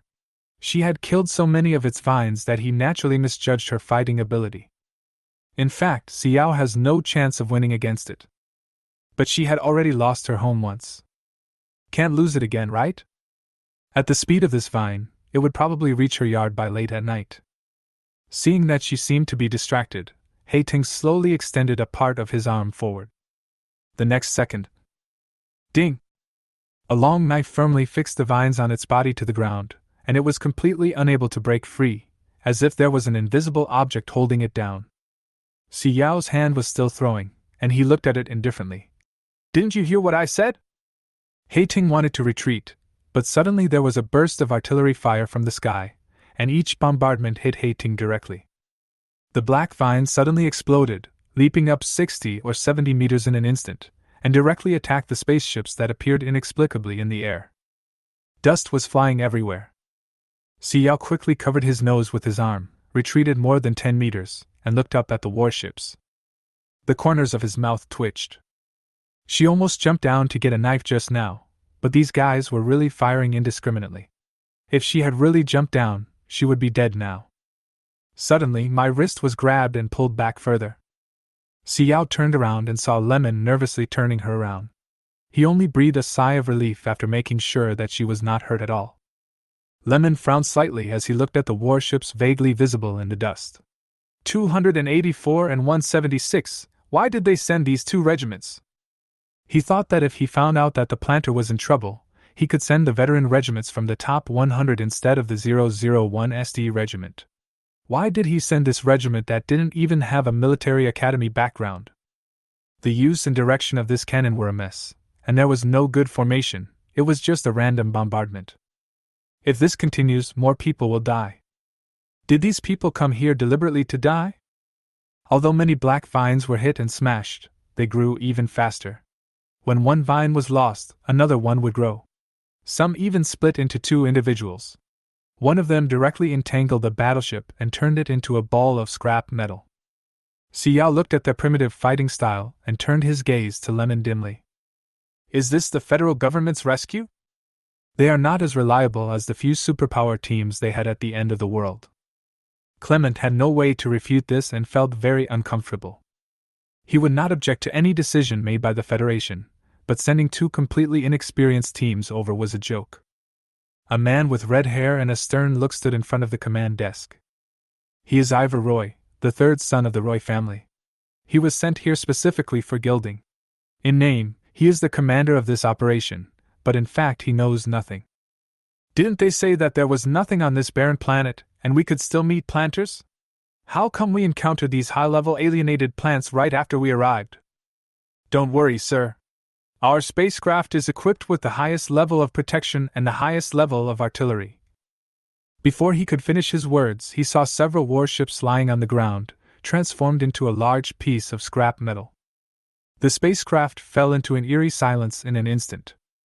Sir, I have an idea. The surveillance camera just captured the presence of Major General Lemon. He is an expert in war command. Why not let Major General Lemon take charge directly? The short-haired man who had been sitting quietly on the chair beside him chuckled and looked up at him. Commander, are you not going to command? Manhwa, can you keep quiet? Ivor looked at him suddenly, frowning. Cannot. Manhwa stood up and snatched the dispatcher from the adjutant. Ivor, you have to understand that we are here to rescue on behalf of the Federation and represent the face of the Federation. If we still need Major General Lemon, who is beside the planter, to help, is the Federation still necessary in the eyes of the planter? We are rescuing. Put away your stupid brain. The second before you gave the order to fire, the mutant plant had been scared off by the planter and was about to leave. You were stupid enough to anger him directly and failed to dispatch the warships properly. Now, the command belongs to me. Suddenly, the warships seemed to have changed in an instant. They deployed their troops in an orderly manner and surrounded the black vines one by one.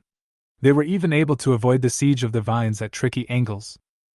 Xiao looked at the transformation of the warship in front of him with some amazement. It was hard to imagine that such an orderly army was a mess not long ago. Clement's tense heart suddenly relaxed. You know, there are 2 federal soldiers in every battleship. Every time a battleship is destroyed, it means 2 soldiers have died. He was also a military man, so he felt sad and distressed. They are all his comrades in arms. Xiao looked at the interstellar bomb, which should be a weapon specifically targeting plants. It exploded on the black vine. In an instant, blue flames wrapped around the black vine, and the entire vine was burned to ashes. So, before, these people were playing house with human lives? Suddenly, there was a sound of machinery behind her. Xiao turned her head and saw a middle-aged man in a black tuxedo. He was very handsome and smiled at her. Hello, respected planter, K666 is at your service. The commander-in-chief of this operation, Ivor Roy, invites you to join him on the spaceship. Xiao looked at his perfect face with admiration and couldn't help but sigh that this robot was much more refined and advanced than E4956. It was a completely simulated human image. If the voice could be changed, it would be unrecognizable in a crowd. Oh no, even if they looked at each other face to face like this, as long as he didn't speak, she wouldn't be able to recognize that this was a robot. Is this interstellar technology? Ivor Roy? Clement repeated in surprise. Yes. The robot answered honestly. Do you know him? Xiao looked at Clemens with some confusion. Why was he so surprised to see an acquaintance? Lemon looked a little strange, but facing Xiao's puzzled eyes, he explained seriously. The Roy family is the richest family in the Federation, but I have never heard of the name Ivor. Chapter 47, Manhwa Pool. The K666 robot smiled calmly and perfectly. Ivor Roy is the leader of the 176th Federation Regiment, and the commander-in-chief of this operation. Master Planter, this way please? Xiao paused. Actually, she didn't want to meet strangers. She had some resistance physiologically, but she still wanted to see the cannon that was used against Hating just now. Xiao nodded and followed K666 steps. After going around the ruins, I saw a huge, dazzling golden spaceship behind the building. Xiao. Is this a better fight? Lemon looked at the arrogant spaceship and fell into silence. The spaceships of the Federal Army were mainly concealed. This was the first time he saw such an arrogant one. He was almost saying to others, "Come and fight me." As soon as Xiao and Lemon entered the hatch of the spacecraft, spray began to spray from above. Xiao took a sniff and it smelled a bit like the disinfectant on the eve of the apocalypse, but she hadn't seen disinfectant for a long time and wasn't sure. They put shoe covers on their shoes, and a robotic arm in the air put white coats on them. Then the tightly closed door next to them slowly opened. As soon as Xiao walked out of the door, she saw a man with long red hair kneeling on one knee and presenting her with a bouquet of diamond flowers. It was extremely dazzling under the lighting in the spacecraft. Xiao glanced at it indifferently, turned his head away, and stopped looking at the bouquet of flowers, as it was a bit annoying. The stinging eyes hurt. Seeing that the planter did not take his flowers, Ivor was not annoyed at all. He smiled what he thought was a perfect smile and looked at Xiao affectionately. Planter Xiao, I am the third son of the patriarch of the Roy family and the commander-in-chief of this operation, Ivor Roy. Xiao met his eyes that were affectionate even to a dog, and turned to look at the black-haired man who was standing in front of the command screen and operating it. Asian appearance. Suddenly, after I realized this world, I felt a sense of closeness to someone for the first time.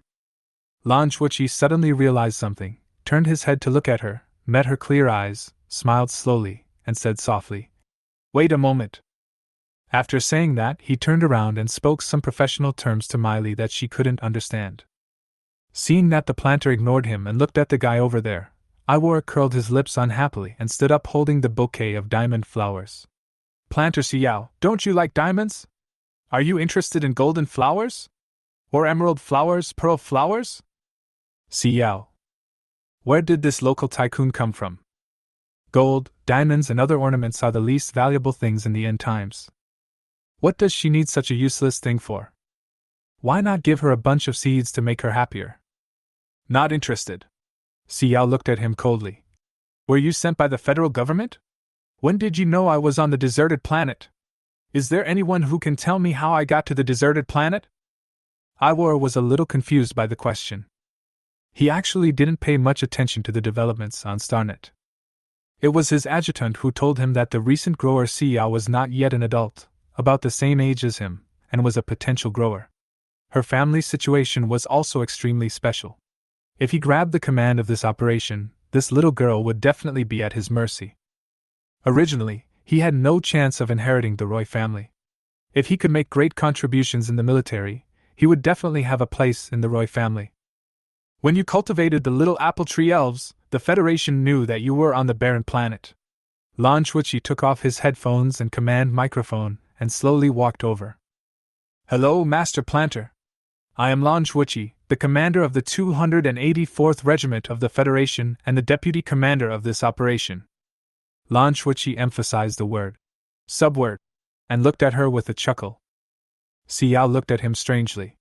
She always felt that Lan Shuiqi's facial features were somewhat familiar, but maybe it was because he had traditional Asian looks that she felt he looked familiar? Ivor was very satisfied with his sensible words, and quickly pulled a chair over for the planter to sit down and chat slowly. Xiao felt a little annoyed by Ivor's familiar attitude. He nodded, dragged the chair away from the two people who appeared out of nowhere, and then sat down. It was indeed a long time ago when the little apple tree elf was cultivated. There were no clocks on the barren planet, so she had no idea how much time had passed on the barren planet. She just felt that every time she woke up from sleep, the sky was bright. She had been on the deserted planet for so long before the Federation slowly sent troops to rescue her, but they did not care as much about the planters as she had imagined. This operation was actually planned a long time ago, but there were too many meteorites some time ago, and the magnetic field was disrupted, so it was impossible to pass through. It was not until today that we found an opportunity to land. Lan Shuiqi's voice was like the voice of the male protagonist in the radio dramas she had heard in her previous life, soft but extremely pleasant. Xiao was thinking, and suddenly stopped. This feeling. Xiao looked at Lan Shuiqi with some suspicion. Does this guy have any special abilities that can make people less vigilant? As for your last question.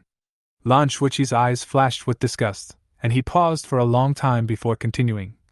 The current head of the Sea family came forward and said that you personally requested to go to the Desolate planet. Xiao widened his eyes in disbelief and repeated incredulously. I personally requested to go to the Desolate planet? The original owner's mental power was F-. What's the difference between going to a desolate planet and committing suicide? Wow, the fist is hard. She originally wanted to handle the matter gently and let federal law handle it. This is directly throwing dirty water on her. Does federal law have any penalties for traveling to a barren planet without permission? Xiao asked him with a trembling voice. Yes, anyone who breaks into a deserted planet without permission and smuggles with solid evidence will be sentenced to more than 15 years in prison. But don't worry, those who have made major contributions will not be punished by law. You are a planter, which is a major contribution. Manhwa looked at her soothingly with his black pupils. He found that Xiao was very resistant to contact from strangers, so from the beginning he always stayed 3 steps away from her. Even when he poured her a cup of tea, he asked the robotic arm above the spacecraft to deliver it, so as not to give her the slightest sense of oppression. He actually wanted to see her for a long time, ever since he first knew of her existence. A little cousin who lives in a nursing home all year round is often sick, but she always says in the family group that she is fine, she is doing well, she is not afraid of pain, and don't worry about her. After he learned that his aunt and uncle had an accident, before he had time to go and pick her up, he received the news of her death at home. All the relatives of the sea family are blood-sucking worms. Although his sickly little cousin was very strong and cheerful, she would never go to the deserted planet to die without consulting her mother's family. The sea family's live broadcast response was nothing more than a complete scam. Chapter 48, Senior Elf Xunshuan. Xiao's eyes were rolling up in his heart, but he took a deep breath to calm himself down. He rubbed his brows with a headache and turned his attention to the screen where a warrior had already gone to clean up the black vines. Is the Federation really focusing mainly on planters? Xiao looked towards Manhwa. In her eyes, the calm man in front of her was much more reliable than the red-haired guy next to him who could make 800 small movements in a minute. I always feel that the red-haired guy next to him is a weird guy, a bit like a peacock spreading its tail. Of course, Manhwa replied affirmatively. Although the Federation, like the Empire, has some bad apples, the status of planters has always been at the top, including plant elves. The next highest is the level of spiritual power. There is no need to worry about the Federation's concern for planters. Yes. Master Planter Xiao, please take the plant elves with you as soon as possible. Let's set off back to the main star, shall we? On the main star, you can get everything you want, Eva said anxiously, looking at her with sparkling eyes. I can't wait to return now. I never said I wanted to leave with you. Xiao's eyes were extremely calm, and he had no interest in the main star he mentioned. Ah? Eva didn't react to her words for a moment. How could anyone directly refuse the request to go to the main planet? You said that planters have great authority. Well, if I want the ownership of this barren planet under my feet, will the Federation give it to me? Xiao looked at Manhwa with clear eyes, as if he could see through him. Why do you want this barren planet? You are a planter, and your mental strength is not high. You will only be damaged by radiation here, and you will get berserker disease. Ivor was a little bit unbelievable that someone would make such a request. The Federation will allocate planting areas to planters according to their abilities. Believe me, if the land allocated by the Federation is not good enough, our family can also cooperate with you and give you. So you won't give it to me? Okay, I get it. Xiao interrupted him, lowered his eyes and stopped looking at them. Distribution. Whenever it comes to distribution, it is never fair. If she returned to the Federation, she would have to socialize, farm, and be restricted. It would be better for her to stay here. Radiation would be of no use to her anyway. A middle-aged woman fully armed in a white anti-aircraft suit limped out of the house, looked at Xiao who had a cold expression and seemed to not care about anything, and smiled friendly. As if realizing that she couldn't see his expression, he quickly said, Hello? I am Zhong Kun, the president of the Plant Elf Protection Association, and this is my senior elf Xunshuan, a lavender elf. The lavender she grows can be made into aromatherapy, which can greatly relieve violent disease. A chubby-faced little girl with long purple hair had been hiding behind Zhong Kun. She was holding a lavender cane in her hand, her little wings slowly flapping behind her, and she was timidly poking her head out from over Zhong Kun's shoulder. As if she smelled something pleasant, she felt relieved and flew forward slowly, pulling the hem of her skirt to salute Xiao. The breath of this grower is so comfortable, the most comfortable breath of any grower she has ever seen. Zhong Kun's voice was steady and powerful. Xiao looked at her outstretched right hand and quickly stood up to hold her hand. Hello, my name is Xiao. I know you. I have been observing you in your live broadcast room for a long time. Can you take me and my elf to meet the 2 elves you have cultivated? I am extremely curious about the elves born on the deserted planet. I am also very curious about the alienated plant Gardinia you brought back last time. Why can it communicate like a plant elf?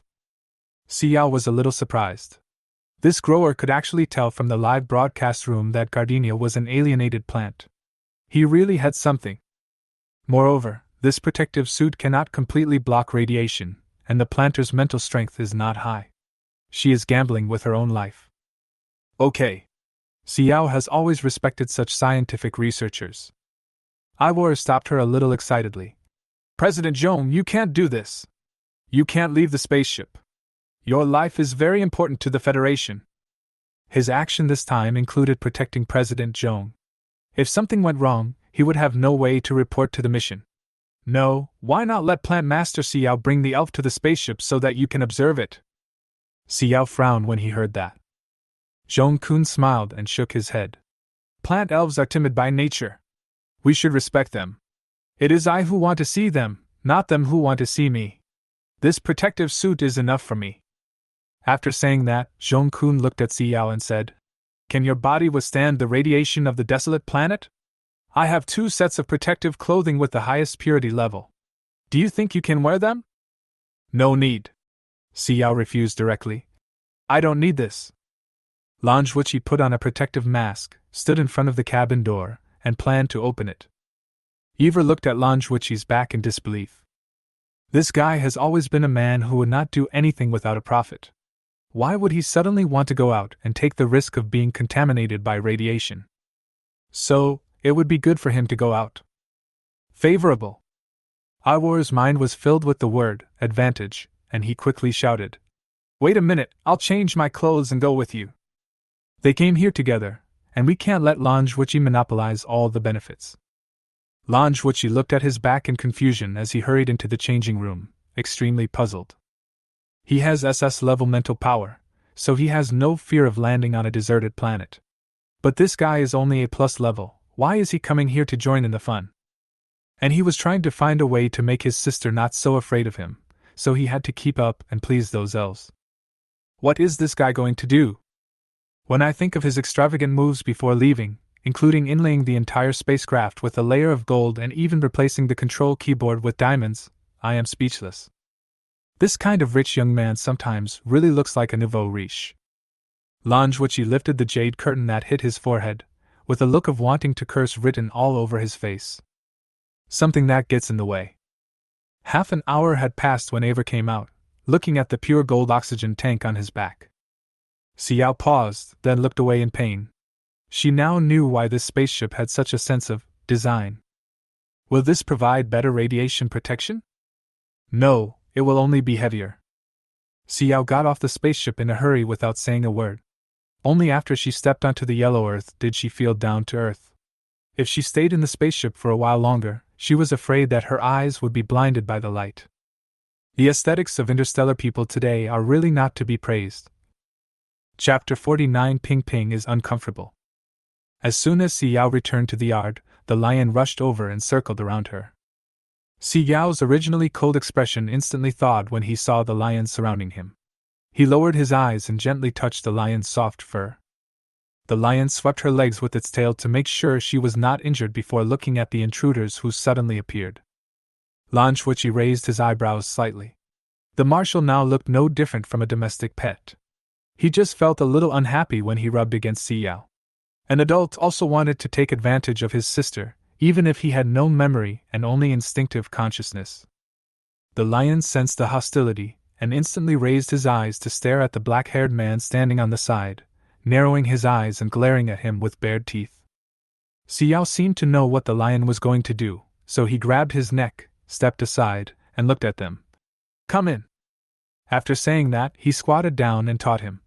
Dabai, this is a guest, please don't hurt the guest. Be good. Xiao rubbed his head, making sure he was quiet, then led them into the living room. When the little apple tree elf saw a bunch of unfamiliar faces, he hid in the apple tree and was unwilling to come down. The cactus elf also followed suit and turned the flower pot upside down on his forehead, with the main message being that as long as I can't see you, you definitely can't see me. Xiao walked to the apple tree helplessly and stretched out his hand. What's wrong? Why are you so timid? Oh, scared. The little apple tree elf timidly poked out a pair of eyes from the branches and looked at her with blinking eyes. Didn't you say before that you would protect me?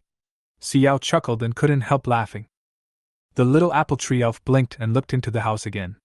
There was a particularly powerful aura over there that made it hard for her to breathe, as if she was going to faint at the next moment. Joan-kun watched the interaction between the new planter and his elf through the window, and helplessly tapped his elf's forehead. "You naughty boy, go apologize to your little sister." The lavender elf quickly raised his hands to cover his head, blinked his big round eyes, and looked at the bell group for a long time before he gave in and flew over, slowly flapping his wings.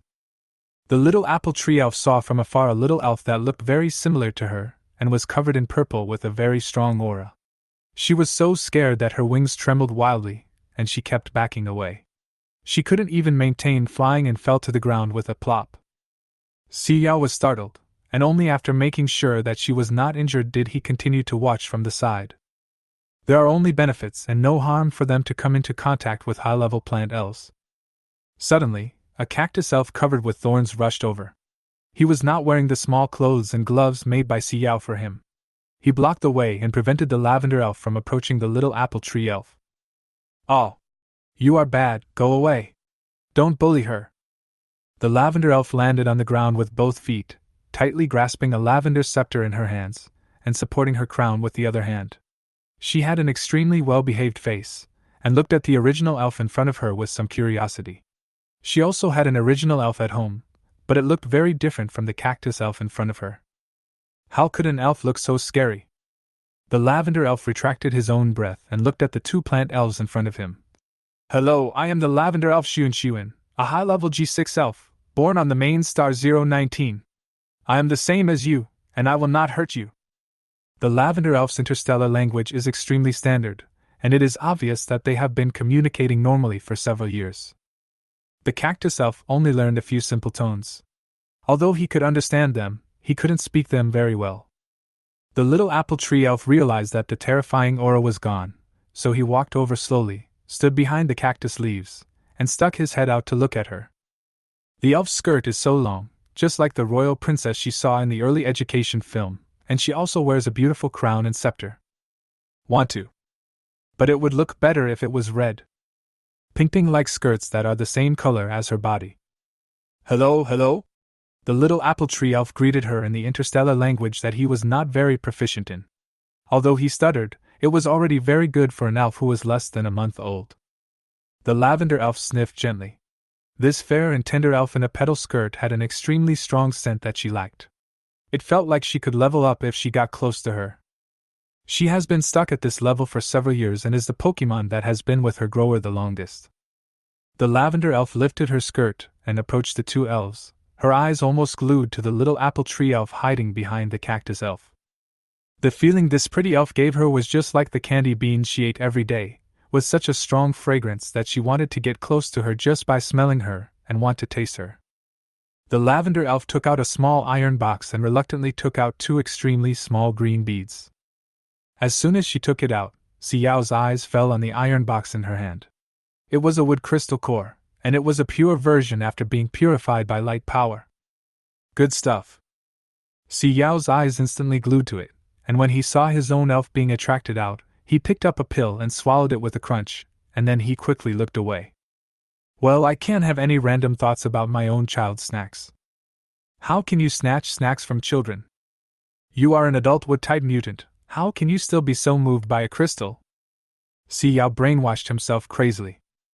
After the little apple tree elf ate the little candy beans, he instantly felt the energy in his body being filled up, almost to the point of overflowing. She had never experienced this feeling before. She looked around helplessly, opened her arms, and looked at Xiao with tears in her eyes, wanting her to hug her. Oh. It's uncomfortable. Ping is uncomfortable degree. Xiao quickly leaned over and held the little apple tree elf in his arms, pinched her arms and legs, and used his supernatural power to travel around in her body. He couldn't find what was wrong, but instead felt that her energy was more abundant than ever before. Where does it hurt? Xiao checked up and down. Seeing her crying, he felt sad in his heart.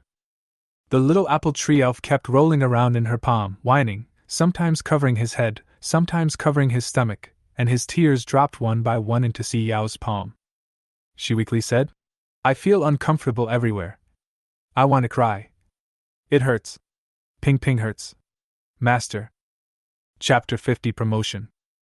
The lavender elf stood there at a loss with the scepter in his hand.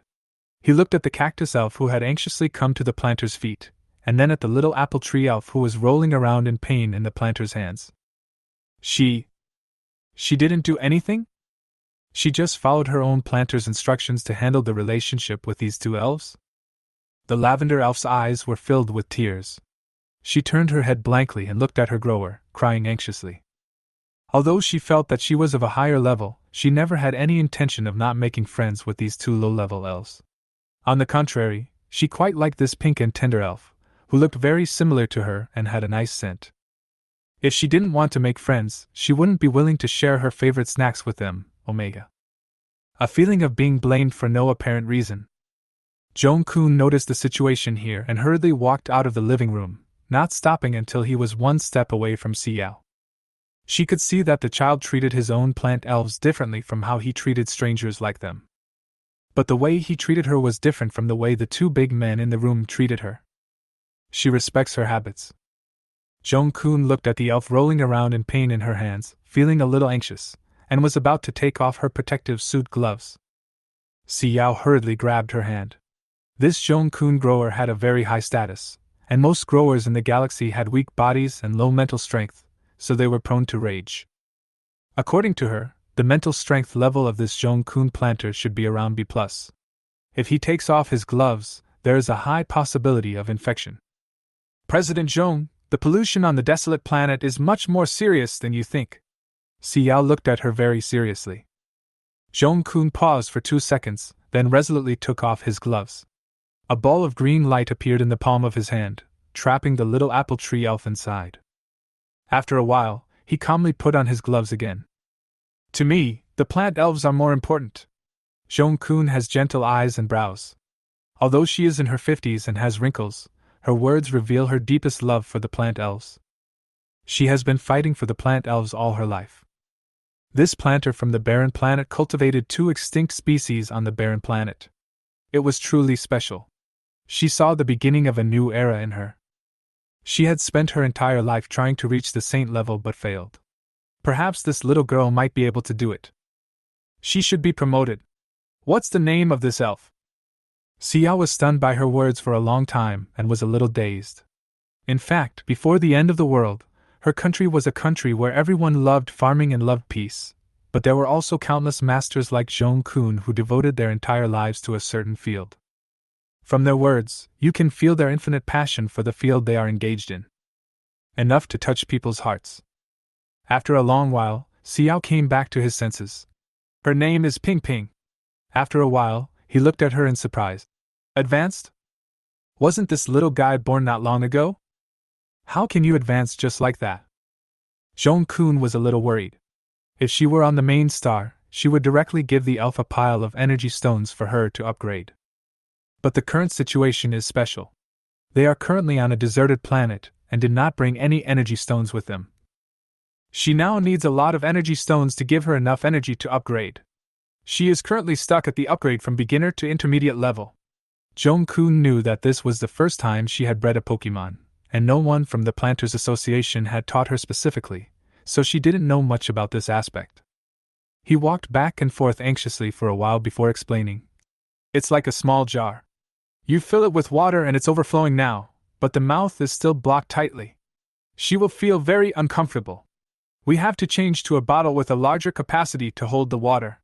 In other words, we have to find a way to go to the nearest planet and find enough pure energy stones for her to absorb and upgrade, otherwise she will continue to feel pain like this. When Xiao heard this, he directly grasped the little apple tree elf's hand and transferred all of his supernatural powers into her body. The lavender elf at the side flapped its wings in shock as it looked at the tremendous life energy in the hands of the grower, all of which was transferred into the body of this beautiful elf. Its eyes widened in shock, and the scepter in its hand slipped from midair. Joan-kun, who had been keeping half an eye on his elf, quickly caught the elf's falling scepter with his hand. If it had really fallen to the ground, he would have gone back crying again. She was indeed not mistaken. This planter Xiao had extremely high mental power, probably even higher than the previous marshals. He could already use his mental power to directly provide the plant elves with the energy they needed for their bodies. Mental power materialized.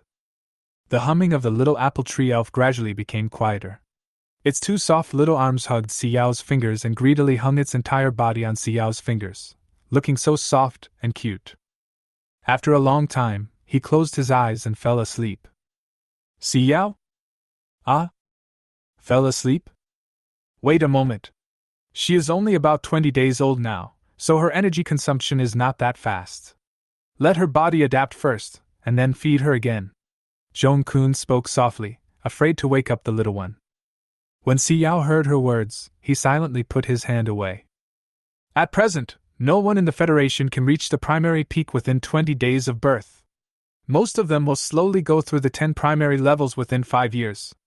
During this period, the planter will not receive enough energy stones, which will not be enough for the elf to upgrade when it reaches the peak. Planters who do not have enough energy stones will send their elves to our association when they sense that their elves are about to be promoted. The association will be responsible for the promotion of plant elves. My lavender elf Xuan has been promoted to an intermediate elf very quickly, but it took her 2 full years. An elf like Ping Ping, who is gifted and at the peak of the primary level since birth, is the first in the history of the Federation. It may be related to the special geographical environment of the desolate planet, or perhaps it has something to do with you. Zhong-kun chuckled as he looked at her with satisfaction in his eyes. Your father is a great senior planter, and you will definitely be better than him. You are excellent. Zhong-kun looked gently at the little elf who was frowning in his sleep, and her heart was soft. She believed that this little elf could reach the sky that she had never reached in her life. This little apple tree elf is also very good. Chapter 51 Intermediate Elf. Oh. The little apple tree elf hummed and twisted its body. It loosened its hands that had been holding Xiao, spread its wings and surrounded itself, forming a cocoon shape. Zhong-kun chuckled as he watched the scene, took her in his hands and placed her on the branch of an apple tree nearby. If you encounter an upgraded elf in the future, you can place it next to the plants you have planted. This way, her upgrade can drive all of your plants to grow, and they may even taste better than normal ones, and the elf can also get positive feedback. Zhong-kun taught Xiao in a soft voice, and every word was filled with deep love for the little plant elf. Xiao saw that the wings of the little apple tree elf wrapped around the branches suddenly brightened and bloomed. Countless green dots spread out from the elf and evenly fell on each apple tree seedling. The apple saplings grew several centimeters taller visibly, which was more useful than her supernatural power. There were even green spots of light scattered on her body and penetrated into her. Xiao's eyes lit up slightly.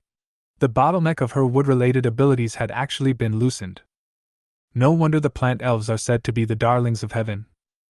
The green spots of light dissipated, and the little apple tree elf's petal skirt turned into a red, bulging bud skirt, like a bright red apple hanging on a branch. The hair that was originally loose was tied into a fluffy side braid, and an apple hairband was tied at the end of the hair, with an exquisite apple hairpin still pinned on it. The color of the wings became much lighter, pink and tender, translucent, and extremely beautiful. Xiao's eyes fell on the little girl's side braid and she shook her head helplessly. Last time, she thought her hair was in the way, so she braided a side braid. At that time, the little apple tree elf flew by and looked at her for a long time, and asked her in a sweet voice if she could also braid one for her. But the elf's head was too small, and she didn't dare to use force, for fear of hurting the elf. The little guy was very delicate and cruel, and when she accidentally pulled out a hair, he whimpered and said it hurt. In the end, it just came to nothing. The little guy tried to braid his hair for a long time, but his hands were clumsy and he couldn't do it well. As a result, he upgraded his hairstyle to a different one. It seems that Ping Ping still wants to be a little girl. Plant elves can decide their gender and appearance every time they level up, and they will change according to their preferences. Ping Ping's facial features are like yours, which proves that she likes you very much, Zhong-kun said with a chuckle. Can it change every time you upgrade? It turns out that upgrading is a wishing machine. It's quite convenient. Standing next to the apple tree, Daodu, the cactus elf, looked at Zhong-kun and thought about what she had just said. He was slow to react and not as smart as Ping Ping, but if he took his time, he could understand a lot of what she said. Can I change my appearance just by leveling up? Then can he also become like Ping Ping? When Ping Ping opened her eyes, she lowered her head in confusion and saw her beautiful red flower bud skirt. Her eyes lit up instantly. She pulled the hem of her skirt, turning it back and forth to look at it, then pulled her beautiful side braid. Ping Ping is now the most beautiful elf in the world. 0. The little apple tree elf instantly flapped its wings and pounced towards Xiao, who had been looking at her. She rolled happily on her palm, then lifted her little skirt with both hands and turned around. Oh! Isn't Ping Ping the most beautiful elf? Xiao suppressed his laughter, his eyes full of doting. Yes, you are the most beautiful elf. Oh! Ping Ping also thinks that Ping Ping is the most beautiful elf. Oh! Look at Ping Ping's red skirt. It's rounder than before, and still red, as pretty as an apple. Ping Ping is the prettiest. The little ones now have their own aesthetic tastes, and no longer look down on their original aesthetic tastes. After a while, the little apple tree elf felt that the praise was not enough, so he landed on the ground again, turned around in front of the cactus elf, and tried to say in interstellar language, "Look, Ping Ping's beautiful skirt, isn't it beautiful?" The cactus elf actually prefers green, and is not as fond of red as Ping Ping, but he still replied to her slowly and in a very supportive manner. Ping Ping, good, looks good. The little apple tree elf held her head high and flew to the lavender elf in a very proud manner. She held the hem of her skirt modestly and swayed it slightly. She imitated the lavender elf and said in a very ladylike manner, "Doesn't my red skirt look good?" Lavender's original color is purple, and her skirt is also purple, and it is an extremely dreamy big skirt. I really can't understand why she likes such a highly saturated red. The elves in their family are all low saturated like her, and there are no such bright colors at all. But this little one's grower also praised her beautiful color. Lavender elf. Okay, telling a lie once in a while is no big deal. Nice. The little apple tree elf's eyes lit up, and he flew excitedly to Clement. After getting a positive answer, he flew to the white lion who was resting with his eyes closed. I pulled his beard to wake him up, turned around once but got no response, then turned around again without giving up. Before the lion was about to get angry, Xiao grabbed the waist and carried him away with 3 lion whiskers in his hand. Why didn't I realize before that this little guy likes beards so much? The little apple tree elf exclaimed and looked at Xiao with some confusion. Xiao comforted him. Okay, you are the most beautiful little apple tree elf in the universe. It has been stamped and recognized. You don't need to get Debai's approval. Damn it, let him go. If you keep pulling, Debai's beard will become bald. She was afraid that Debai would not be able to control himself and swallow her into his stomach. Zhong-kun squatted down, took another candy bean from Xiun, and placed it on the leaf of the cactus elf. Looking at his unique appearance, his eyes were full of love. Your name is Xian, right? The cactus elf was a little confused by the sudden attention, but he still tried to encourage himself and looked at her obediently with his round eyes. Yes. The smile in Zhong-kun's eyes became even wider. Although this elf was not as smart and promising as the little apple tree elf, he was indeed a miracle. He was the first time that a plant elf was differentiated from all kinds of alienated plants. Even if his reactions and abilities were a little weak, it was forgivable. This is a sign of progress in the times. You are very beautiful, and the thorns on your body are very domineering. All the plant elves should like you. You can protect them very well, and you can also protect yourself very well. You are really a beautiful and good child. There was sincere admiration in Zhong-kun's eyes. The cactus elf was stunned for a moment, blinking at the grower in front of him, and did not respond for a long time. Chapter 52 Wild Pokemon. After a while, he slowly looked at the thorns on his body, blinked his eyes, and said, But the thorns on Xian's body will hurt others. After saying this, he seemed to remember something he had forgotten, and ran back, put on small clothes and gloves, and then ran back slowly and hard, lifting the leaf. This way. I won't get hurt. Xian is extremely innocent. She looks at her with clear eyes, and is soft and cute. Zhong-kun reached out and pinched his leaves, shook them, and looked thoughtful.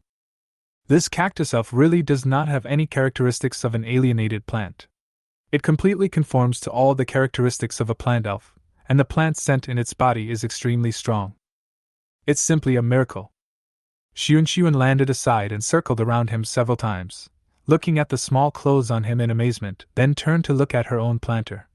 I want beautiful small clothes too. Jong-kun paused with a smile, slightly puzzled, pointing at the green cover on the cactus that only showed the eyes and mouth, and asked in disbelief. You like this kind of clothes? Xiun nodded very seriously, stretched out a hand, and tightly grasped a corner of the cactus elf's clothes. What a cool outfit, as cool as the mushroom at home. No, it's even cooler than the fat mushroom. She is a lavender elf, and she likes the green and purple colors of her body the most. Moreover, it is obvious that this was made by the grower himself, and it still has the grower's scent. Xian has only 2 elves at home, so happy. She finally stood out from the group of elves this time and let the planter take her out to play. She also wanted clothes made by the grower himself. I want it! Xiun raised her head and looked at her eagerly. Jong-kun didn't quite understand why her daughter Xiun, who always liked beautiful light purple princess dresses with large skirts, suddenly fell in love with this dress, but she always met all the requests of her little elf. Okay, I'll make one for you later. Xiun's eyes lit up instantly, and she flew to the planter happily and circled around him. She knew that she was her grower's favorite elf. Greater than over equal to less than over equal to. Jong-kun smiled and shook his head, looking at her lovingly. After noticing Xiao pinching Ping Ping's waist and coming over, he asked gently, Can you tell that Gardinia first? I want to see him. Xiao nodded. His name is Gigi, and he looks a little different from the plant elf, but he is still in the original Gardinia form. After Xiao made sure that Gigi was not averse to meeting strangers, he took Jong-kun to the small Gardinia flower bed. Gigi looked at the stranger in front of him with confusion. The scent on her was very similar to that of the girl who brought him back, but not as strong as that girl's. However, he was not averse to contacting her. Gigi tried hard to wave the branches and tremble them slightly. After a long time, he realized that he could not understand what the person in front of him said, and this person seemed unable to hear his voice, so he could not help but let the leaves droop. Chirp, chirp. She couldn't hear me. Gigi's voice sounded a little aggrieved, and the petals were drooping a little. Xiao looked at Jong-kun with some doubt. President Jong, can't you hear Gigi's voice? Gigi's voice was still very clear in her ears. First it was an anxious sound, and then naturally, as if she could understand the voices of her 2 elves, she clearly translated Gigi's words in her brain. Jong-kun was a little confused. She could only hear Ping Ping holding up her skirt and asking Gigi if she liked it, but she didn't hear a word from Gigi. Did he just speak? Yes. Xiao had never expected that Jong-kun couldn't hear Gigi's voice. She thought the planters could hear it. He just said that you smell good and he likes it. Jong-kun took off his gloves again and gently touched the leaves of Gigi. After realizing that the aura on him was different from that of the plant elf, he put on his gloves thoughtfully. Although the aura is different, the overall flow of the aura is actually the same, more inclined to the aura of alienated plants, but different from alienated plants. It is completely an extremely special evolutionary direction of the plant elves. Being able to establish a spiritual connection with this plant is something that no other grower can do. She is truly special. Jong-kun looked at her with admiration. You are indeed very suitable for the profession of planter. Not only can you connect with plant elves, but you can also connect with wild plant elves. This is something I can never do in my life. Wild plant elves? Xiao looked at her in surprise, blinked in a trance, and looked at Gigi, who didn't understand what they were saying and was sad that she couldn't understand what they said. Is he a wild plant elf? But he and the plant elf gave her completely different feelings? Moreover, it is not like the plant elves that have transformed into small eyes and mouths, it is still in its original state. No matter how you look at it, it's just an ordinary alienated plant. How can it be related to the plant elves? Yes, he probably ran out of energy and failed to transform, so he found another way out and used his original form to advance like a plant elf. The desolate planet is too barren. If he was born in another star system, he would have been a pampered plant elf. There was a trace of regret in Jong-kun's eyes. He still looked at Xiao seriously and advised softly. I hope you can take these children back to live on the main planet. Don't worry, now that we have claimed the rights of elves, no one will use your elves for experiments or anything like that. There will also be no injustice to you. As for your health, I can help you contact the hospital on the main planet and give you a full discount. If anyone heard what she said, they would be excited to follow her back, but Xiao was reborn from the end of the world and was already tired of socializing. If she were asked to go back to the main planet to deal with all those trivial matters, she would only feel extremely bored. Zhong-kun saw her reluctance and seemed to have guessed something. He glanced at the little bee flying far away and taking photos of this place, and spoke slowly. The C family has been saying on the Star Network that it was you who took the initiative to propose to fake your death to take out the Federation's chip, and then sneak to this desolate planet. It was to try out a scientist's conjecture before. Being on a desolate planet can stimulate people's mental power and then achieve an upgrade. When Xiao heard this, he sneered and sighed. How shameless! Chapter 53 Exposing the C family. Yes. Zhong-kun glanced at the camera and confirmed that it was still filming them diligently. Then he pretended to be puzzled and asked, Did they lie about something? She had already guessed that the little girl was probably persecuted. Her parents were gone, and her only remaining relatives had seized her family property and killed her directly. Moreover, she is a grower with the potential to be a grower. The so-called F should be that the machine she was testing could only reach SSS level, and could not display anything above that level. So the testers didn't know how to judge and just thought that she was a person without mental power, and reluctantly gave her an F-. However, those people from the C family thought that she was a burden without spiritual power, so they simply found a way to harm her and threw her onto this desolate planet. If her mental strength level had not been high enough to resist the radiation of the barren planet, she would have died in the desert long ago. Zhong-kun guessed a lot of things, but he didn't guess one thing. The Xiao before was indeed a weak little girl with only F mental power, and this mental power was the wood-based ability that Xiao brought with her directly when she traveled through time from the end of the world. Although the two are similar, they are actually not the same. How could I, a useless guy whose mental power was just measured at F-, have the courage to design all these and run to this desolate planet to die? Xiao had a cold face and sneered lightly. These people from the C family really want both fame and fortune. It's ridiculous. That is to say, if these people from the C family. Zhong-kun slowly guided. She had always been fond of growers, not to mention such a promising grower. If such a promising grower really had an accident because of the people from the C family, she would be really angry to death. My parents had just passed away, and my uncle tricked me into signing a contract because I was underage. All the C family's property no longer belonged to me. They said they would support me until I finished college, but they suspended my studies that day. The medicine I usually took was also cut off, and I couldn't even eat the vegetables cultivated by the high-level elves at home. I took the exam without telling them, and that night I had an outbreak of madness and died. When I woke up again, I was here. I'm also curious, how come it became something I asked for personally? Xiao smiled and tilted his head, seeming very puzzled, with doubts in his eyes.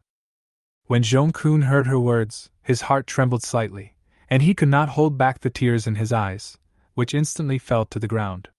He wanted to touch the poor child with trembling hands, but he did not dare to touch her. Neither of this child's parents have the gene for white hair. She is the only orc in 3 generations with the gene for the polar white fox. Her body is weaker than other orcs. Planter Simin applied for special medicines from the association almost every month, probably all for his daughter. But after his death, his beloved daughter did not receive the proper care as a planter's orphan. This was their mistake. Lanjuichi stood far away under the eaves, looking at this side. In the Federation, in order to protect the plant elves, no one can approach the plant elves at will without the permission of the grower, so the few of them kept looking in their direction but never got close. He has SS-level mental power, so their words naturally reached his ears clearly. Although he guessed that Xiao might have been persecuted, he never thought that she would actually suffer from rabies. As a soldier, he was very familiar with the pain of rabies. Almost at all times there is at least one soldier in the barracks who is trying hard to endure the pain brought by the rabies disease. Those with mild symptoms can still endure it by biting their lips, but those with moderate symptoms are in so much pain that they wish they could die immediately. In severe cases, the entire skeleton of the body is broken and reassembled while the patient is awake. This happens all the time, and the patient cannot live or die. There is no special medicine for this condition. When the patient cannot bear it any longer, he loses the will to live and becomes an alienated animal. This was the case with Marshall Wen Xiao and Major General Raymond. The Federation 001 SD Corps has always dealt with extreme things that other corps could not handle. The probability of violent disease is extremely high. There is a severe violent disease patient almost every month. These people were soldiers, and they could barely endure mild to moderate rabies, but Xiao was just a delicate little girl. She had lived in the wards since she was a child, and only when she was a little older could she leave the hospital and go to school to experience normal life. But before she reached adulthood, her parents passed away, and she herself got rabies. How helpless must she be when she had nothing? When he thought of his little sister hiding in the room and crying alone, his heart couldn't help but achieving.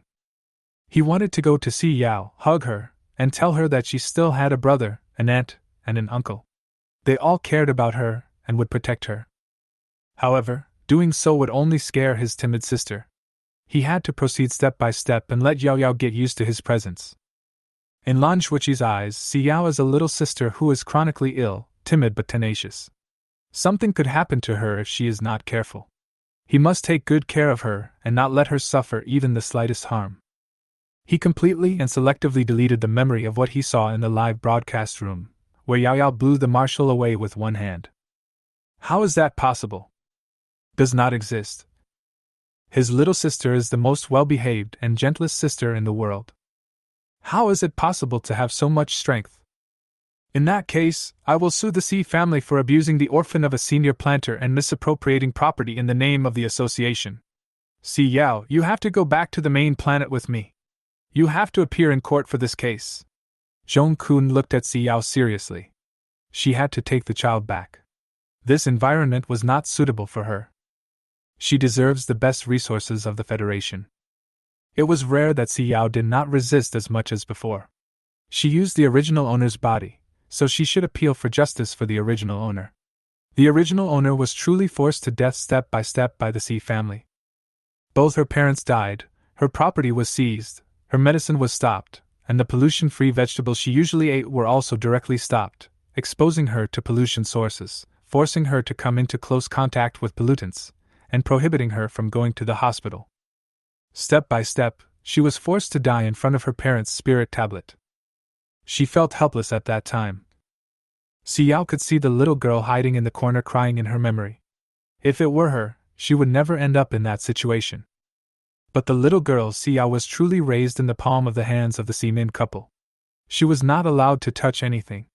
She knew nothing about human nature, and even when her cousin bullied her, she subconsciously helped her cousin to hide it. A silly little girl didn't even know what she had done wrong, and her originally kind uncle and his family completely changed. She had to let her close her eyes. Chapter 54 Drop 100 Gifts Plus Update. Xiao lowered his eyes slightly and whispered, "I will go back with you." The voice was somewhat ethereal, as if it was making a promise to someone else. "You have to make sure that my elves, including Ping Ping, Xian Xian, and Gigi, will not be captured by the Research Institute for Research." Zhong Kun's eyes were full of love and his eyebrows were gentle. "Of course. In my eyes, these 3 children are no different from my own children. Don't worry, I will protect them." Eh? The live broadcast is on? Ever since the last time the federal government live broadcasted the departure of the rescue ship, our live broadcast has been cut off. You idiot, do you know that I can't live without live broadcast? Where's my apple? Let me kiss it. Equals is identical to Sigma 3, baby, here I come. Hey, from this angle, who are those people behind Xiao? This protective suit is really tight. The ventilator is covering up the face so much that I can't even recognize it. #. I suddenly feel that Major General Lemon is incredibly handsome among this group of people. See, the guy with the golden oxygen tank on his back, the medal on his chest is the medal of the Roy family. Fuck daddy! I'm hungry. Food! He is now the most handsome one among the group. Can the Roy family give us some food? The kids are tired of the purchase restrictions during this period. QAQ. It's probably because of the death of Mr. Simin and his wife. Half of the vegetables on the planet have withered, especially the rice. Mr. Simin alone accounts for 1/3 of the production. He has cultivated 7 rice elves, 2 of which have been promoted to advanced levels. I was wondering why rice is not available these days. I don't know if Haruka can cultivate a new rice elf. Wow, my little Ping Ping is so pitiful when she cries. Mommy, give her a hug. This is Chairman Jong-kun's high-level lavender fairy. It's a pity. Although President Jong-kun is very capable, he only cultivated various flowers. It would be better if he changed to rice, wheat, and corn. What nonsense are you talking about? Chairman Jong-kun is very capable. You can't slander him with just these words. Our Xian is the best baby. Come and protect your sister. Xian is the best elf in the world. Jelly beans? Ha, this jelly bean is worth 1 or 2 million star coins. President Jong-kun, come and save our Ping Ping. She's about to cry. Advance? Did I hear that correctly? Ping Ping has only been here for less than a month? She's already been promoted? But Ping Ping looks like she's in so much pain, my poor baby. Oh my god, this is the series I'll be living in. Can we really see the elves advance through the live broadcast? Katja, the live broadcast room is under maintenance, please wait. I knew that such a good thing would never happen to me. The screen is on. At federal government, you know what I missed? I missed watching my kids grow up. How are you going to compensate me for what I lost? Is this at the Liaosi family? Isn't this matter over? Why are you digging up Yao's past in public? She's a planter, and there will be no investigation into her entering a barren planet. What does Haruka mean, Dot? Wait, this doesn't make sense. Listen. Please don't let the screen go black, please.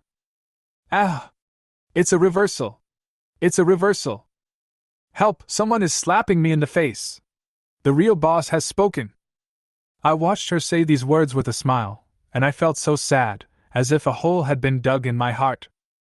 Mania? I have mild mania. I feel like I'm walking through the gates of hell every day.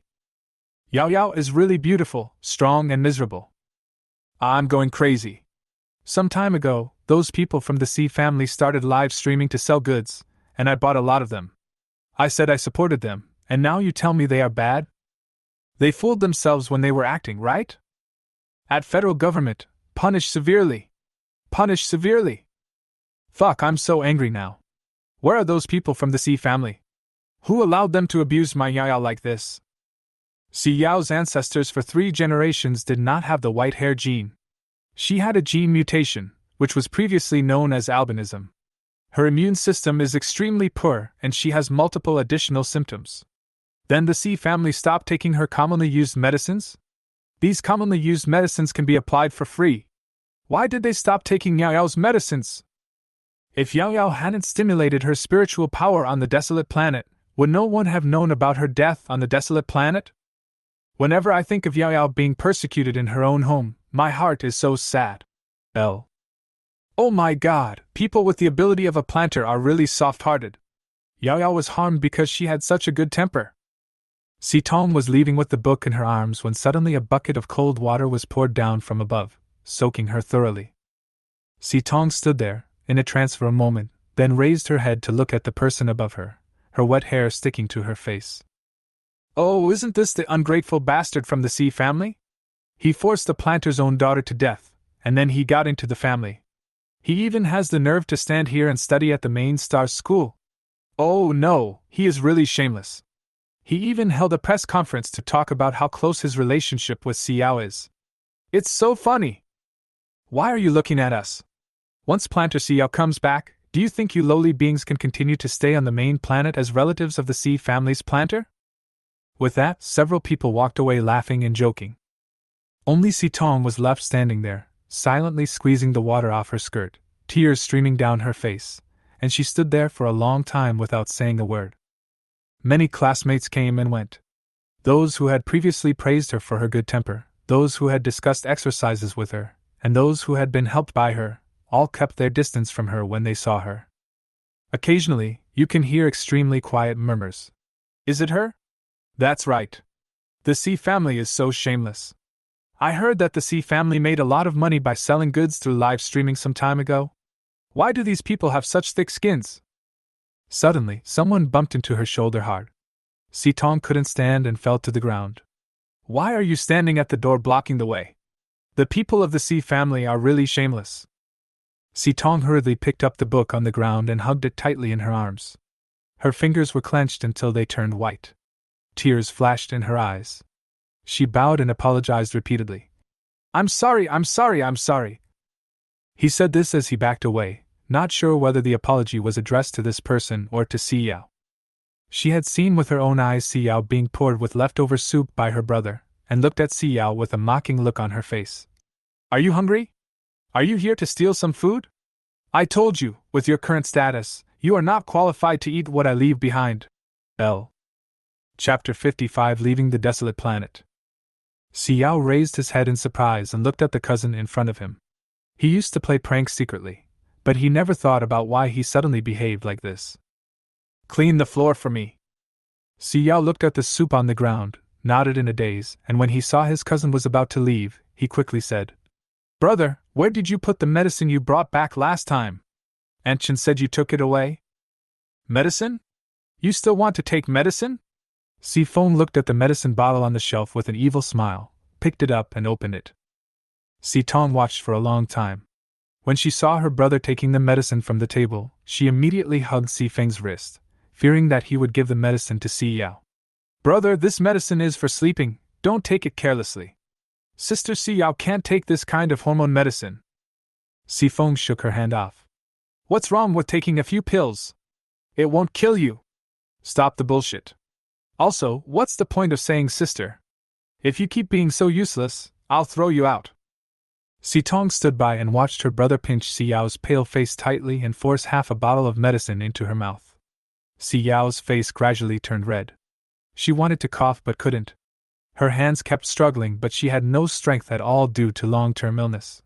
She could only desperately swallow the medicine in her mouth to have a chance to breathe. I've given you all the medicine you asked for. Sifeng threw the empty medicine bottle to the ground. Looking at her pitiful appearance, he couldn't help but curl his lips in satisfaction. You want to tell your parents? You want to complain, right?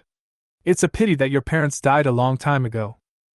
You are living under someone else's roof now, so whatever I say is what you have to do. Dare to make any small moves? I can kill you directly. Xiao lay on the ground, coughing and vomiting madly.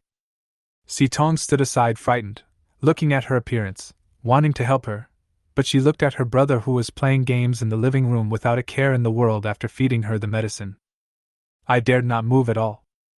After a long time, he turned his head, closed his eyes and ran upstairs, not daring to look at Sister Xiao's fragile appearance again. She always felt that she was different from her family members. She was educated and she couldn't stand such behavior. But in fact, she knew that she was no different from them. Indifference is a sin. Sitong pulled at her skirt, the already dim light in her eyes completely extinguished, and she walked to the school gate in a daze, looking at the traffic outside. Today, the family car didn't come to pick her up. Pingping helped Xiao transplant the apple tree into the flower pot with a giggle, then flew up and kicked the soil with her little feet. Xiao held back his laughter and reached out to help her tighten it. With her strength. I'm afraid the soil will still be loose tomorrow. Xianxian looked at the first few pots of cacti she had prepared, and couldn't let go. She turned to look here, then turned to look at the back, and looked at Xiao with sparkling eyes. Ah! After arriving at the new home, can I still have such a large piece of land? Xiao looked at his piece of land and pondered for a moment. He didn't know how many main stars there were in the Federation and how much area there was available for growers to grow plants. However, she felt that Chairman Zhong was a good man, and maybe he could allocate more land to her when the time comes. I'm not sure about their association's distribution plan, but I'll try to get you a piece of the same size. Xiao smiled and promised him. Pingping turned her head and looked at the empty land. Feeling a little depressed, she looked at Xiao again. My mind suddenly became clear. Wherever her master is, that is her favorite place. Pingping flew to the small sign of the apple orchard that she had drawn and said coquettishly, Oh. She wanted to take this away too. When Xiao heard the little girl's coquettish voice, he pulled down the two small signs of the apple orchard and cactus garden and put them in the basket. After making sure that all the plants had been transplanted, he asked Clemens to come and take all the things onto the spaceship. Dabai is my pet.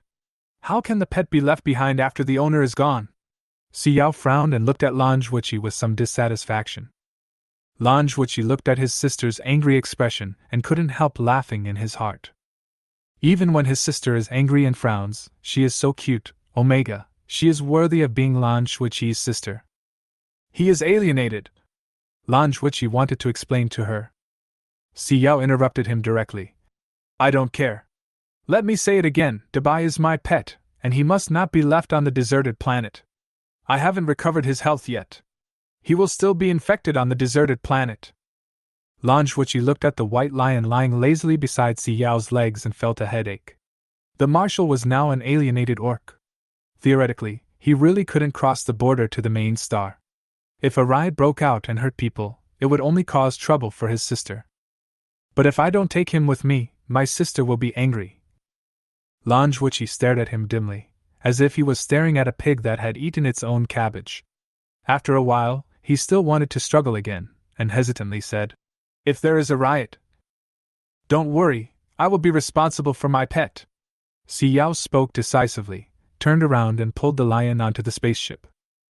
Lanjuichi rubbed his brows with a headache. It was because of this word, responsibility, that made him feel uneasy, okay? The Marshal is an SSS-level mutated orc. If there is a riot, wouldn't my sister, with her frail body, be the first to be persecuted? Lanjuichi imagined a scene of Yao Yao being hurt, and instantly his whole body shuddered. He must not let Yao Yao get hurt, so he quickly ran over and grabbed the lion's neck. I'll hold her, you stay a little further away, be careful not to get hurt. Xiao? Don't understand but respect. It was the first time that Ping Ping entered such a sparkling spaceship. It flew directly above her head and passed through the emerald chain. She heard the crisp sound of chains colliding with each other, and her eyes became even brighter. She loves these shiny little things, and she loves the sound too. When Aver saw that she liked jade, he quickly took out a large box and opened it, revealing it was filled to the brim with jade. Xiao frowned slightly in confusion. What kind of good person would come to complete the mission assigned by the army and bring so many useless things? Ping Ping suddenly dove into the pile of jade, looking like a little money grubber, and couldn't let go of the jade in the box. After Ever took off the ventilator and oxygen tank made of dazzling gold, he instantly looked much more refreshed, like a child who had not grown up. I don't know what kind of education he received, but he has such nouveau riche aesthetics. Aver came forward excitedly, also looking like he was seeing it for the first time. He reached out and touched the emerald bead, his eyes sparkling. Isn't this beautiful?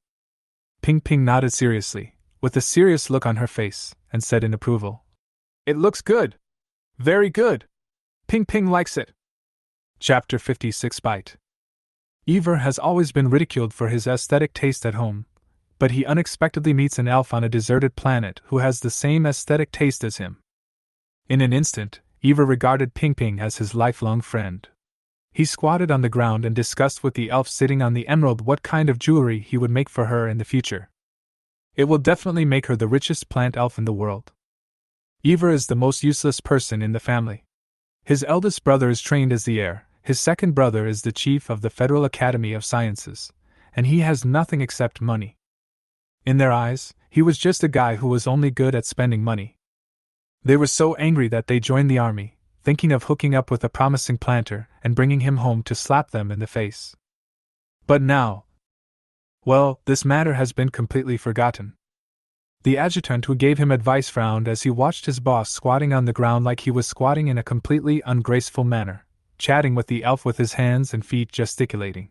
He hit his forehead speechlessly, and looked with envy at Lanjuichi who was diligently serving snacks and pouring water to the growers. It really is. Comparing yourself with others will only make you angry. Xuan looked at Ping Ping's excited expression in confusion, pulled the hood on her head, with a look of pride on her face. Her planter made such beautiful little clothes for her asterisk. Asterisk, asterisk. Xiao took the basket in his arms and looked through the things one by one. These were all small toys made for the two elves in less than a month. They were very tattered. Xiao originally wanted to throw them away, but the two elves refused to let him, so he had to put them all back. Xiao was flipping through the basket when he suddenly picked up a short black object from the basket. He picked it up with some confusion. Was it Pingping's or Xianxian's? How come she had never seen it? Xiao squeezed it hard, and suddenly a huge mouth popped out of the black thing. The teeth on it instantly bit Xiao's finger. Crystal clear blood instantly came out and dripped onto her white skirt. Ah! Xiao was startled and screamed, and instantly threw the biting guy to the ground. Manhwa ran over instantly, looking at her injured index finger nervously, and her mental power instantly emerged and rushed straight to the black guy on the ground. Suddenly he found that his mental power was out of control when it came to this stranger, and he was even desperately absorbing his mental power. Xiao saw beads of sweat oozing from his forehead and realized that something was wrong. He stood up instantly, grabbed him, and used his wood-based ability to separate the two of them. He also used his wood-related abilities to create a cage and surrounded the terrifying thing on the ground. The mental power suddenly returned to Manhwa's body. Manhwa took a step back and looked at the things on the ground with some panic. What is this thing? How can it absorb his spiritual power? He just had the illusion that his mental strength was plummeting. When the medical robot on the nearby spaceship detected that a plant technician was injured, a level 1 alarm sounded instantly. Xiao was still observing what this thing was when she suddenly felt weightless. A robotic arm lowered from the ceiling dragged her onto a chair, secured her, disinfected her, applied medicine, and bandaged her until her entire arm was tied up tightly. They even tied a bow around her arm, then put Xiao back where she had been standing before taking her back. If there wasn't a bandage on her hand that looked like her hand was broken, she would have thought she was hallucinating. Such a small wound on her? Is it necessary to mobilize such a large number of troops? Although E4956 is useless, it is not so outrageous. Manhwa touched the tip of his nose, a little speechless, but in order to prevent his sister from thinking too much, he explained. Ivor is the third young master of the Roy family. He is spoiled by his family, so the medical robot settings in the machine system are set to the maximum. This situation will not happen when we return to the main planet. Xiao raised her eyebrows, raised her tightly bound arms, and looked over at Ivor and Ping Ping, who had not stopped chatting even though the atmosphere had slightly calmed down due to her exclamation. She asked in confusion, "Why would he join the army if he's so rich?" The conditions for soldiers in the Federation are not good. They basically work in extremely difficult environments and have to control the number of alienated plants and animals on each planet. In the end, they will generally get madness and either die or become alienated. How can a young man rush in? To prove that he has more than just money. Xiao. Very good, she doesn't understand the world of rich people. Xiao had one arm tied up, so she could only use the other arm to shake the cage woven with wood-type supernatural powers. She looked with some curiosity at the little black creature that had grown a lot fatter after sucking her blood and Manhwa's supernatural powers. Xiao tentatively used his special ability and tapped the chubby guy. The little guy rolled over, turned up with difficulty, opened his mouth wide at her, and made a threatening sound. Ha! Xiao? Can you imagine what a black cylinder, something unknown to you, with only a mouth and a few sharp white teeth on it looks like? Yes, it's hard to imagine. But she saw it. Zhong-kun had just changed out of his protective suit and was looking with some surprise at the little guy standing on the ground, showing off his sharp teeth with his mouth open. Where did this come from? Zhong-kun asked in disbelief. Even though she had been working in the field of plants for many years, it was still difficult for her to tell what this thing was. She said in confusion. Could it be a section of a vine? That black vine? Xiao poked him with a stick in disbelief. The little guy fell to the ground after being poked, but immediately turned over again and bit the stick that Xiao handed over. With a click, the stick, which was as thick as a wrist, was bitten off by him. He even chewed it, and when he found it unpalatable, he spit it out with a poo poo poo. Xiao? This is an iron stick. Just bit it off like that. What the hell is this? Should she be thankful that the little guy had shown mercy to her? She was only bitten on the tip of her finger, and her hand was not directly bitten off by him. Zhong-kun wanted to reach out to touch him in disbelief, but Manhwa immediately grabbed his wrist and said, President Zhong, before you determine the risk, don't act rashly. If he gets injured, he won't be able to get the best treatment in time. But my mental power must touch the body of the plant to determine what it is. No one else in the Federation has this ability. Even if we go to the main planet, I will be the one to touch this little guy. Chapter 57 Drop, 200 gifts plus more. It hurts, rude. A faint chirping sound came from the cage. Xiao was slightly startled and lowered his eyes to look at the little guy. The little guy still had a fierce look with his teeth bared. It was a sound that only she could hear, but no one else could hear. Xiao tilted his head and thought for a moment, then used his wood power to hold him down, pinched his hands, lifted him up and placed him in front of Zhong-kun. President Zhong, be careful with your hands, don't let him bite you. Oh, and release less mental power, this little guy feeds on mental power. The little guy struggled frantically, but was unable to move at all under the suppression of Xiao's absolute strength. Zhong-kun was originally arguing with Lan Zhuiqi, but was suddenly solved by Xiao. He was stunned for 2 seconds before he put his hand on the little guy. After a long while, he withdrew his hand doubtfully. It hurts so much, don't pinch my waist.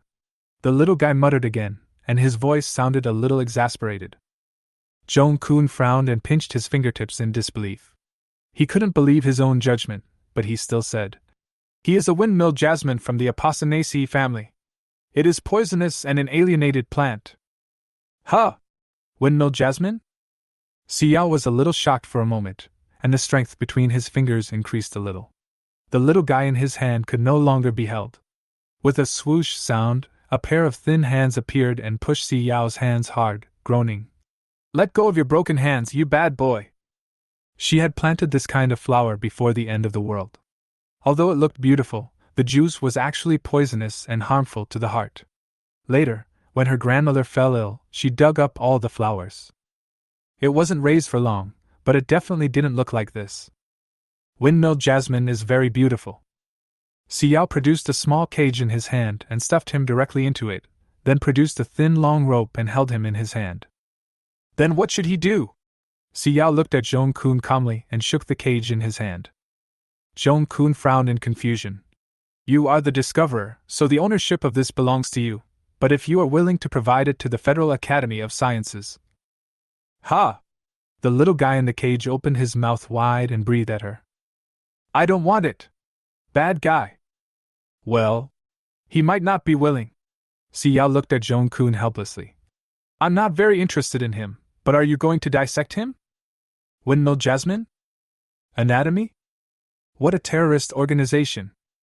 In a flash, under their gaze, the little black guy in the cage instantly grew 2 legs and a pair of beautiful black eyes, with smooth black hair scattered behind his head, and he tilted his head to look at them obediently.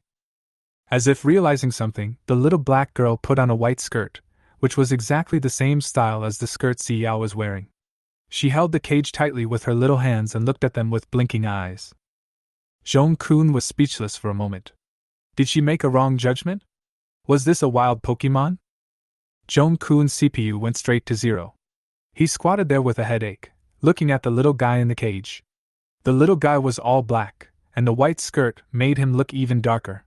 But he did have the same facial features as an elf. But the problem was that this little guy did not have the energy fluctuations of a plant elf. The Federation has protection laws for those who can transform into human form, and physical entities are not allowed to be experimented on. He may not be able to go to the Federal Academy of Sciences. There was a hint of regret in Zhong-kun's words. "If you don't want to keep him, you can throw him to our Plant Elf Protection Association, and we will be responsible for raising him." "Okay, thank you for your help." Xiao immediately handed the thing in his hand to Zhong-kun, sat on the chair, lay down, and covered his head with the quilt in one go. "This little guy looks troublesome, just throw him away." "Hey, Captain Lan is a good man. He even helped bring the little bee up. Not only that, he even kidnapped E4956. Let me tell you, I just splashed black dog blood on the C family's door today. So what did our dog tribe do wrong? Why do they always blame us for everything?" "Not really. That's Yao's home, and it will belong to her in the future. Don't come back, or Yao will take back the house and it will be uninhabitable." "That's right, go and splash the water on them. I'm going to block them from leaving the house today. The FBI has taken them in for questioning, but they haven't come out yet. There is no evidence at the moment, so he can't be detained for too long. I'm afraid he will be released tomorrow. It's okay. Yao Yao's spaceship will arrive at the main planet tomorrow. Wow, the Roy family is so rich and inhumane. I have never seen so much emerald and gold in my life. Huh! You only noticed the emerald and gold? Didn't you notice the black stone at the top of the wall behind you? What's wrong with that? Isn't it just a stone?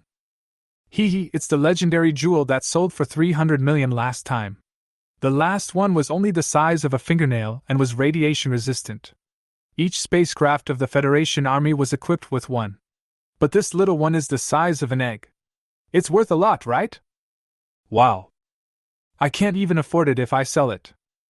Eva looks like a peacock with its tail spread out, but it's a little different from what I imagined. Is he a fan of apples, Daddy? To be honest, I would do the same thing when I see a girl goose.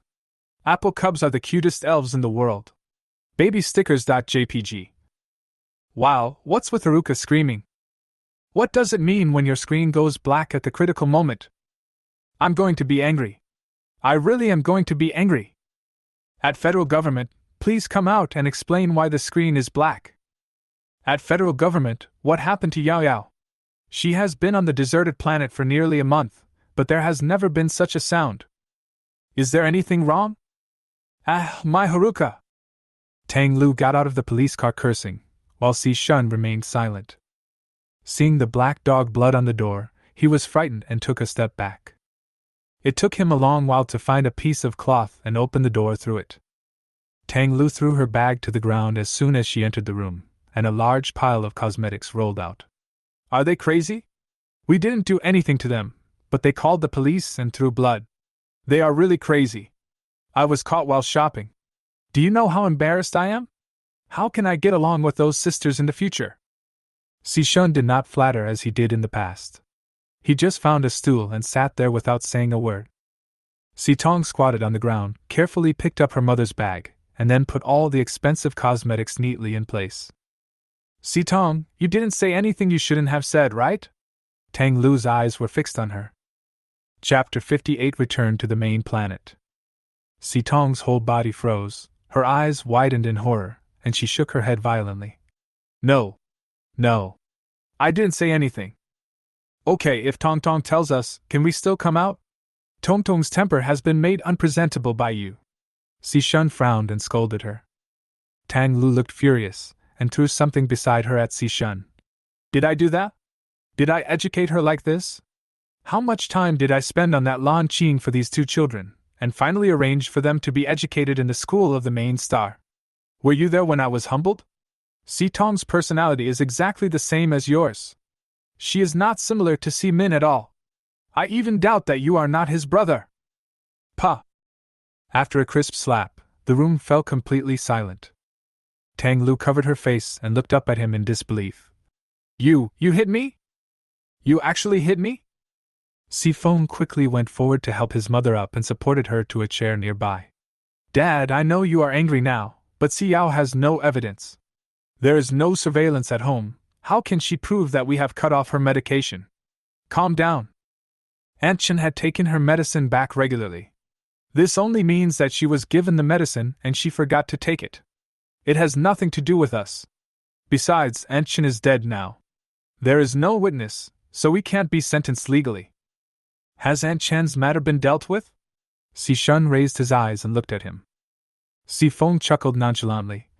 He's just a pariah. He doesn't deserve any attention. He's been disposed of along with the garbage. The internet is flooded with reports of our betrayal. I've been too embarrassed to go out for a while. How am I going to go shopping in the future? Tang Lu said unwillingly. Can't you just not walk around that street? Si Shun stared at her coldly, with frost in his eyes. Tang Lu moved her mouth for a long time, but could not say a word. She just picked up the neatly arranged cosmetics on the table angrily, hesitated for a long time and did not dare to throw them at Si Shun, and threw them all at Si Tong. Then she ran upstairs holding up her gorgeous skirt. Si Tong covered her head without saying a word. She just squatted down and picked up the things and put them away. Si Feng got a headache when he saw her being bullied.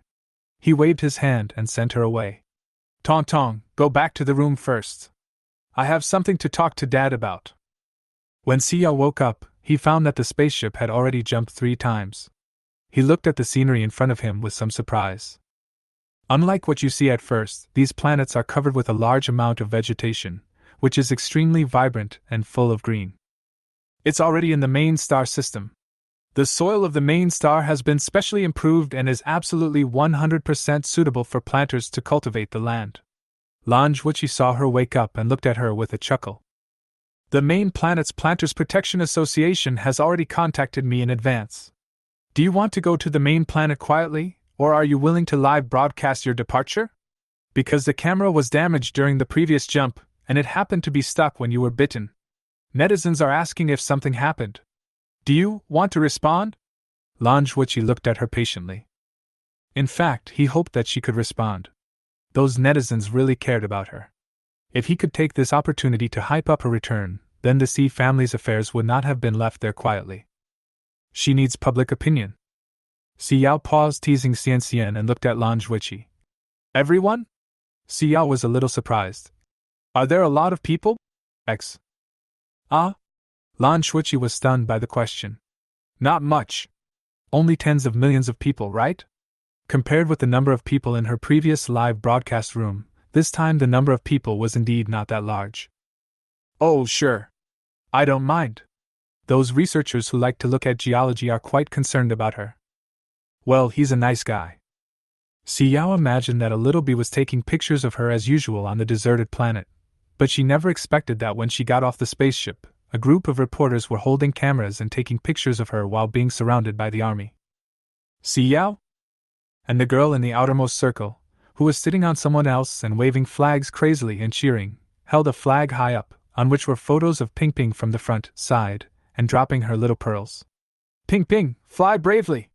Mama will always be with you! Ping Ping is the most beautiful elf in the world! Mama loves you!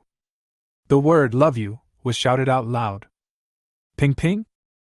There was also a banner dropped from a small car flying low overhead. It was a close-up photo of Xian. A person was shouting down from a loudspeaker. Xian! Girl! You are the best elf! You are the best! Xian? The child came from the countryside and had never seen such a scene. Xiao felt like he had been cheated. What kind of hell is this? Oh my god, her toes have touched the ground and have already touched the 3-bedroom apartment. Who can save her? Xiao stood at the door of the spaceship for a long time. If there hadn't been people blocking the way behind her, she would have run back and covered her head with the quilt. What's wrong? Zhong-kun looked at her worriedly. Are you not used to it? Xiao forced himself to remain calm, shook his head, and slowly moved downstairs. In an instant, several microphones were used. Master Planter Xiao, what do you think about the Sea family's claim that you took the initiative to go to the desolate planet? Master Xiao, what do you think about the Sea family's statement on social media that you maliciously deceived the people and cyberbullied your family in order to gain more fans? Master Planter Xiao, it is said on the internet that you inherited all of your father's planting abilities. After your father passed away, the Federation was in urgent need of rice elves. Do you have any idea of breeding new rice elves to fill the vacancy left by your father? Master Planter Xiao, everyone says that you are the most promising planter in the new era of the galaxy. Do you have any idea to strive for the saint-level planter level that has not appeared for a long time? Master Planter Xiao, the Sea family welcomes your return to the Federation, but they are deeply saddened by your malicious framing. Do you have any idea of confronting them live? The press corps pressed forward. Lanjuichi frowned. Who were these people? Every sentence was full of traps. If Xiao's answer was wrong, it would be a handle.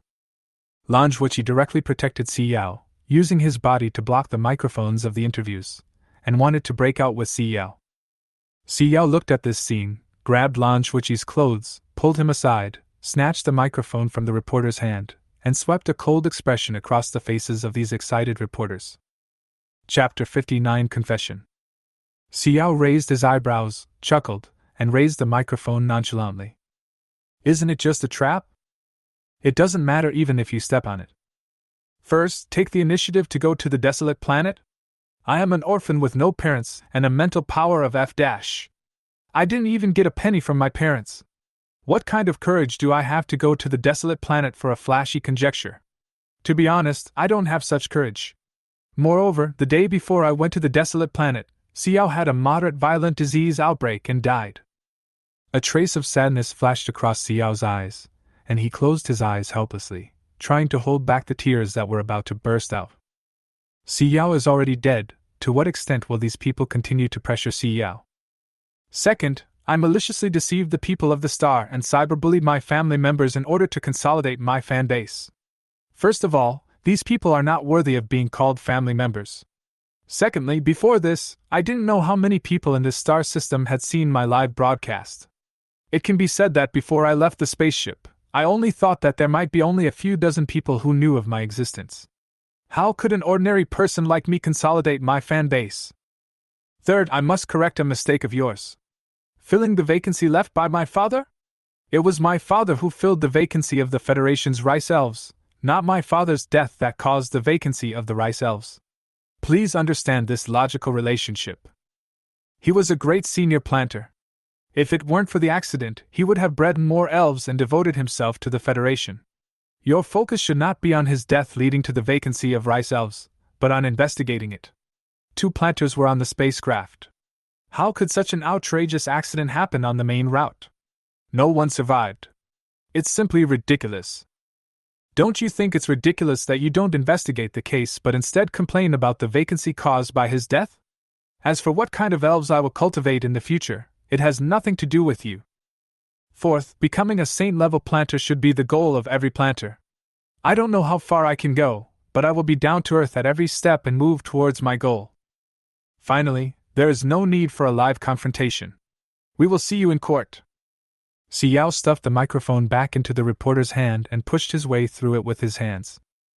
Lan Zhuqi looked at Xiao's back in shock. Sister, are you so strong? When Xiao got into the arranged car, the coldness on his face had not yet disappeared.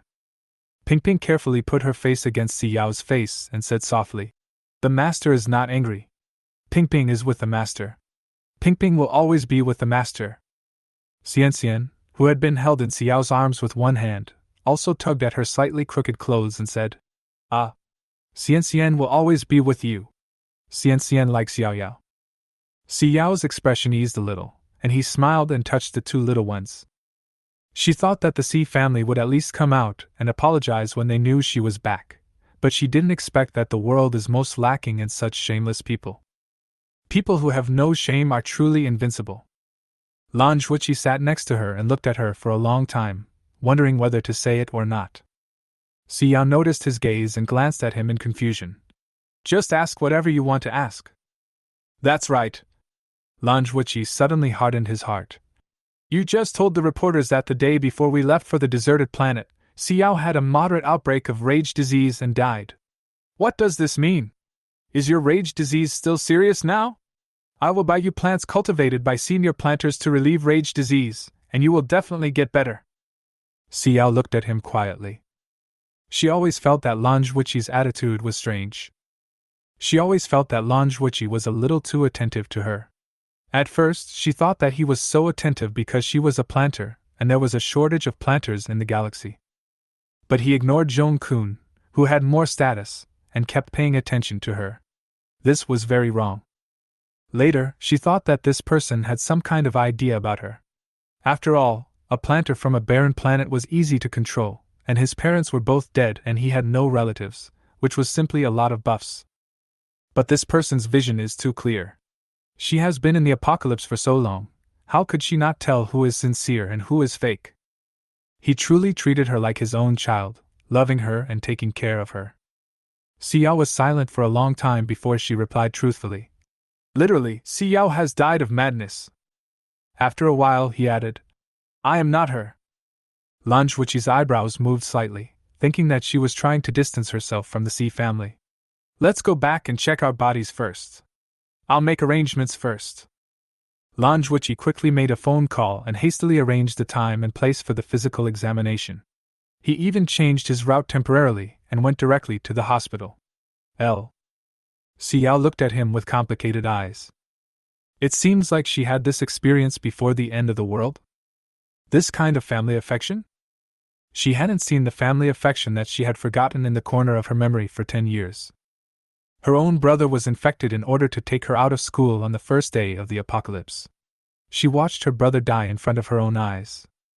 Xiao's voice trembled slightly, and he didn't dare to believe it. He whispered, "Brother?" Lan Zhuqi's hand, which was holding the phone, froze instantly, and he looked at Xiao in disbelief. Did he hear it wrong? Did his sister call him brother? You yell again. The smile on Lan Zhuqi's face gradually grew bigger. You recognized me, didn't you? Xiao came to her senses and pulled herself out of her original memory. It was not her brother, but this Xiao's brother. Xiao smiled bitterly and shook his head. Are you from the mother's side? Yes, I am your cousin. This time when I come back, I will transfer your household registration to our house. From now on, I will be your real brother. You can come to me if you need anything. You have family. My mother misses you very much. We never thought that the Xi family would treat you like this. If we knew, we would definitely take you back as soon as possible. Lan Zhuqi kept talking, his tone earnest and sincere. As for whether those relatives he mentioned really missed her, she didn't know, but this man was genuine and sincere. He was genuinely worried about her, and felt sorry for not taking her away sooner. But he found the wrong person. He was worried about his sister Xiao, not her. Xiao really left forever that night to go find her parents. How could she take advantage of the affection of a poor little girl? She didn't want to lie to him. Xiao shook her head, stared at him, and said word by word, I am not your sister. Chapter 60 Drop. Additional update when the number of gifts reaches 300. Lan Zhuqi's heart broke when he heard this. My sister doesn't recognize him. Was she blaming them for not coming to pick her up? Xiao's mother is Lan Qing, the youngest daughter of the Lan family. The Lan family is a well-known political elite in the Federation, and most of the Federation's diplomats come from the Lan family. All members of the Lan family, both men and women, participate in politics. At that time, Lan Qing met Xiao's father Ximin at the Federal University. Ximin was a poor boy from a poor planet and had not cultivated a plant elf. The two secretly got married during college. When Lan's father heard about it, he was so angry that he broke off relations with her and threatened that no relatives would be allowed to help her. When she divorced, she could go home. But Lan Qing really never returned to his home on the main planet of Federation 001, and within 2 years the couple both became planters. Lan Qing had not been in good health since childhood and was actually unable to engage in this kind of labor, but she still devoted herself wholeheartedly to the planting business with Ximin. In order to fill the gap in the Federation's rice elves, the couple worked together and devoted themselves to the breeding of rice elves. On the day when Ximin bred high-end rice elves, Lan Qing had an accident on the way there. The baby was born prematurely and was put into an incubator right after birth. When Lan Qing's sister Lani received the first message for help from her sister after she left home, she rushed over from the Federation 001 main planet immediately and transferred the child to the best hospital for emergency treatment. However, even with advanced interstellar medical technology, this kind of genetic problem cannot be treated by surgery on an underdeveloped child, so conservative treatment is the only option. Although the relationship between the two families was somewhat eased because of this child, they basically did not interact at all. Later, the Ximin couple were invited to participate in an experimental project of the federal government. They originally wanted to hire a nanny to take care of Xiao, but they were always worried that strangers would not be so dedicated, so they thought of connecting their younger brother's family on the poor planet directly to the main planet. He provided his nephews and nieces with the means to go to school, and also paid them a monthly salary to ask them to take care of Xiao. But who could have imagined that beneath the mask, human heart is so unpredictable? Until the news of their deaths came out, the Lan family's first reaction was to organize people to search for the spacecraft fragments, to find out who did it. However, they didn't expect that the Xi family, who always had a good reputation outside and seemed to treat Xiao as if he were their own, would attack Xiao. You are blaming your brother for not taking you away in time, right? Lan Zhuqi's voice was full of fragility, as if it would shatter in the next second. Xiao felt uncomfortable listening to his voice. No. I'm really not Xiao. I'm just a wandering ghost who has taken over Xiao's body. But Xiao never blamed anyone from beginning to end. The little girl in my memory knew that her parents were working for the Federation. Every time her parents asked her about her recent situation, she always smiled and said that she was fine and there was no need to worry. In the family group, she always maintains a positive attitude towards those who care about her.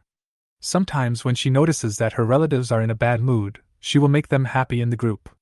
Then at night, she locks the door of her room, hides in the bathroom, and takes special medicine to ensure that there will be no abnormalities in the physical examination the next day. She was scared and confused at first, but in the end she accomplished everything on her own without letting anyone worry about her. The only time she wanted to be willful was when she was locked up in C's house after her parents died. She climbed out the window and took the exam. But after the exam, she took the initiative to return to C's house and see the spirit tablets of her parents. She wanted to go to the same school her parents went to. She also wanted to be able to go through fire and water for the Federation like her parents. This little girl has never blamed anyone in her heart. Xiao stared at Lan Zhuqi quietly. Seeing that he did not react, he sighed softly. I am telling the truth. Lan Zhuqi looked a little puzzled, but didn't say anything. Seeing that he didn't react at all, Xiao found it a bit strange and looked at the scenery outside the window while holding the elf. All of Interstellar's cars were flying in the sky and then landed directly on the roof of the hospital. The girl who came to help open the car door was wearing a white coat. She looked extremely excited. She carefully covered her mouth and looked at her with stars in her eyes. You are Yao Yao, right? Xiao was startled by the sudden voice, staggered and looked at her. Ping Ping looked at the girl in front of her in the same way. It's Ping Ping. She didn't dare to say, Mommy, kiss, out loud because she was too embarrassed. Xiao? So, how many people in StarCraft saw this live broadcast? The girl led the way with sparkling eyes, looking back at her from time to time, her heart full of happiness, a smile on her face, and her hands waving constantly. After entering the elevator, Xiao saw how excited she was and slowly said, How about taking a photo together? The girl's eyes lit up. Really? Although he couldn't believe it, he quickly opened the watch strap on his wrist, and a camera popped out in the air. He moved next to Xiao, struck 3 poses in an instant, and took more than a dozen photos. Each photo was taken just in time to capture Xiao, Ping Ping, Xian and her together. After taking the photo, she quickly put it away and bowed repeatedly. Thank you, Yao Yao. Yao Yao is really as beautiful and kind as she is in the live broadcast. Xiao smiled helplessly and followed her out of the elevator. When he saw the word, neurology, hanging on the door in front of him, he paused hesitantly. Isn't this a physical examination? Did we go to the wrong floor? She remembered that the Federation had a special department for rabid disease. The girl looked at her worriedly, then looked at Lan Zhuqi, who had been silent behind her. Brain science is more important. Let's confirm it first, Lan Zhuqi said good-temperedly. What are you sure about? Xiao widened his eyes in disbelief. He suddenly remembered how he didn't say a word in the car. He couldn't believe it at all. You don't believe what I said? And you brought me here specially? Captain Lan, isn't that a bit too much?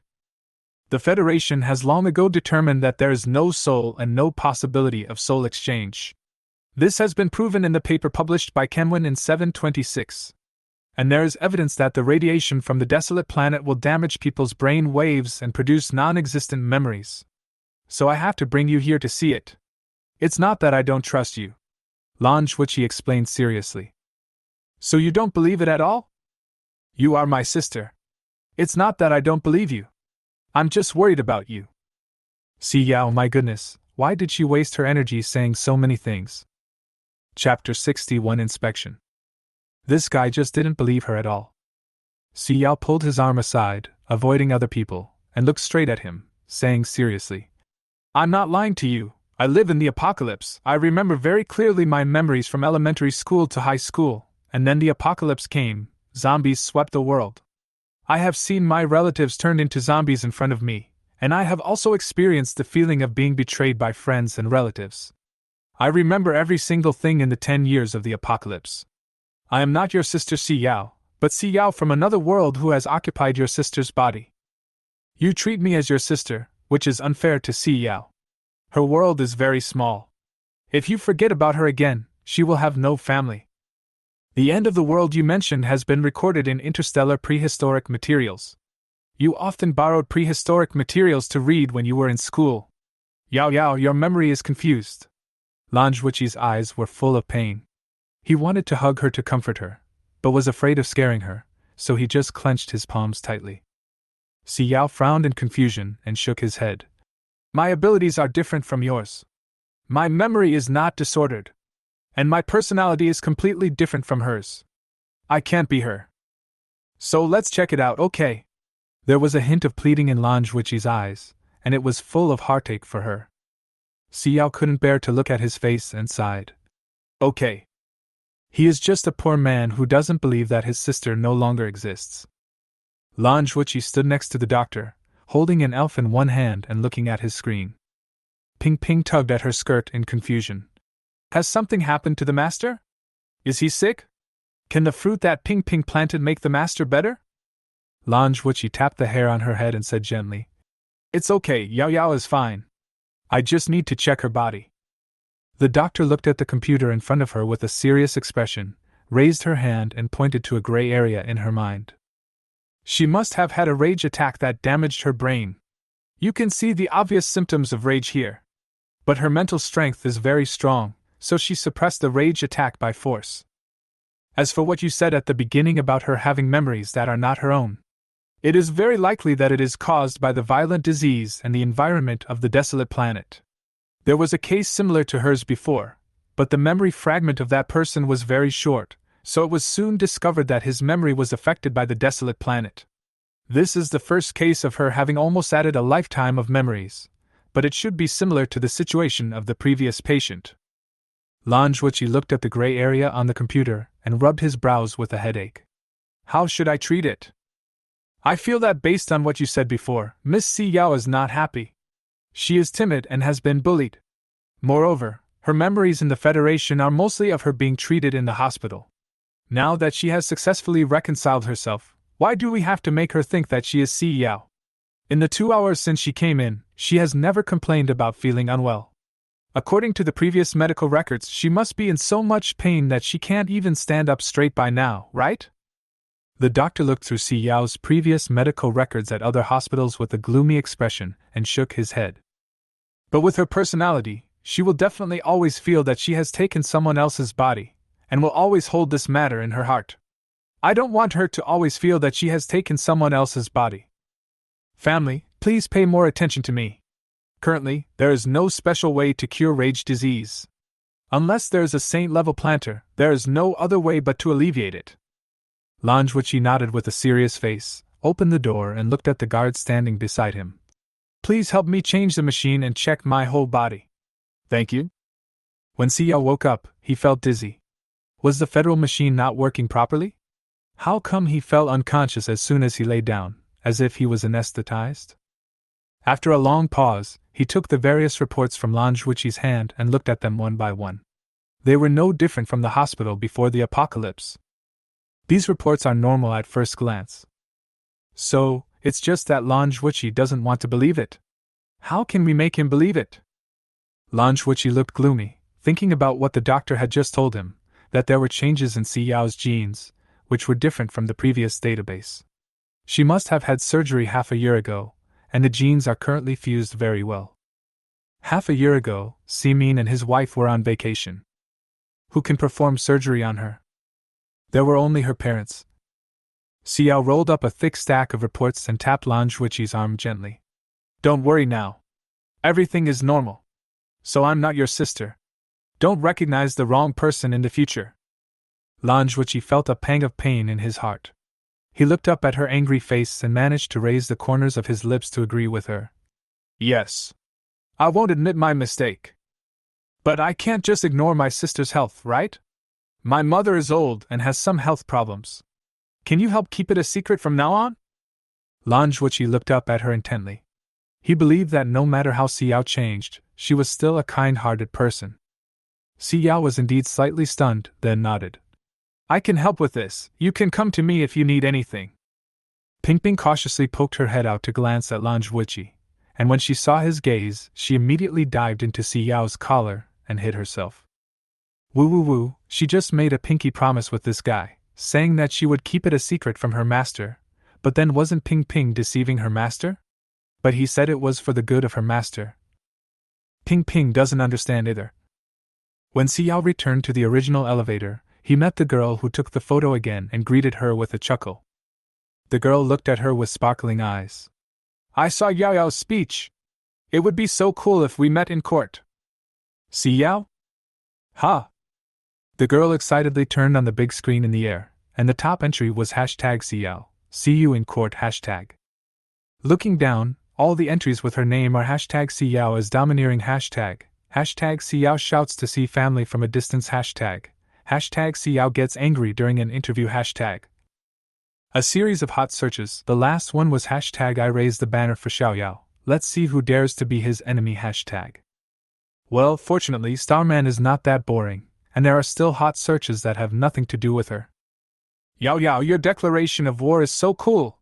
That's how it should be. Send all those who bullied you to jail for life. Xiao maintained a polite smile, but Ping Ping couldn't resist her curiosity, so she slowly flew out and slid up the screen. She had never seen a screen like this floating in the air. In an instant, the air was filled with various emoticon photos of Xiao. The first one was a photo of her holding a microphone with a stern face, with the words, "See you in court," posted below. Wow, my toes have already dug out a 3-bedroom apartment. Chapter 62 SSS Plus Mental Power. The girl exclaimed and quickly turned off the screen, smiling awkwardly. Yao Yao, come on! We will support you! I believe you will defeat them! Xiao glanced at her, smiled and nodded before getting into the car. It turns out that there really is inexplicable kindness in this world. The car didn't stop until it reached the door of the Plant Elf Protection Association. The gate of the association was extremely grand. When Zhong-kun saw them coming, he walked over with a smile. Her chest is covered with medals, each of which represents her hard work for the Federation over the years. How is Yao Yao? Zhong-kun looked at Xiao with loving eyes, then looked at Lan Zhuiqi. No problem. We can do a mental strength test and a planter level assessment. Zhong-kun nodded and held Xiao's hand tightly. I just read the whole speech you said when you got off the spaceship. It's well-reasoned and very good. Planter Simin is the treasure of our Federation. Zhong-kun smiled and pulled Xiao into the association's gate. Several staff members in the hall all looked over here in surprise. Is this the successor that President Zhong mentioned?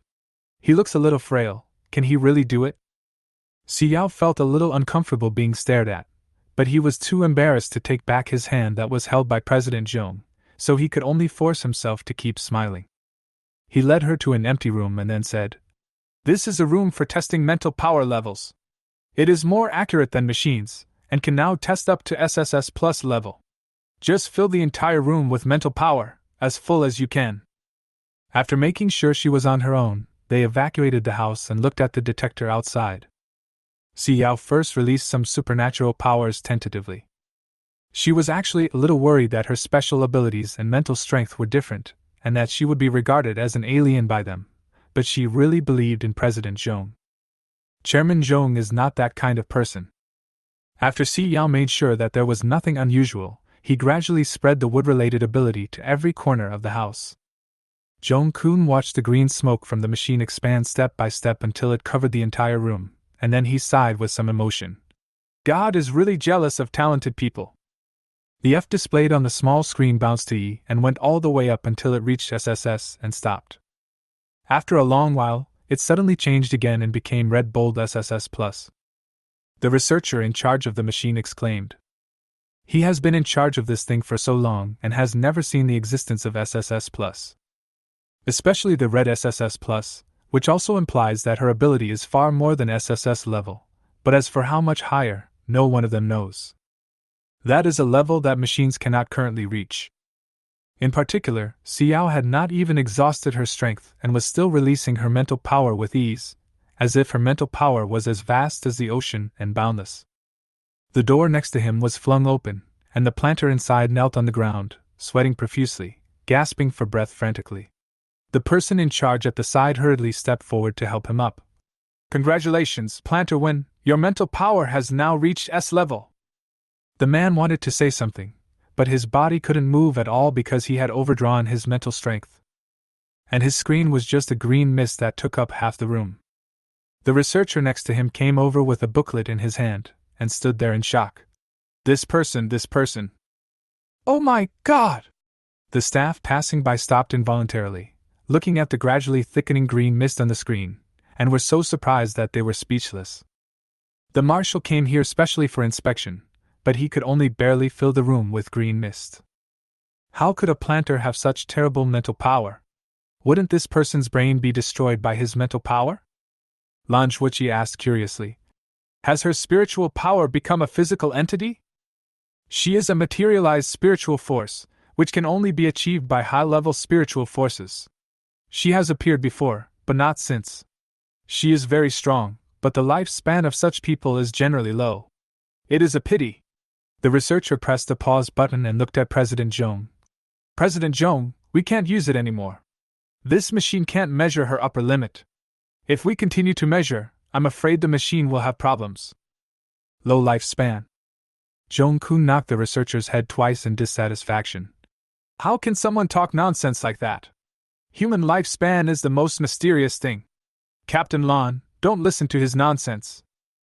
Lanjuchi looked at his ignorant sister with some worry. Her gene sequence was changed, and he didn't know if there would be any problems in the future. Although he knew that his sister would have to undergo surgery after she turned 18, he didn't know why they suddenly started to perform surgery before she turned 18. It was as if my aunt and uncle knew something would happen to them, so they did this in advance. What he is more worried about now is not her mental strength, but the genes in her body. What gene sequence did my uncle and his team transplant into her? Is there anything wrong with this gene that would cause her to suddenly have an accident? This genetic change is more like a time bomb to him, and it is uncertain when it will explode. Xiao didn't know the specific situation of the Xingji test of mental power, but he just heard President Zhong-kun say that as many as possible should be covered. He really thought that the lower limit of Xingji's mental power was to at least cover a room. So she tried her best to fill the room to make sure they felt there was no problem with her mental strength. So when the door opened, she was still a little confused. She hadn't even finished half of it when the accident happened? Xiao retracted her with type ability and looked at President Zhong with confusion. What's wrong? Did something happen? Or did they see that her mental power was different from Xingqi's? Zhong-kun smiled and said, No, it's great. Xiao followed Zhong-kun out of the room. His eyes fell directly on the SSS Plus on the machine, his expression slightly stunned. Oops, the best level for a cultivator in StarCraft is B to S, and her SSS level is simply telling everyone that there is something wrong with her. But everyone around her didn't look at her as if she had a problem. Instead, their eyes were sparkling. Xiao. No way? This look is exactly the same as the one of the sister I just met today, as if she was looking at her idol. I don't think anyone has seen that video? Help. Why are the people in StarCraft so idle? Even the researchers at work knew about her? Is there anyone who hasn't watched Interstellar? They really are ridiculously idle. Zhong-kun chuckled and said, Yao, let's test the basic levels of Ping Ping and Xian Xian. This involves the allocation of land, which is a relatively important test for the Federation. Chapter 63 Planting Base. Ping Ping? Xiao looked gently at the elf who was pulling at her arm and hiding behind it. He was not as brave as Xian Xian. The instrument for the elf test is not as large as the one for the mental power test.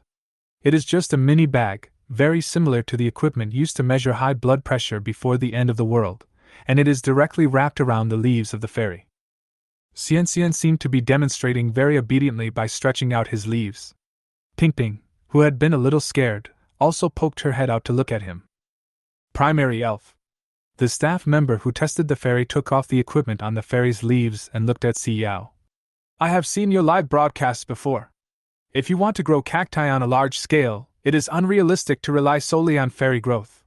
It is recommended to cooperate directly with the government and use large-scale equipment for breeding.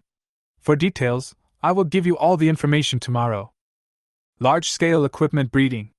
Xiao nodded. As expected, StarCraft is centered on production. Okay, thank you for your trouble. Ping Ping? The staff member smiled at Ping Ping in a friendly manner. The staff at the Plant Elves Protection Association treat the plant elves like their own children, with such gentle tones that it's melting. Ping Ping tugged at Si Yao's sleeve and timidly looked at the man.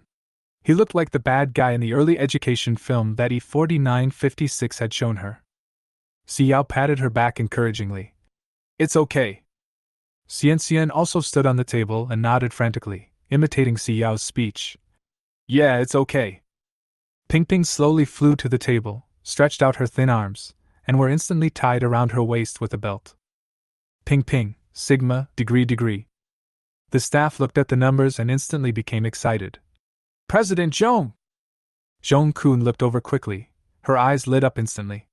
The purity of this elf's ability far exceeded that of the elves she cultivated. It was the purest plant elf known in the Federation. When Si Yao heard the exclamation, she leaned forward to take a look. After seeing a bunch of numbers on their screen that she couldn't understand, she was a little confused about what they were so excited about. Ping Ping, an extinct apple tree elf, is now an intermediate elf. Congratulations to Master Planter Si Yao. Your intermediate planter qualification certificate will be sent to you together with relevant information tomorrow. If you need anything, please feel free to call us. We are always at your service. The staff member had a smile on his face, which was in stark contrast to his initial calm appearance. Ping Ping struggled to break free from the rope around her waist and quickly flew to Si Yao, hugging him tightly. Si Yao patted Ping Ping's head soothingly and put Xian on the other side of his shoulder. After all the data was recorded, Zhong Kun took the time to look at her with a smile. Would you like to see our planting base? Planting base? Si Yao instantly perked up.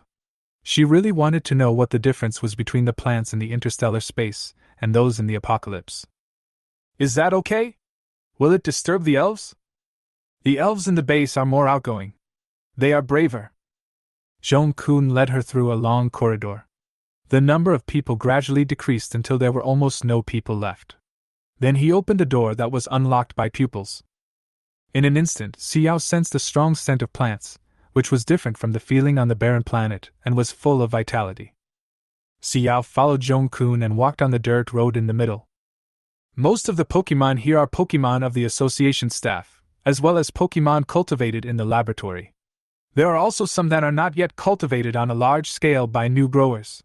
We will also cultivate them together with high-level Pokémon to ensure that the Pokémon can upgrade normally and will not die due to the mistakes of the growers. Si Yao was looking at the lush plants in front of her and was in a very good mood. Suddenly, someone pulled the corner of her skirt. Si Yao looked down and saw a little elf in a red skirt. The elf was chubby, with chubby little knuckles.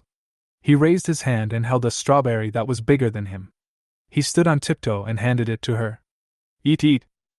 Si Yao was stunned for a moment, then quickly squatted down, took her strawberries with both hands, and looked at her tenderly. The elf has green hair and a red skirt with black dots. She looks extremely cute with her chubby body.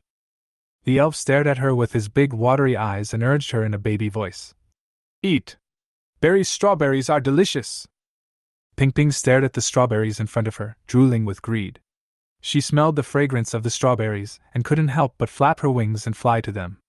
She opened her mouth wide and bit down hard.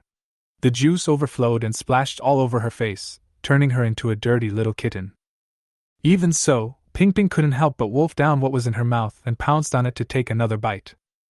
Xian looked at it with envy and spoke cautiously. Ayo. Can I have a bite too?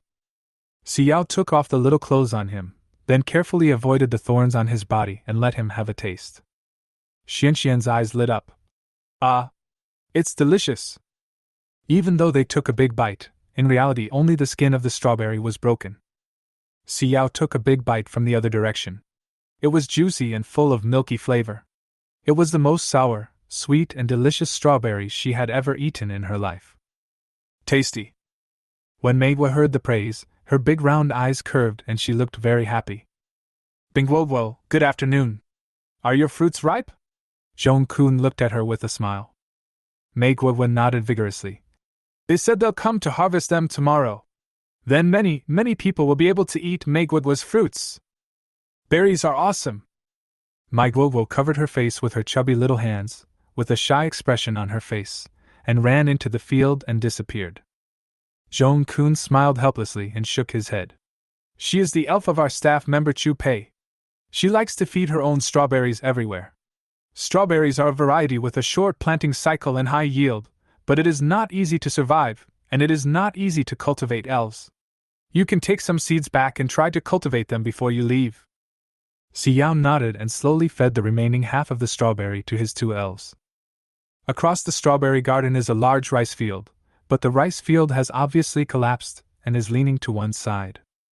Zhong-kun stood in front of the rice field, looking somewhat sad. He chuckled helplessly. This is your mother's experimental field. It is Lan Qing's rice field.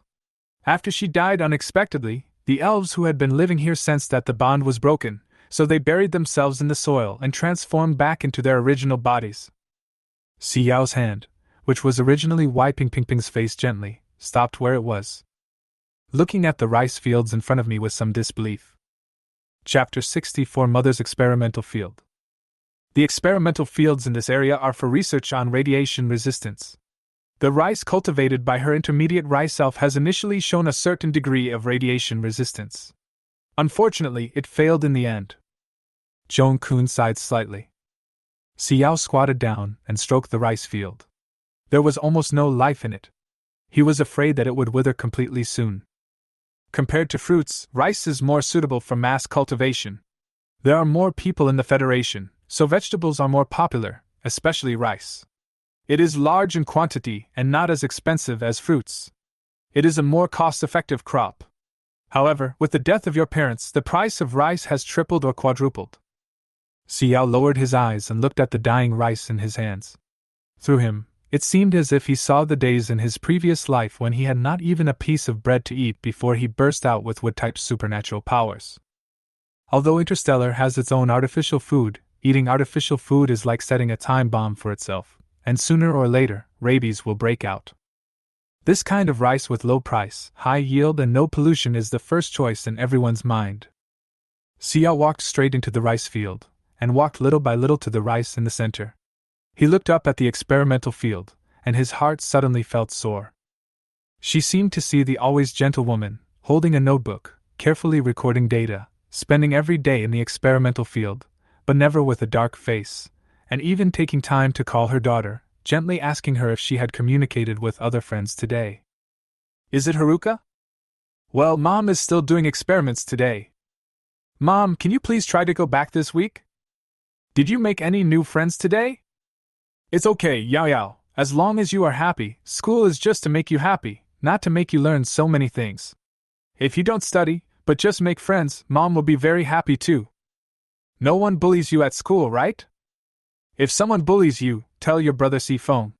Mom specially arranged for him to go to the same school as you. He is in the campus next door.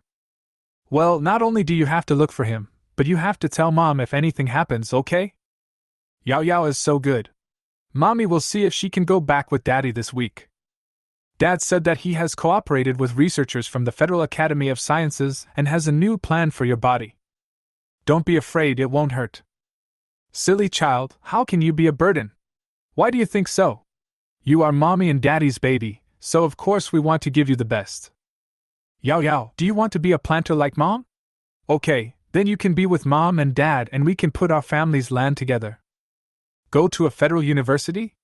Mom believes Yao Yao can definitely do it. Mom loves you too, Yao Yao. Xiao looked quietly at the rice in front of her. Half of her legs were already in the water, but she didn't notice anything.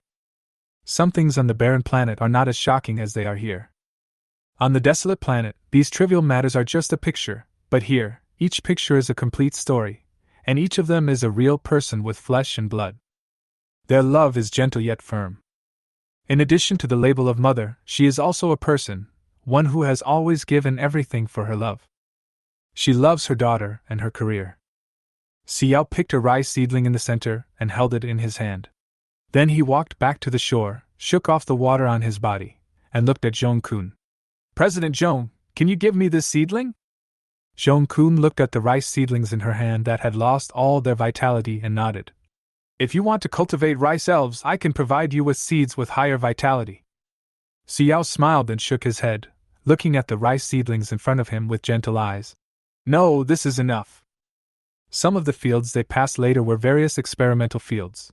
Some were lush and green and the elves were very active, while some elves were hiding secretly in the back, very timid like Ping Ping, not daring to come out and just observing them secretly. Xiao followed Zhong-kun all the way into the deepest part of the garden. Suddenly, a damp breeze blew towards her. The surrounding land was also covered with various fungi, forming a small hill. Each one was round, but no plant elves were seen. This is the first pollution-free botanical garden that the Federation has successfully cultivated artificially. Most of the plants are fungi, which cannot be mass-produced yet, but there is hope for the future.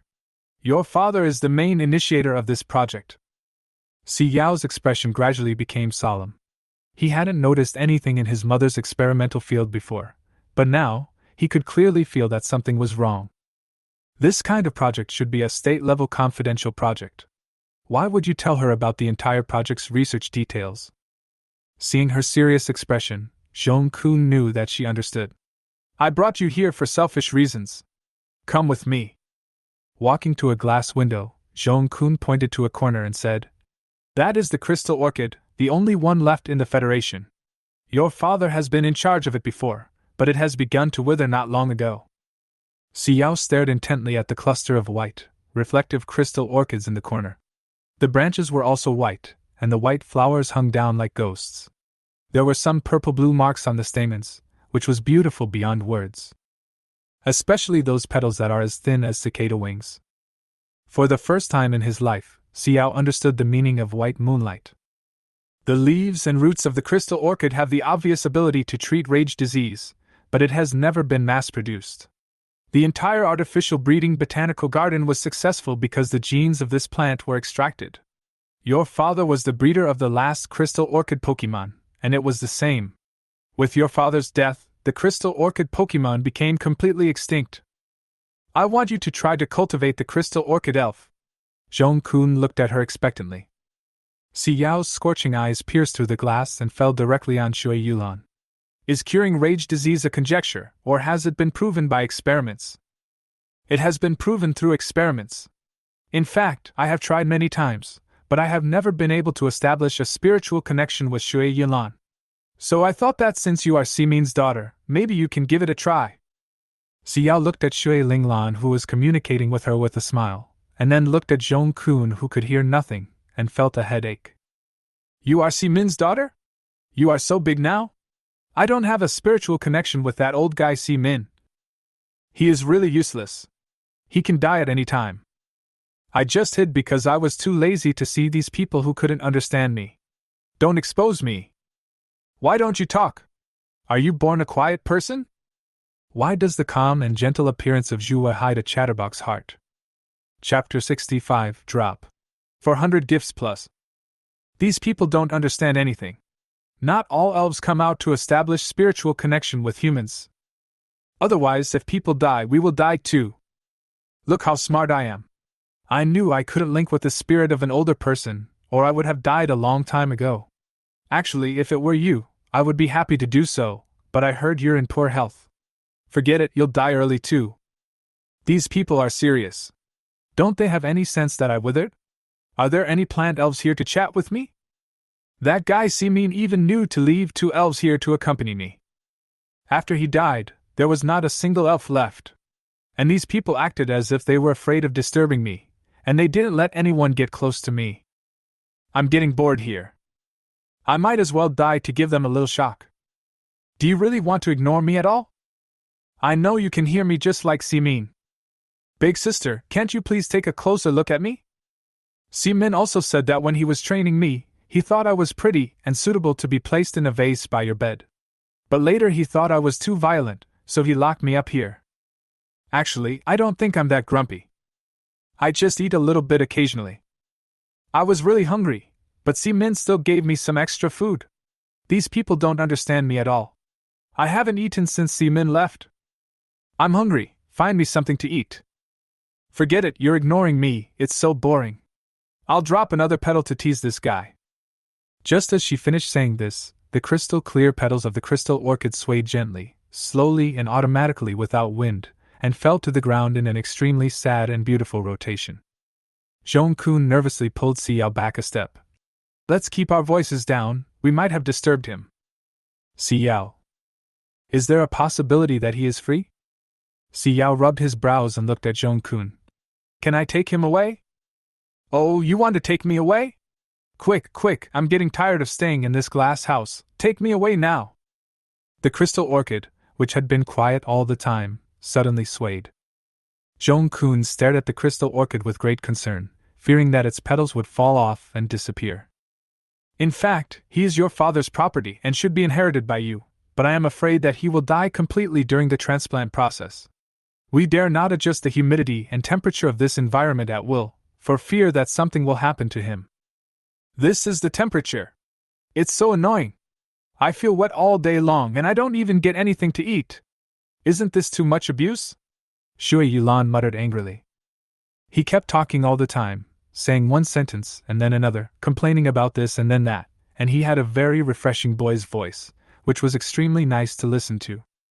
When you first hear his voice, you can imagine a handsome boy, but this chatterbox attribute.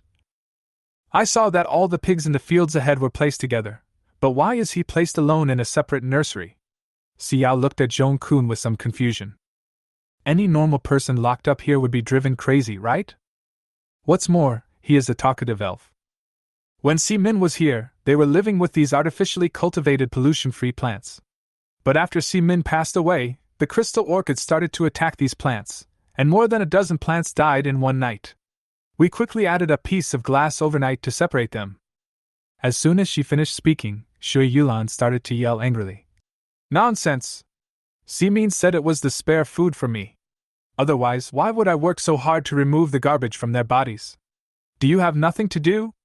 Not only do you not give me food, you also don't let me eat the spare food. How can a person be so excessive? Shui Yulan kept talking non-stop, completely unaware that no one except Xiao could hear his voice. Xiao raised his hand slightly to cover his ears, but just as he raised it a little, it fell on Pingping's head and rubbed it. Pingping looked at the crystal orchid inside, which was as crystal clear as white jade, with her shining eyes.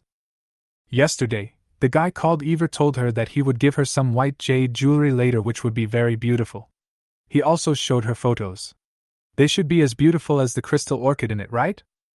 But would it look better if it was red? Of course, because Pingping is the most beautiful elf in the world. Pingping, proud with arms akimbo. JPG.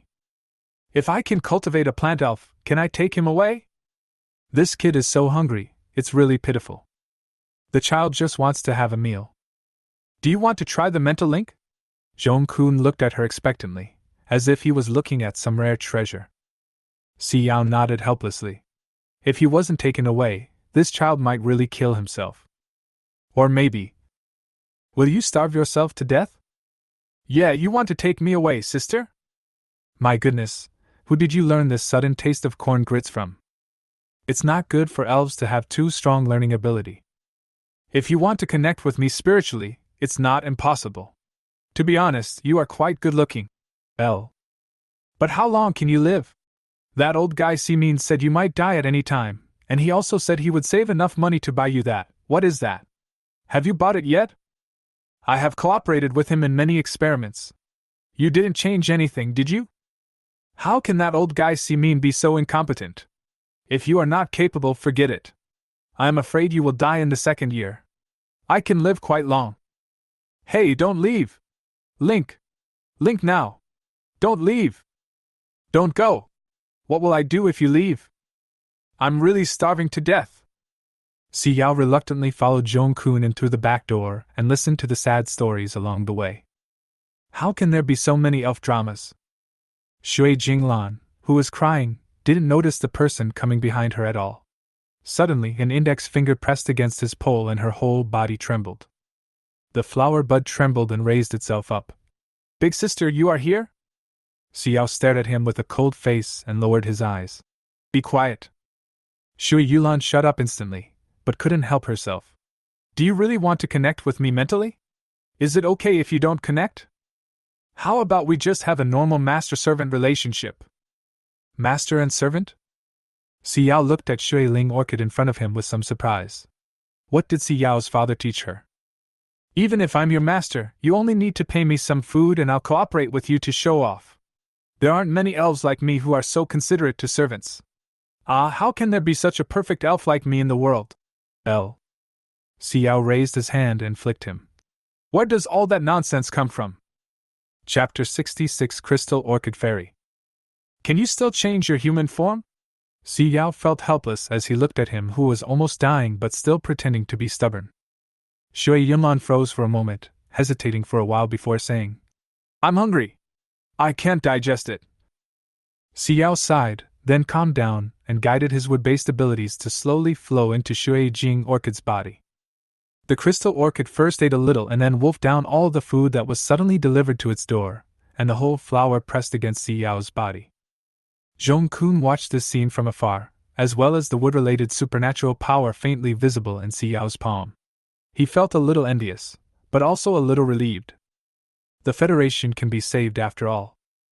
A white light flashed around Shui Jinglan, and suddenly a tall, thin elf with short white hair walked out of the white light. She wore a very stylish white petal tube top on the upper body and a pair of white trousers on the lower body. The whole elf is a head taller than Ping Ping, with extremely delicate facial features and loose hair on her forehead. Shui Yulan pulled her hair casually, and looked straight at Xiao. My name is Yulan. Xiao paused. Different from the voice she heard in her brain, this voice was obviously a cold girl's voice, but what she heard sounded a bit like a boy. Yulan paused for a moment, and then pulled out from behind a little white-haired boy who was only half her height. He was wearing a white suit and had a chubby face. He was still confused when he was pulled over. He is Lan Yu, my younger brother. Lan Yu smiled at Xiao ingratiatingly, flapping her white wings and sticking directly to Xiao's face, with her little chubby face pressed tightly against her. I was just joking just now. If you have food, you are the boss. His voice was no longer the cold and clear baritone that he pretended to be, but a soft and cute boy voice. Xiao pinched him by the waist and weighed him. It was heavy. He then looked at Yulan, who was thin and standing beside him without saying a word and had a world-weary face. Well, it can be seen that all the nutrients have been eaten by this little glutton in front of me. Zhong Kun was shocked. She had seen Yulan before, but never knew she had a younger brother. It was already late at night when Xiao finished all the formalities and returned to his residence. Lan Zhuiqi and Iwa were arranged to other floors, Lion and Lemon were upstairs, and she had a large flat to herself. As soon as I entered the door, a clear and cheerful female voice sounded in the entrance hall. Welcome home, Planter and Plant Elf. Dear Planter, your optical computer is on the table in the living room. The accounts on various platforms have been registered and reviewed. If you need additional services, please feel free to tell A726. As soon as the elves entered the comfortable environment, they scattered and began to observe the house.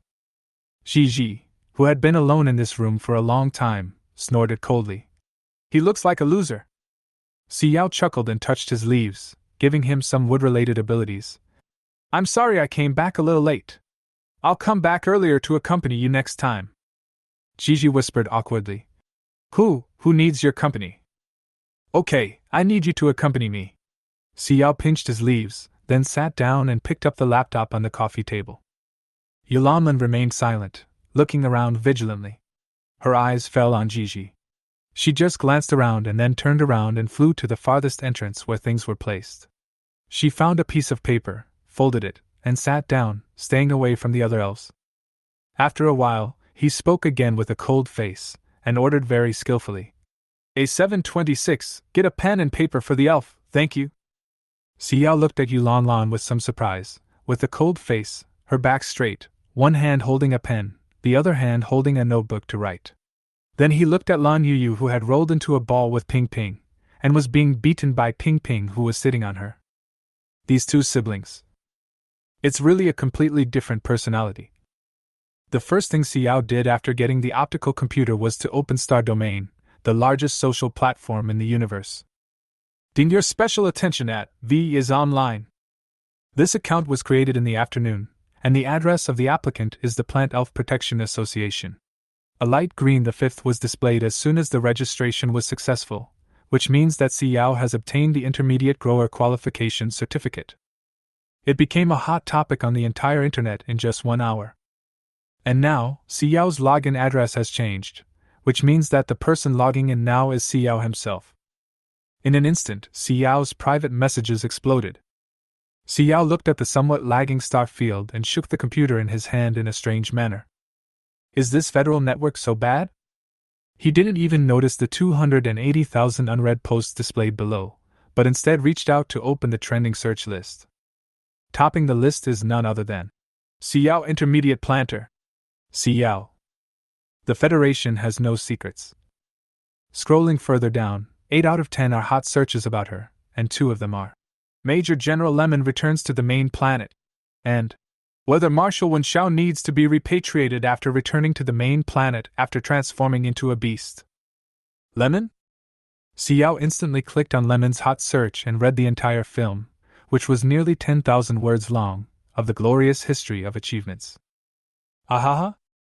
The eagle she saved casually was a major general of the Federation? And he had so many military achievements? But a major general of the Federation wouldn't do that, would he? With so many military achievements, he was exiled to a deserted planet to fend for himself because of a disease? What kind of bullshit law is this? Doesn't it provide any protection for soldiers? Just let them fend for themselves? He is only in his 20s. Xiao lowered his eyelashes and looked at the video of Lemon, who was very young before joining the army, wearing a faded school uniform. He chuckled shyly at the camera, but his words were extremely firm and powerful. My dream is to join Marshal Wenxiao's army and offer my full loyalty to the Federation. I will definitely do my best in this review. Although the Federation is not very humane, the messages from the Star people on the Star Network are very heartwarming. They all told him to take care of his body, and some advised him to get a physical examination to prevent the recurrence of violent illness. They are all very heartwarming words. Lemon's own Gold V account also replied, Thank you for your concern. I have checked today and I am in good health. Thank you. Xiao paused for a moment, looked at the plus follow above, thought about it. It's my own dang account, I should follow it. He clicked it and continued to scroll down. Ding, your special attention has been replied. Clement's hand, which was originally wiping his head with a cloth, paused for a moment, and he quickly ran over to open the light computer. Looking at the words, Grower, Xiao V has followed each other. In the air, he instantly fell happily on the sofa, hugging the light computer. Help! My Haruto is real! The first person Xiao focused on was Major General Lemon. Chapter 67 Good Acting. Yao, look at us! Without the live broadcast, we're going crazy. I want to see Ping Ping, I want to see Xian. Can you take a video so I can satisfy my craving? Wow, I miss my daughter. Yao, please let me see baby Ping Ping. I miss her so much that I'm dying. Yao, Xian, little treasure. Please help me tell him that he is the best baby in the world. Mommy loves him. Xiao slid across the trending searches about her expressionlessly, and her fingertips stopped at the trending search. See family calls out to Xiao. After a pause, he reached out and clicked it. The video of Tang Lu wiping her tears appeared before her eyes. I don't know why Yao said that. But before the matter was implemented, I received a lot of horror emails, and black dog blood was splashed on the door. I was so scared that I dared not rest all night. I don't understand why Yao, who has always been very obedient, suddenly changed after going to a deserted planet, and deliberately led her fans to cyberbully us. I have been in great pain these days and can't sleep at all. I really treat Yao as my daughter. Xiao didn't have the patience to watch her acting and swiped directly to the next video. Si Shun and Si Feng both made separate short videos one by one. Si Tong stood next to Si Feng, wiping her tears and unable to say a word. She looked very pitiful. The crying child gets candy. Xiao naturally knew that if they cried and made a fuss like this, a lot of public opinion would be on their side. That's what public opinion is like. Whoever is the weaker party naturally has the upper hand. She doesn't care. But this Si family member really acted well. Xiao slid back to the Si family's press conference at the very beginning. Looking at their shameless words, he was simply amazed. He didn't understand why some people could be so thick-skinned, and really had no shame at all when speaking. Xiao gave a thumbs up and left a comment. Good acting, but forging someone else's handwriting is illegal. Then he ignored them and started looking at other things related to Si Min and Lan Qing. I had no idea how big a sensation my casual click would cause. Si Yao likes. Si Yao's acting is good. Several hot searches went viral. It is illegal to forge someone else's handwriting. Ping Ping is so cute.jpg. Good acting. Doghead.jpg. It's a shame for these people from the Si family not to enter the entertainment industry. What a waste of their acting skills! Why would they need to embezzle Si's property? With such acting skills, wouldn't it be easy for them to win awards in the entertainment industry? And he's thick-skinned. Playing a villain will definitely make people immersed in the play. Si Yao's gaze fell solemnly on the children from the poor planets in the air. They couldn't even afford artificial food and could only eat the cheapest mutated plants and mutated beasts. They had already contracted rage before they were even teenagers. Their lifespan was determined from birth to be no more than 30 years old. Poverty stars are also called garbage stars. Most of the people who grew up here have no human rights. Only those who won the gene lottery and got the spiritual power level S or above have the opportunity to get rid of the status of poverty star. Major General Lemon is a typical example of someone who has emerged from poverty. And Si Min is also a talent from a poor planet. After settling on the main planet, Si Min did not forget his roots at all. Instead, he and his wife devoted themselves to the rescue work on the poor planet. Half of the output of the 7 rice elves he bred was used to provide free relief to the people of the poor planet. Si Mingguang's charity medals for 1 year covered an entire wall. Not only that, several schools were also invested in poor planets, allowing children on desolate planets to be exposed to new things that they would never have been able to touch. The reputation of the Si Min couple on the poor planets is even higher than that of the federal government. Many poor planets have even spontaneously organized to carve statues of the Si Min couple on their planets. The vast majority of the IP addresses of those who have supported Si Yao on StarNet from the very beginning come from Poverty Star.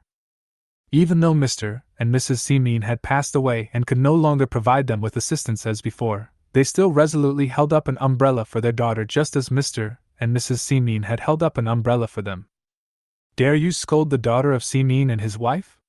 We will scold you back 100 times, 1,000 times, until you quit the internet. They don't care that this won't be rewarded. When the Si Min couple helped them, they never asked for anything in return. They never forgot their roots. Si Yao quietly looked at the internet cleaning operation organized for her by these IPs on StarNet, with tears in her eyes. Her perspective suddenly changed. She had been in the apocalypse for so long, and was actually an extremely selfish person. She wanted to avoid any possibility that she might be hurt. Being indifferent, disregarding, and having high martial arts skills were the ways to survive in the apocalypse. Especially people. Humans are complex creatures. She is afraid of being betrayed, so she doesn't try to get in touch with him. But now I feel that everything is different. Si Yao clicked on the red dot at the bottom, and an email interface popped up instantly. She looked at each one, and all of them were filled with deep love for her. There are also letters to the elves, praising them for being cute and wonderful. Each letter contains their most sincere love. Si Yao glanced at Ping Ping and Lan Yu who were still playing around, raised his hand and hugged Xian Xian in his arms, pointing at the letter in the air. Xian Xian, this is the letter they wrote to you. Xian Xian pulled her clothes in disbelief, raised her head and looked at the densely written letter on it. Her eyes became brighter and brighter. She stared at the words on it, and spelled out the few words she had learned. Ah! Xian Xian is the best elf. I love Xian Xian the most. Ah! Did someone else write this? Do they all like Xian Xian? Si Yao opened more than a dozen letters written to Xian Xian at once. His brows and eyes were gentle. Yes, they all like Xian Xian very much. After thinking for a while, Si Yao looked up at the elves with different personalities in the room, turned on the camera of the light computer, recorded all the elves into the video, labeled their names, and then posted the first update on the homepage. Grower Si Yao V, thank you for your concern, the elves are all doing well. Attached is the video. Take up the front row. Ah, Ping Ping Xiaobao is so cute. Which elf is pulling her hair? What did I miss when there were no live broadcasts? Xian Xian, be good, be good. If you feel bored, you must take off your clothes. It really won't hurt anyone. Who's that cool baby with short white hair over there? She's so cute with a straight face. Is she a new Pokemon? Two little elves I don't know _angle _, but their names sound pretty nice. Are they plant elves? When can you start 24-hour live broadcast? I want to watch. Chapter 68. Live broadcast starts. Additional chapters when the number of gifts reaches 500. Xiao chuckled softly, flipped through the software one by one, and finally found a federal code with more than 1 million words. Xiao simply looked at them one by one. Until night fell, Xiao fell asleep on the table. Yulan, who had been holding a notebook quietly, stood up, took a blanket, and put it on Xiao with force. He landed beside her, looked up at the federal code which was still automatically turning pages in the air, and read for a long time before turning off the screen. Turning around, he looked at Lan Yuyu who was sleeping in Pingping's arms. The two little elves had been playing for a whole night, and seemed extremely tired, sleeping in a crooked position. There was also a fairy who was slumped over the table and soundly asleep. Yulan was silent for a while, then moved closer to Pingping, carefully opened Pingping's slender arms, grabbed Lan Yuyu and found a place far away from them before throwing her away. Lan Yuyu turned over, smacked her lips, and fell asleep again. Yulan looked at her sleeping brother with a puzzled expression, and stood beside him for a long time without moving. Until dawn, Yulan's white fingers moved slightly, and a green ball of light condensed at her fingertips, slowly floating in the air and sinking into Lan Yuyu's body. Lan Yuyu's originally pale face gradually became ruddy, and her figure became larger than before. And Yulan's fingertips gradually became transparent. She shook her hands lightly and casually put them in her pockets, her eyes dark. In just 2 steps, she jumped to the cabinet at the entrance, leaned her back against the wall, lowered her eyes and looked at the pens on the cabinet, in a daze. Xiao was awakened by the noise at the door. Yulan was standing at the door, with a stern face, calmly directing the visitors to put things on the shelves inside the house. He also sent the servant away before coming back to close the door. Xiao. This is the first time I have encountered an elf with such strong autonomy. Xiao stood up and picked up the small blanket. She looked at it for a long time with some confusion. She fell asleep while reading the federal code yesterday. This blanket. Xiao took a look at Yulan's small body, then folded it and put it aside. It must have been made by an intelligent robot. Xiao took a piece of bread from the table and stuffed it into his mouth. He opened the box with the words, Federation Planter, written on it with one hand. Inside was an exquisite medal with the flag of the Federation engraved on it. He clicked on the star logo on the medal, and Pingping's information appeared in the air. He swiped to the side and saw the information of Xian, Lan Yuyu, and Yulan. It's quite convenient. And at the bottom there was a pad-like screen for selecting the planting area. Xiao looked at it for a while and threw everything into the box. She studied the federal code for a long time yesterday and finally found a solution for herself. There is no way she will stay on the main planet forever. Xiao's parents are so outstanding. Since she used her body, she also wanted her to become like her parents. Let all the stars in the Federation be able to afford pollution-free food. Xiao simply packed up his things, opened the bag he got from the Plant Elf Protection Association yesterday, and stuffed Pingping and Lan Yuyu, who were still limp in their sleep, into the bag. Then Xian took the initiative to crawl in with her hands and feet together, and sat obediently in the corner. Yulan closed the notebook on her lap, looked at the bread in Xiao's other hand with a cold gaze, and suddenly asked, "Is it delicious?" Xiao was slightly startled, then tore off half of it, and handed it to her. "It's delicious, do you want to try it?" Yulan jumped directly onto Xiao's shoulder and said, "No need, as long as it tastes good." Xiao? Well, the personalities of these two elves are really quite different. As soon as Xiao went downstairs, he saw Raymond and Debai standing on the first floor, with some people around them taking pictures of them. Xiao decisively avoided it, and went to the VIP room on the 3rd floor. Rather than a VIP room, it is more like a large shopping mall that only provides VIP services. Xiao found a store that specialized in selling electronic devices. After picking and choosing, he saw a camera that was exactly the same as the Little Bee. The title read, "The same camera from Desolate Planet as Xiao, on sale at a bargain price." The series of zeros at the end didn't make it look like it was being sold at a bargain price. Xiao tried to scan the computer, and the little bee in the cabinet slowly rose up. The robot at the side stepped forward and asked politely, "Dear planter, do you need help activating it?" "Need." "Hey, Xiao's account is live streaming. What's going on?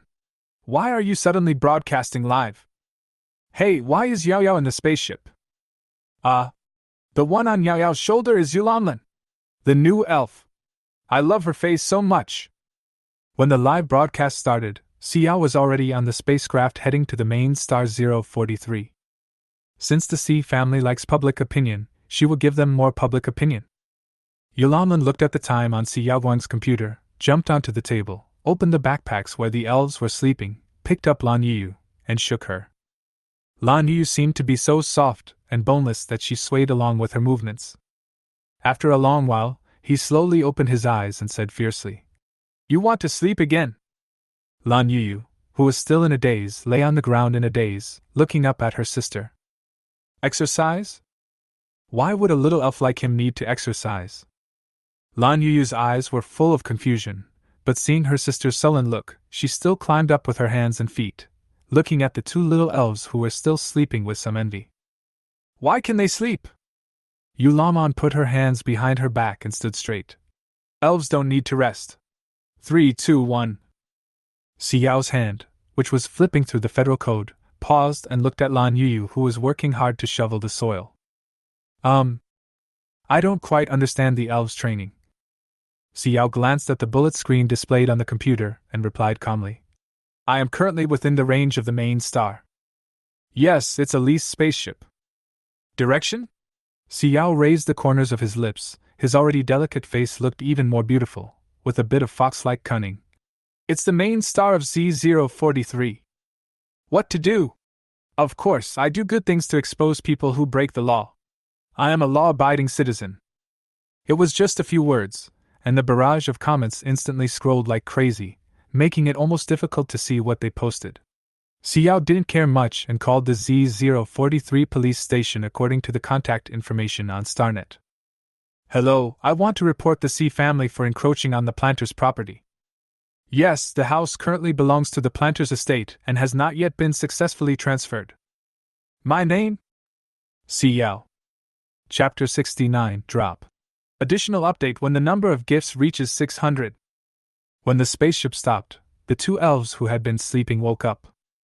Ping Ping poked her head out of her bag and looked around curiously. Then she saw Yulan carrying the half-dead Lan Yu and throwing her into her bag.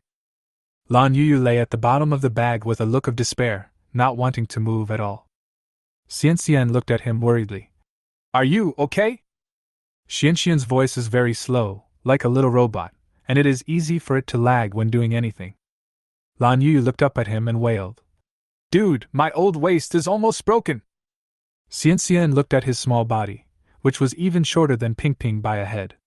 But she still explained seriously, "We are different from them. Our waists will not break, and we will not age."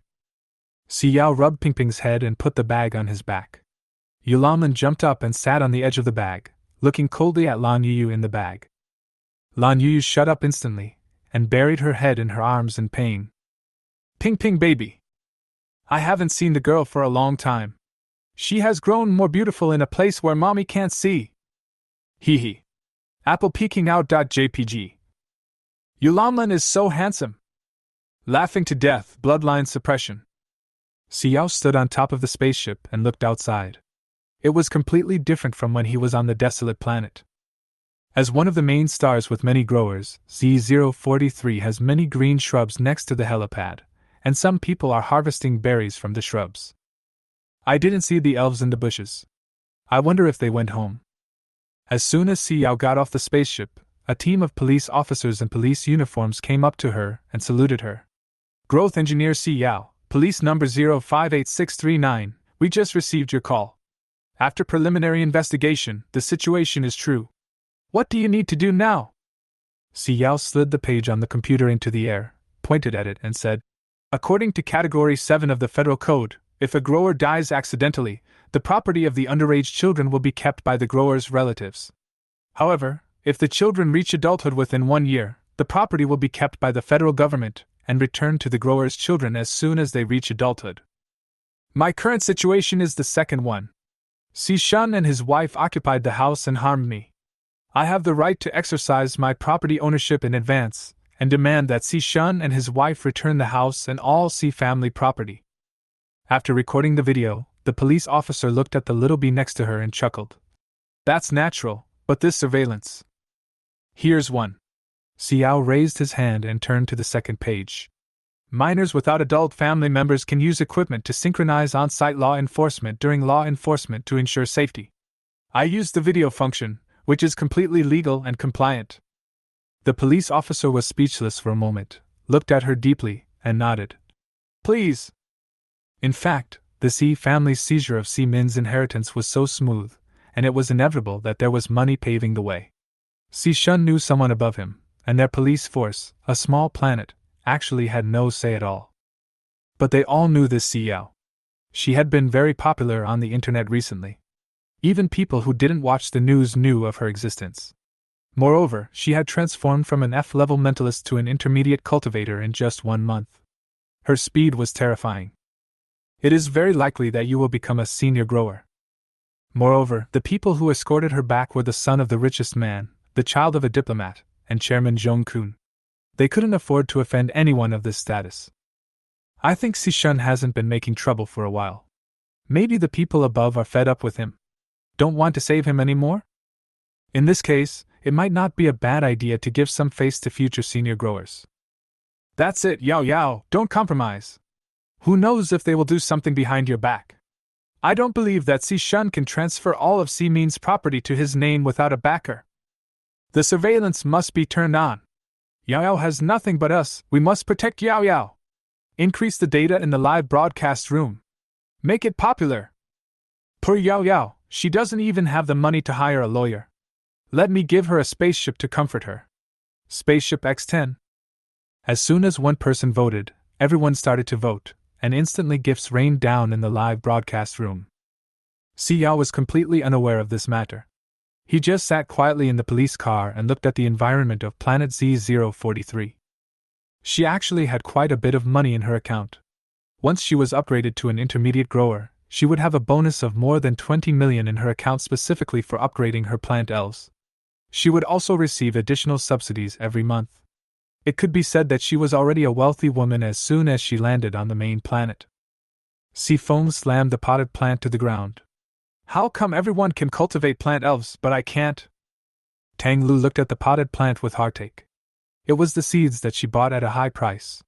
The shopkeeper said that he could sense signs of life, and as long as she spent time, raising a primary elf would be no problem. But Sifong has been raising it for a long time, and this is the 10th one she has bought, but she still hasn't cultivated a plant elf. Obviously, when Sifong was tested at school, the mental strength shown was leaning towards the direction of a planter. Obviously, he can cultivate plants no matter what. Sifong squatted on the ground, looking grimly at the seed that had rolled out and had already sprouted into a small seedling, and reached out his hand to pinch it off. Sitong hurried forward to tidy up the potted plants. Brother, be careful, don't cut your hands. Tong, I asked you to get along well with the kid from the Nan family. Did you go? Tang Lu looked up at Sitong handling the garbage, feeling a little impatient. Sitong's whole body froze, and she looked at her mother. Everyone in their Si family was avoiding them now, fearing that they would be implicated, not to mention the Nan family, which had a senior planter. She came back from school every day with a dirty body, but no one in her family asked her what happened. No? Tang Lu's face suddenly turned ugly, and she slapped her in the face. Your use is to find a good family to marry into when you grow up. You don't really think I will support you to continue your studies, do you? Sitong covered her face and said nothing. Tang Lu glared at her fiercely. It's unlucky. Don't be an eyesore here. Sitong clenched her palms tightly and ran upstairs. She turned her back and locked the door, then she carefully opened her palms and placed the seedling in the potted plant under the desk. The quilt beside her suddenly moved, and a beautiful purple-haired elf poked out, looking at her worriedly. Tong, have you been beaten? Sitong carefully covered her up. Yuan, bear with it for a while. I found a good place for you. You don't have to hide like this anymore. Chapter 70, Kick the Door. Sitong took out a green stone the size of a fingernail from her backpack, stuffed it into the quilt, and placed it next to the elf. Yuan, eat this first. Eat it carefully, and make sure there are no energy fluctuations. Yuan held the big stone carefully in both hands and swallowed it cautiously bite by bite without making any sound. Tong watched her eat the energy stone before she felt relieved and turned on the computer. She watched Xiao looking out the window with her eyes downcast in the live broadcast, and her hands clenched little by little. Xiao frowned as he looked at the red paint marks on the gate, then looked at the various withered flowers in the small garden, bent his fingers and knocked twice. Who is it? Tang Lu's loud voice was particularly harsh. There was a crackling sound, coming from far away and getting closer. He suddenly opened the door, but was stunned. Tang Lu's eyes swept across Xiao's face, and then slid to the familiar face in police uniform who had been standing next to him. I couldn't help but chuckle, leaning against the door, pretending to be worried. Yao, you didn't even tell me you were going home. You even brought someone here with you. What are you doing? Are you lost and want to ask the police to take you home? Xiao's eyebrows curved, and his voice was gentle. I'm here to take back my house. Take back? Tang Lu stood up straight abruptly, looked at the policeman who had been silent with some surprise, paused, relieved, and sneered. Yao, you are not even an adult yet, and you are thinking about taking the house? But this house is not in your name. Xiao turned his head and glanced at the policeman next to him. The policeman spoke slowly. Move out within 3 days. According to the law, the property should belong to Xiao. What do you mean? I'm telling you, this house is in my name, and has nothing to do with this girl. Tang Lu glared at him fiercely. Your director is here, speak to me again. Bang! The door was closed. Didn't Tang Lu look so gentle during the live broadcast? I really thought she was a kind person. I spent a lot of money on her last promotion. Kind-hearted? I've come to recognize this word in a new light. Why are you so easygoing, Yao?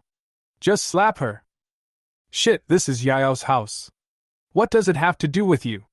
You think you're right to occupy the house? Damn, I'm so angry. Z043 is the main star, right? Apply for a flight route now to go there and slap them. Don't be sad, Yayabeo. Mommy will help you beat him up. Xiao looked at the closed door very calmly, then looked at the policeman beside him and said with a smile. I forgot to bring the key to my own door. It shouldn't be illegal to kick my own door, right? The police paused, and suddenly had a headache, but thinking that she was a weak planter, she was afraid that the door would not be opened even if she kicked it a dozen times. In fact, it was okay to let her kick it a few times to vent her anger. Thinking of this, I suddenly felt that it was not a big deal, and nodded. It's not against the law. Subtext, kick it, it's up to you. The smile on Xiao's face disappeared in an instant, and he kicked the door open. Looking at the big hole that suddenly appeared in front of him, the policeman's expression gradually became dull. Why is this girl so strong?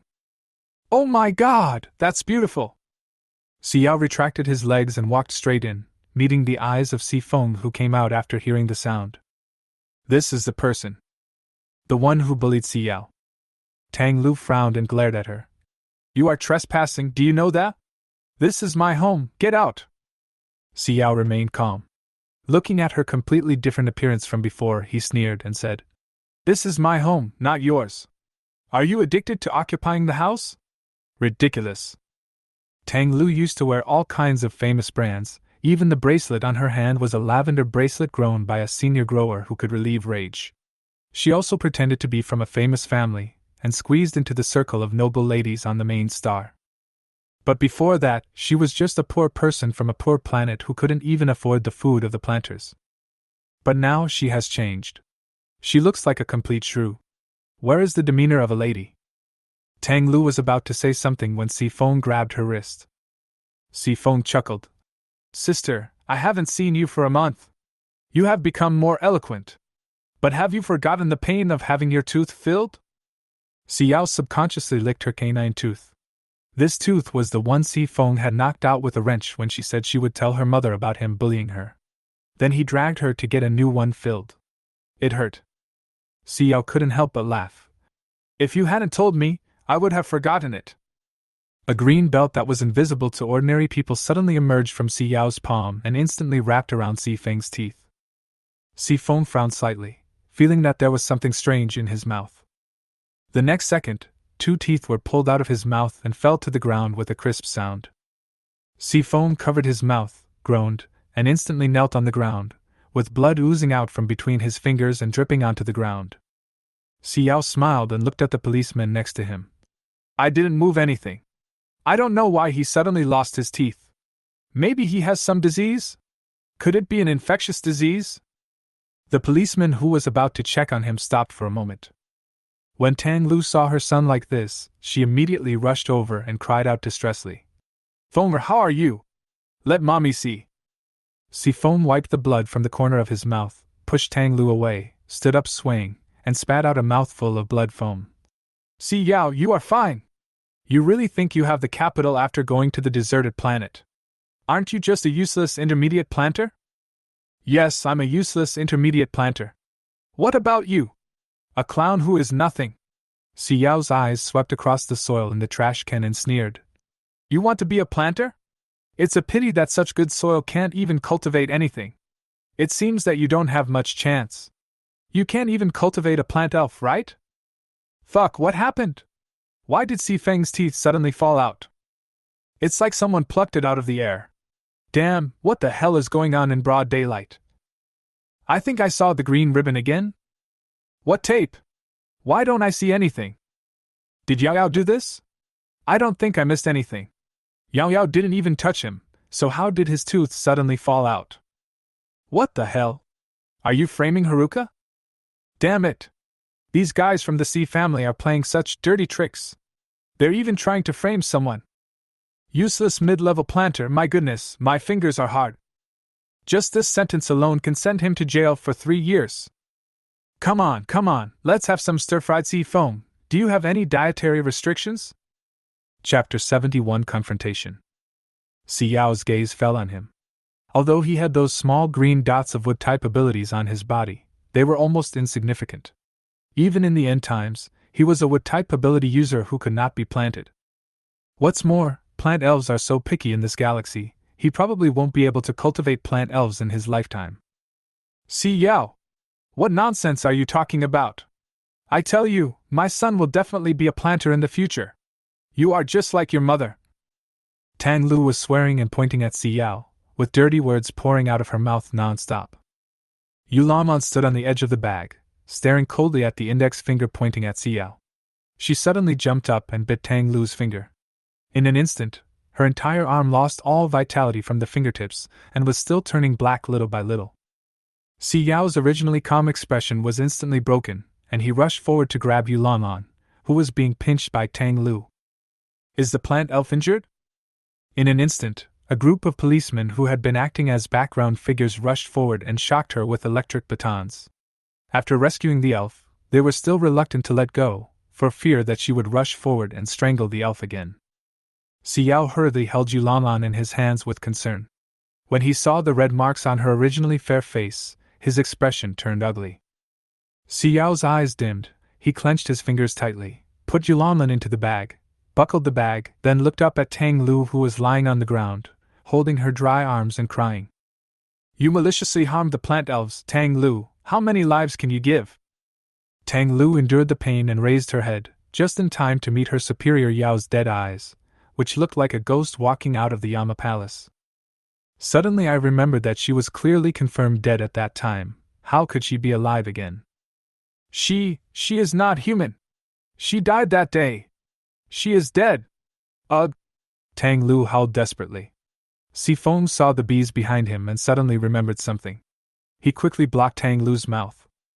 He smiled, blood flowed from the corner of his mouth, and he wiped it off carelessly. My mother has been mentally unstable recently because of Yao Yao's incident. The accompanying military doctor stepped forward to check Tang Lu's arm. The disease was still spreading upwards. The skin on the arm was rotting piece by piece and falling to the ground.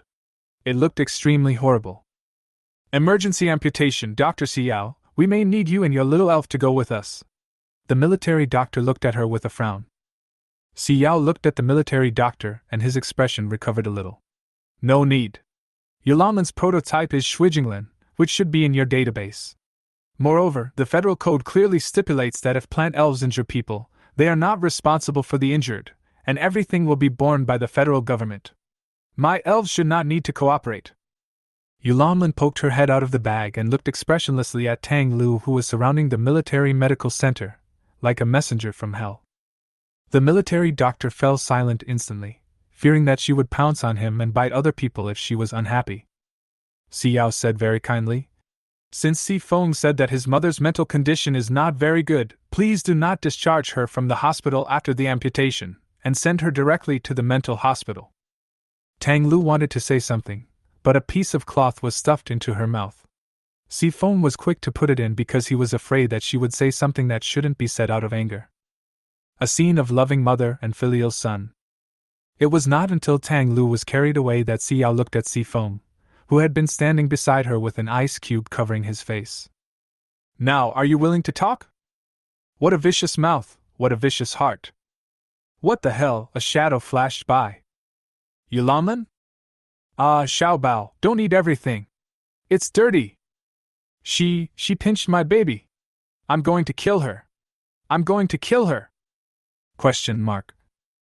Yulan is a poisonous plant elf? I've never heard of plant elves being poisonous. Yao Yao was indeed very close to death. How could anyone survive safely on a deserted planet? My heart is broken. Si Feng looked at the camera. Damn, what do you mean by mental disorder? Is there some hidden secret that we don't know about? Has baby Yao Yao suffered other injustices? She deserves it. Ghost orchid? Orchid is ghost orchid? This plant is not poisonous? But didn't it become extinct a long time ago? The ghost orchid, also known as the ghost grass, is a saprophyte. After the genetic modification, the ghost orchid cannot control itself and will actively attack the surrounding plants and animals. So for a while, the entire population was wiped out. This should be cultivated from seeds found by the Plant Spirit Protection Association? Is it allowed now? Mental hospital? The federal mental hospital is the territory of those violent patients. I'm looking forward to seeing Tang Lu in the mental hospital. Xiao sat on a chair, looking at the newly renovated living room, and sneered. First of all, regarding your illegal occupation of Xi's property, I have already contacted a lawyer. You should receive a legal summons within a week.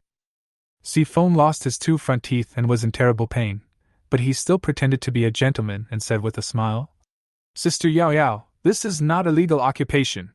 You are too young to inherit the property. And we also have a court judgment on this matter. The court will not hear the case a second time. However, considering that Sister Yao Yao is in poor health, we are still willing to come and take care of her. We will cover all the hospital expenses. Si Feng had lost two teeth, and he always spoke with a lisp, but he still looked confident. Hospital expenses? Xiao sneered. The Federation provided free treatment for all major diseases except rabies, which really sounded good. Okay, then we'll wait for the court summons. Second, the Xi family abused the children of the growers. This includes but is not limited to beating and abusing the children of the growers in private spaces many times, maliciously replacing the medicines for the children's illnesses, and maliciously persecuting the children of the growers in order to seize property. You still don't admit it? Si Feng sneered, put his legs on the table, and looked at her with a smile. Sister Xiao, did you hurt your brain in the deserted planet? I have always treated you as my own sister and have never hurt you. Why do you always have paranoid delusions? You can't provide any evidence for these.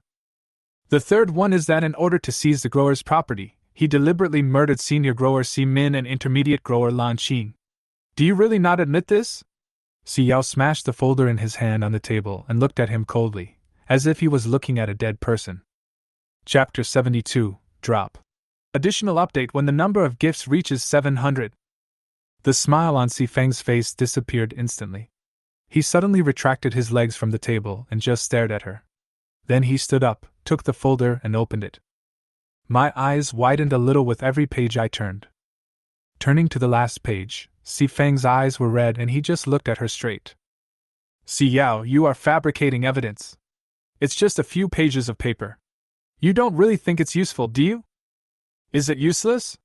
Xiao raised her eyebrows slightly, crossed her hands, supported her chin, and looked at him with curved eyebrows. Or do you want to watch the video more? Oh, I forgot. Not only that, you also killed the servant who had been working in the C family. Right? You have a lot of lives to bear. Aren't you afraid of ghosts knocking on your door at night? Sifong slammed the folder shut, stood there thoughtfully, and didn't speak for a long time. Suddenly there was a commotion at the door. Si Shun pushed aside the people at the door and squeezed his way in. He looked at Si Yao, who was tidying up her clothes, and chuckled as he said, Yao Yao, your brother doesn't know that this house has always been in your name. We haven't touched a penny of the property. We are just keeping it for safekeeping temporarily. As for the things you mentioned, we wouldn't dare to do them even if we had 100 guts. Si Min is my biological brother. We grew up together. I watched you grow up too. You can't just believe what someone with ulterior motives has fabricated. Especially murder. This crime is so serious. We really don't dare to do such a dirty thing. Yao Yao, you have always been a good child. Uncle has always been proud of you, but you have just entered the big dye vat of society, and it is inevitable that you will be deceived by others. So Uncle has been keeping all the property for you, just to wait until you come of age and return it all to you. Si Shun's face was full of sincerity and sorrow for not being understood by his niece. Was the planter Si Min murdered? No, didn't we say it was an accident? How could it be murder? Yao has just been back for 2 days, right? How did you get this information? I think it's fake and unlikely. How could they avoid so many bodyguards and murder the plantation master? Are they crazy? As long as Si Min is here, the Si family will always be the beneficiaries, right?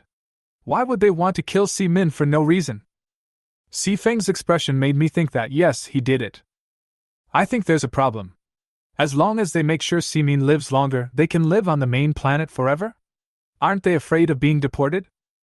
The problem is that it has been more than a month and they have not really been repatriated. Si Shun is right. I've heard it dozens of times and it's still the same. What he said went in one ear and out the other. There was not a single word of truth in it. Help, I want to see Si Yao's video. What exactly is that video she's holding? Ah, you are such a heartless bastard. Dog tribe, no thanks. Si Feng seemed to have thought of something, and suddenly rushed towards the stairs, but was suddenly grabbed by Si Shun's wrist. Yao Yao, I am really upset that you misunderstood me like this. In this case, I will move out today. Si Feng, ask Tong Tong to come down with the luggage. Wait a moment. Si Yao stopped the two of them and opened the folder left on the table. He turned to a page inside, tore it off and held it in his hand, looking at the police. This page is about contacting the space pirates. It should be enough for them to stay in prison for a few days, right? Star Pirate? The leading policeman quickly took it, looked at the contact address information on it, and looked at Si Shun in disbelief. Is this Si family member sick? They can't live a good life, but they have to steal money and kill people. If he uses the status of the Si family to educate his children, and then uses Si Min's identity to find a job, wouldn't it be a sure thing to change his fate? Why do they have to do such a thing? Si Yao! Si Shun instantly lost all regard for his dignity, and stepped forward to snatch the folder from Si Yao's hand. Si Yao held the folder in one hand and tightly held Si Shun's hand with the other. His expression did not change at all, as if he had already guessed what he was going to do. Uncle, what are you doing? This is a bit undignified. Si Yao's fingers gradually exerted force, and his knuckles gradually turned white. Si Shun suddenly twisted his body and knelt on the ground. Uncle, what are you doing? Are you going to kowtow and beg for forgiveness? Si Yao withdrew her hand with a smile. Si Shun's wrist seemed to be broken. As soon as her hand loosened, his wrist fell down. Si Shun was almost speechless due to the pain. He could feel that all the bones in his hand were broken. Suddenly it felt like a hand was pressing tightly on the back of his head. Si Shun looked around panicking. Si Yao was 3 or 4 steps away from him, but there was no one behind him. However, he clearly felt like there was a handprint of someone, pressing down on his head, knocking it hard to the ground. Si Yao just looked at him quietly, and the green ribbon in his hand tightly wrapped around Si Shun, forcing him to kneel on the ground. The first kowtow is for the innocent people he killed. Si Shun Gang felt that no one was pressing on the back of his head, and he struggled to stand up. However, he had no strength in his legs. It was as if someone was holding him tightly, preventing him from moving at all. Shun felt a chill in his heart, and he shouted in shock. Min? It's you, right? You're back? Why are you pestering me? You should know that it's none of my business. I was forced. Why are you pestering me? Suddenly, the big hand pressed his head tightly again with great force, which was totally not like the strength of a normal person. He kowtowed again firmly. The second kowtow was to Si Yao, who was persecuted by him and died tragically. Si Feng sensed something was wrong and hurried forward to stop the behavior, but he realized that his ankles were fixed firmly in place and he could not move at all. Can Si Yao really do this? Si Feng's hands gradually began to tremble. Looking at Si Yao, who still had a puzzled look on his face, as if he really didn't understand what Si Shun was doing, he felt colder and colder in his heart, as if he had fallen into an icy cave. Si Shun's face was pale, his eyes were staring straight ahead, his whole body was trembling, and he allowed the big hands behind his head to knock his head hard for the third time. Bang! He hit the ground hard and heavily, and a cut appeared on his forehead instantly. Blood was dripping from his forehead drop by drop, but he was still conscious. Min, please let me go. I really didn't mean it. I really don't have any intention of hurting you. Min, I beg you, please let me go, okay? Si Shun spoke in a nagging voice, his voice no longer as clear as before. Si Yao lowered his eyes and looked at him quietly. The third kowtow is to the kind-hearted couple Si Min and Lan Qing who died in vain. Chapter 73. The bet was won. The entire Si family villa was quiet for a long time before the police realized that the mysterious force that had held them in place had disappeared. Si Yao lowered his eyes and looked at his embarrassed appearance, and said lightly, "Uncle, what are you doing?" Yao Yao doesn't quite understand. Is it the manifestation of spiritual power? No way! No matter how powerful Si Yao is, he can't control so many people. If that's the case, what do we need warships for? But Si Shun's expression when he kowtowed didn't look fake. It looked as if someone was really holding him down and kowtowed. But none of the policemen moved. It must be Si Shun who wanted to knock himself, right? What does he mean by Si Min? Did he see Si Min? To be honest, I don't believe in the theory of no ghosts and gods. There are still ghosts and gods in this world. That's right. Si Yao is a weak woman. Can she use her mental power to force him to kowtow? That's impossible. To be honest, I still suspect they are acting. What are they trying to accuse Yao Yao of? Forcing you to kowtow? Insulting your dignity? Ha! Si Shun was startled for a moment, and when he came to his senses, he felt something was not right. However, the strength of that hand could not be so strong, even if Si Yao could upgrade from F- to S level. If he had not used all his mental strength to block the last blow, he would have died on the spot. However, they can cooperate and stay in the police station for 2 days. She is just a young girl, yet she naively believes in a group of untrustworthy people. They will only be treated to good food and drink in the police station and will be released in a few days. At worst, they can fake their death and change their identities. They have done a lot of things for those people. No matter how those people want to get away, they will not choose to get away at this time. The police slowly stepped forward, and after making sure there was no obstruction, they detained the father and son. They smiled at Si Yao and said, "Master Si Yao, we will take them away. There is also an underage girl in the Si family. She is not old enough to bear legal responsibility, so you don't need to worry about it. I will handle it myself." Okay. The police said okay several times and wanted to leave quickly. This is not an easy job. If you offend the grower, you will have trouble in the future. If you offend the big boss behind the scenes, you will have trouble now. The key point is that this grower is different from other growers. He is not an easy person to talk to. From the moment he entered the Si family's door, there was no smile on this planter's face. When he smiled occasionally, it was an extremely terrifying and sinister smile, as if he was planning something bad. He was really panicking. But as long as they left the Si family gate and took them away, what happened next was none of his business. As for whether someone would take them away or how long they would stay in prison, it was not up to them to decide. As long as the handover. Si Yao could tell what he was thinking at a glance, and put the folder neatly into his hands. "Sheriff, the facts of their illegal crimes are now handed over to you. Everyone in the live broadcast room is watching, So you must not disappoint the people of the Federation. The document was like a hot potato in his hand. When the others saw him holding it, they all took a few steps back. The policeman took the document stiffly and smiled. Don't worry, we will do our best on this matter. Thank you, Xiao Planter, for providing the information. Xiao said patiently. Excuse me, this is a set of photocopies. If you accidentally lose it, or if the aircraft has an accident and the data is damaged, or if you think the data is wrong, please contact me, officer. I will send you more detailed electronic data. I guarantee that there will be no damage. There was something else behind Xiao's words, and he just stared at him with a dazed look. The police officer forced a smile and said, Of course not. Master Planter Xiao, please take a rest first. We will inform you as soon as there is any news. After everyone left, Xiao was the only one left in the space. Xiao then turned on the light brain that had been connected to Littleby and looked at the barrage of comments floating across it. Yao Yao, who gave you this information? Don't be sad, Yao Yao, we are here for you. Don't worry, Yao Yao. I'll go to the official website 10 times a day to check for details. Yao Yao, I'm a federally licensed attorney. If necessary, I can protect you at any time.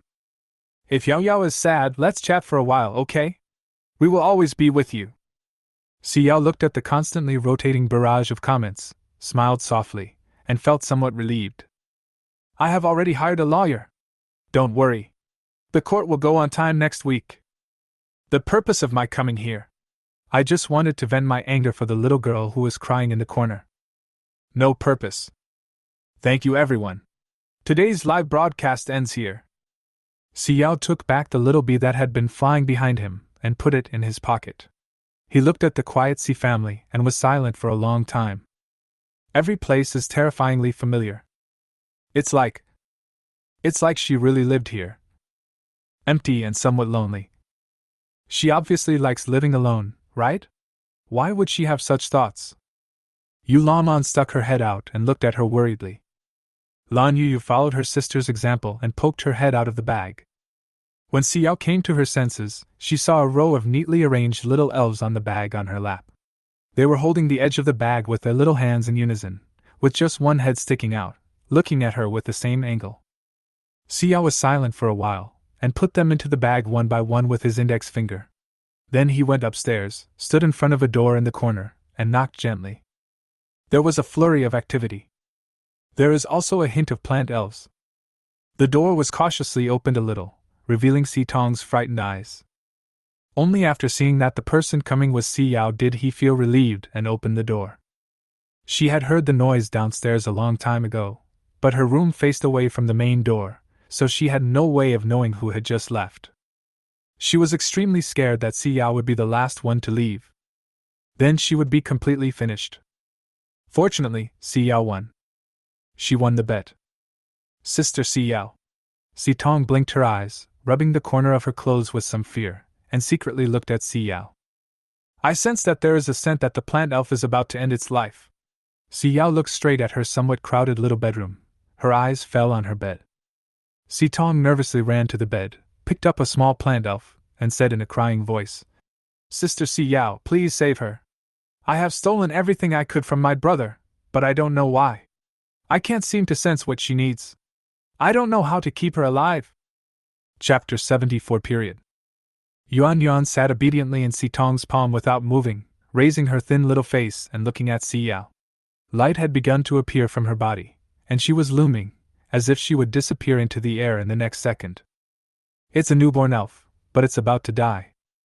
Xiao paused, took out 3 green fluorescent stones, and placed them on Sitong's palm. He lowered his eyes to look at the little elf, who was smaller than the smallest Lan Yu and was obviously malnourished. You have to learn to absorb the energy from it to expand yourself, instead of simply eating it as a snack. Do you understand? Yuan looked at her as if she understood something, but still did what the person in front of her who had a very comfortable aura said. Seeing Yuan's body gradually becoming clearer and more solid, Sitong stopped crying. She looked at Xiao and asked with some uncertainty, Sister Xiao, can you adopt her? No, Xiao said coldly. The tears in Sitong's eyes gathered again, as if they would fall out in the next second. I have contacted a staff member of the Plant Elf Protection Association for you. She will take over you and teach you personally. This is your elf, you take care of it yourself. Xiao stuffed 2 more small stones into the elf. A gleam of light flashed in Sitong's eyes. But I contacted them before, and they said that my elf does not meet the standards and will definitely disappear within 10 days. No. Just take care of her. Xiao quietly looked at the looming figure of the purple-haired elf. Thinking of the moment I accidentally glimpsed in the morning and saw Yulan's fingertips become transparent, a trace of bad worry flashed through my mind. He reached into the bag and touched Yulan's soft short hair. He used his supernatural power to circulate inside her body. After making sure that she was fine and had plenty of energy, he felt relieved and withdrew his fingers. Maybe she just woke up and saw it wrongly. Sitong moved the box at the corner of the table, revealing a small safe inside. After entering the password several times, she opened the box and took out a small USB disk-like object and placed it in Xiao's hand. These are the masters of all videos. You're not going to keep a copy? Xiao looked at her in surprise. Sitong shook her head. I don't need it. If I can join the Plant Elf Protection Association, you must have made some kind of oath with them for me, Sister Xiao. I can have both. The Xi family did not have a camera, but Sitong used her pocket money to buy a mini camera since she was a child. She made it into the shape of a hairpin and wore it with her every day. Since she moved into the Xi family, every day of her life has been recorded in this way. At first, she wanted to be like many residents of the main planet and use a camera to record her daily life to become an internet celebrity and make money. But on the first day, she saw her brother pushing Xiao down the stairs. Since then, she has almost become an exclusive surveillance camera. Apart from her, no one else knew that these things happened, and no one else would capture them. What happened next was that she deliberately installed cameras in every corner of her house, including the study, living room, and bedroom. She knew exactly where everything in the house was, and she knew exactly everything they did. Even when they killed people, she was watching them from a distance.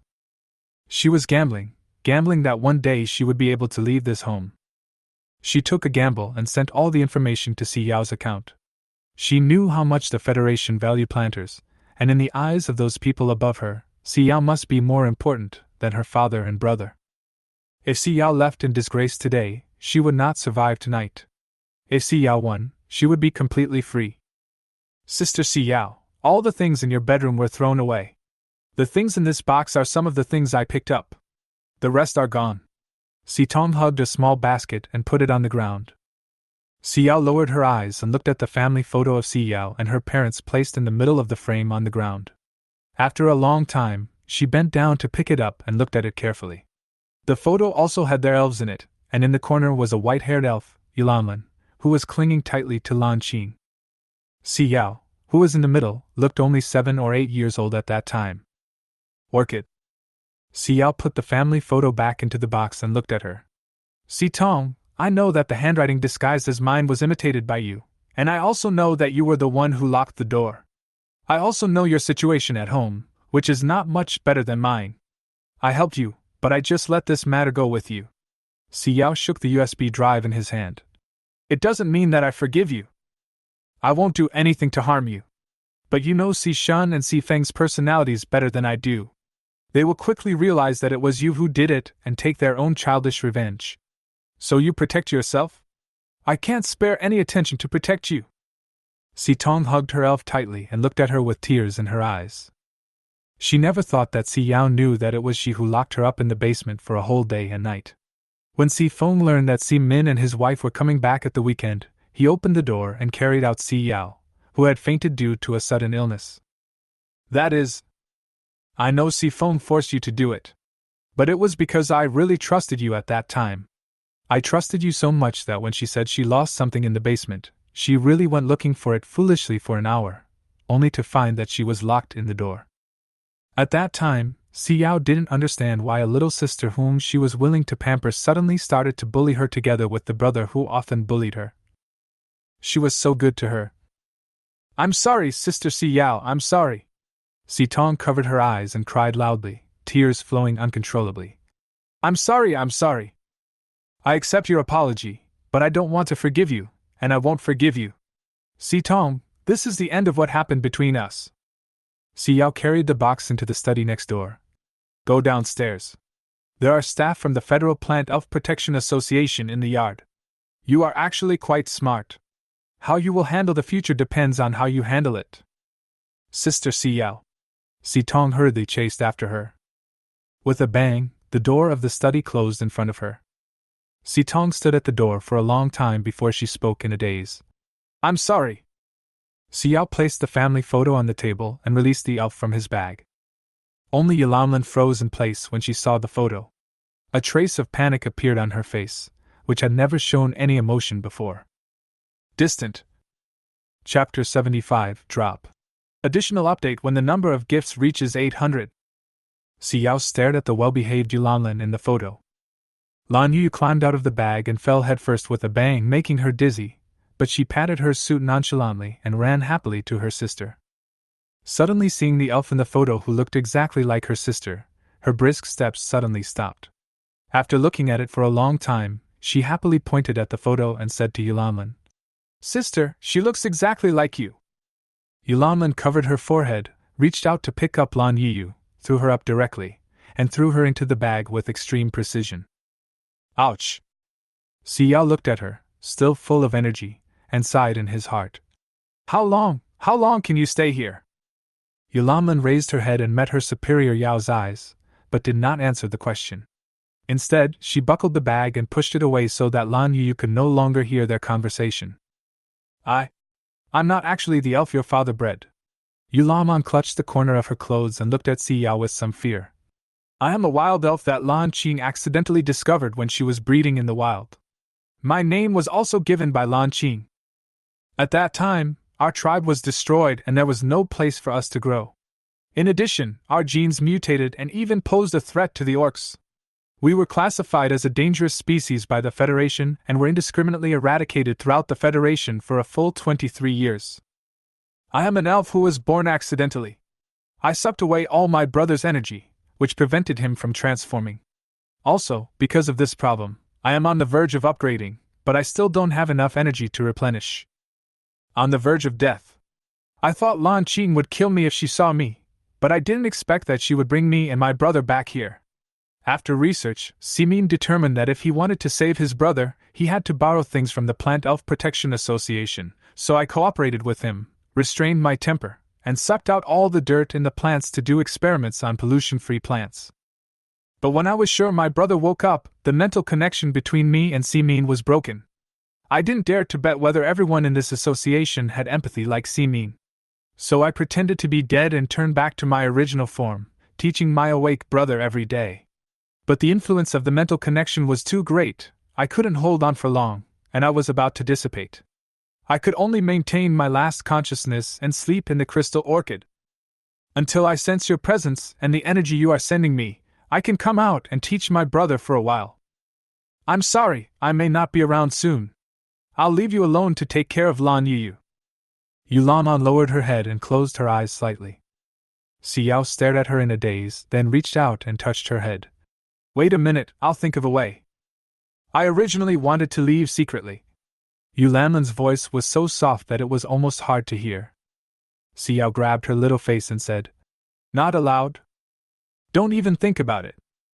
Yulan was stunned, covering her face with her hands, and looked up at Yao, whose hand had become a shadow in the air. She really wanted to find a way to protect her in the numerous documents. Lan Yu is the crystal orchid elf. He can't control his abilities easily when he's sleeping, and he might accidentally hurt other elves. I've been training him and teaching him how to control his aura. Don't worry, I'll teach him before I leave. I won't let him hurt Ping Ping and Xian Xian accidentally. Lan Yu seemed to have heard her own name. She suddenly poked her head out of her bag and complained. Sister, are you saying bad things about me again? Yulan's already cold face instantly became even colder. She pushed the naughty kid back in again and kicked him again. She really didn't understand why she had taught such a chatterbox. Yao rummaged for a long time before he withdrew his hand and began to look through the contents of the cardboard box. These are some small toys that Yao's parents made for Yao, as well as some other photos. Turn to the diary at the bottom. Yao paused, looked at the combination lock, tried to enter Si Yao's date of birth, and opened it. It is Lan Qing's diary. I flipped through most of the book before I came to the page related to Yulan. Today I met a wild Pokemon with white hair for the first time. It was very similar to Haruka's hair color. But she was dying. If I can, I want to save her. She is a very beautiful crystal orchid fairy. There is no place for her to live in the Federation. She is very pitiful. So I talked to Simin and asked him to take care of this fairy with the help of the association. The crystal orchid is the only plant that has successfully undergone a gene modification experiment and has been successfully passed on to the next generation.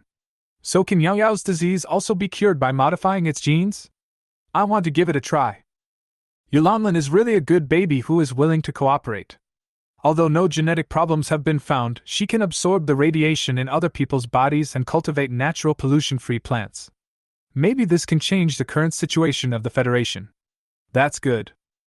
I think Yao Yao's body won't last much longer. I need to perform surgery on her. But I'm afraid. I got the top-secret documents. This experiment is against human nature. Simin said he wanted to do it in advance and didn't agree with me going. But I have to do it. Originally, Xiao only intended to find clues about Yulan from old things. Most of the content in this notebook records every detail of Xiao's life from childhood to adulthood, which can almost be said to be Xiao's medical history, but the 1 or 2 sentences interspersed in each page contain a huge amount of information. Against human nature. Experiment? What is it? Did Xiao undergo any surgery in the end? Xiao closed his eyes and tried hard to recall his previous memories, but found that his memories were all fragmented, as if a period of memory from half a year ago was missing out of thin air. All she remembered was that no one bullied her that week, and her usually strict uncle and aunt were unusually gentle to her. Her parents came back that weekend. The next memory jumped directly to the day when my parents died. She had lost several months of memory, but she hadn't realized it before. The computer beeped several times, but Xiao didn't even look at it. Yulan looked at Xiao in a daze, approached her carefully, and hugged her wrist. Yao Yao. I have lived a long, long time. It's enough. Don't worry about me. Don't blame yourself. You have done a good job. Your parents will be proud. Chapter 76. Face is not important. Everything in the C family home had changed, and it was no longer the same as before. Even the room she had been living in was demolished and turned into a cloakroom. Xiao silently took down the photo of Xishun and his wife hanging on the wall and smashed it to the ground, leaving only broken glass all over the floor. Only a month after the owner left, thieves broke into the house. Ridiculous. Xiao turned on the light brain. Most of the places on Z043 were where growers and their families lived. There were no shops doing decoration, so they could only temporarily increase the price and place expedited orders from surrounding planets. She wants to restore the house to its original state. Less than half an hour later, the doorbell rang. Xiao came back to her senses with some surprise. Xingji's expedited order was faster than she thought. I just went downstairs and opened the door. Suddenly a big white lion jumped in from the door and circled around her several times. Xiao looked at Lanjuichi in front of him, touched the extremely enthusiastic to buy, and was puzzled. Why is it you? Lanjuichi felt a little aggrieved by his sister's questioning, but he still explained in a good-tempered manner. Lemon said he had to report back to the army. You didn't answer my previous call. Report back to the army? No wonder. I watched the live broadcast. Those guys are not good people. Don't be afraid, Yao Yao. I have hired the best lawyer on the main planet for you, and he will make them spend the rest of their lives in jail. Lanjuichi said indignantly, and if those guys were still here, he would use his mental power to kill them. He has been waiting for Xiao to come downstairs in the hotel today.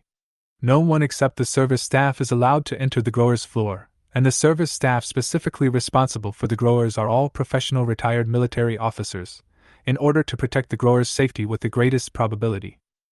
However, he waited until someone in the hall suddenly said that Xiao the planter had started broadcasting, and then he realized that Xiao was already on the spaceship heading to the main planet of Z043. A girl, going to a den of wolves and tigers alone. It is when these words are put together that it is truly amazing. So he applied for a flight route as quickly as possible, but no matter how hard he tried, he still couldn't arrive before the police took Sishun's family away. However, he deliberately gave instructions in the name of the Lan family, asking them to properly discipline these people from the Si family before the trial. No need to kill him, just make him look like a human. No matter how painful it is, just do it this way. Let them be unable to live and unable to die. He didn't believe it. Is the background of Sishun even more powerful than that of their Lan family? The Z043 main star police station, which usually has nothing to do on weekdays. What a sin, degree. No, I've already made arrangements for the rest. Xiao seemed to feel that his tone was too stiff, and continued. I've found a suitable lawyer in advance. Lan Zhuoqi stared at her silently, with a hint of grievance in his eyes. What should I do if my sister always wants to cut off ties with him? He waited until the construction team arrived, arranged the construction standards, and stood in the yard at the door. Xiao ignored him, always looking busy and avoiding talking to him. Lan Zhuoqi couldn't bear it any longer, so he grabbed a corner of Xiao's sleeve, but was afraid that she would hate him, so he only pulled it a little bit. Yao, he never asked. Do you hate your brother? He just swallowed it silently, looked at her puzzled eyes, and asked another question. Where did you find that information? The information we found is that the Star Pirates' route and Simin's route accidentally intersected at the same time, and no one survived, including the Star Pirates. No one will understand what you have done better than your family, Xiao replied indifferently, without stopping the movements of his hands. After a long while, the screen turned green, and Xiao breathed a sigh of relief. He silently put away his laptop and looked at him. I want to go and see the land. Do you want to go? Earth land? Lan Zhuoqi followed her in surprise. The Plant Fairy Protection Association announced that your 2 new fairies were cultivated by Simin without establishing a spiritual connection. Do you want to cultivate your own fairies? You talk too much.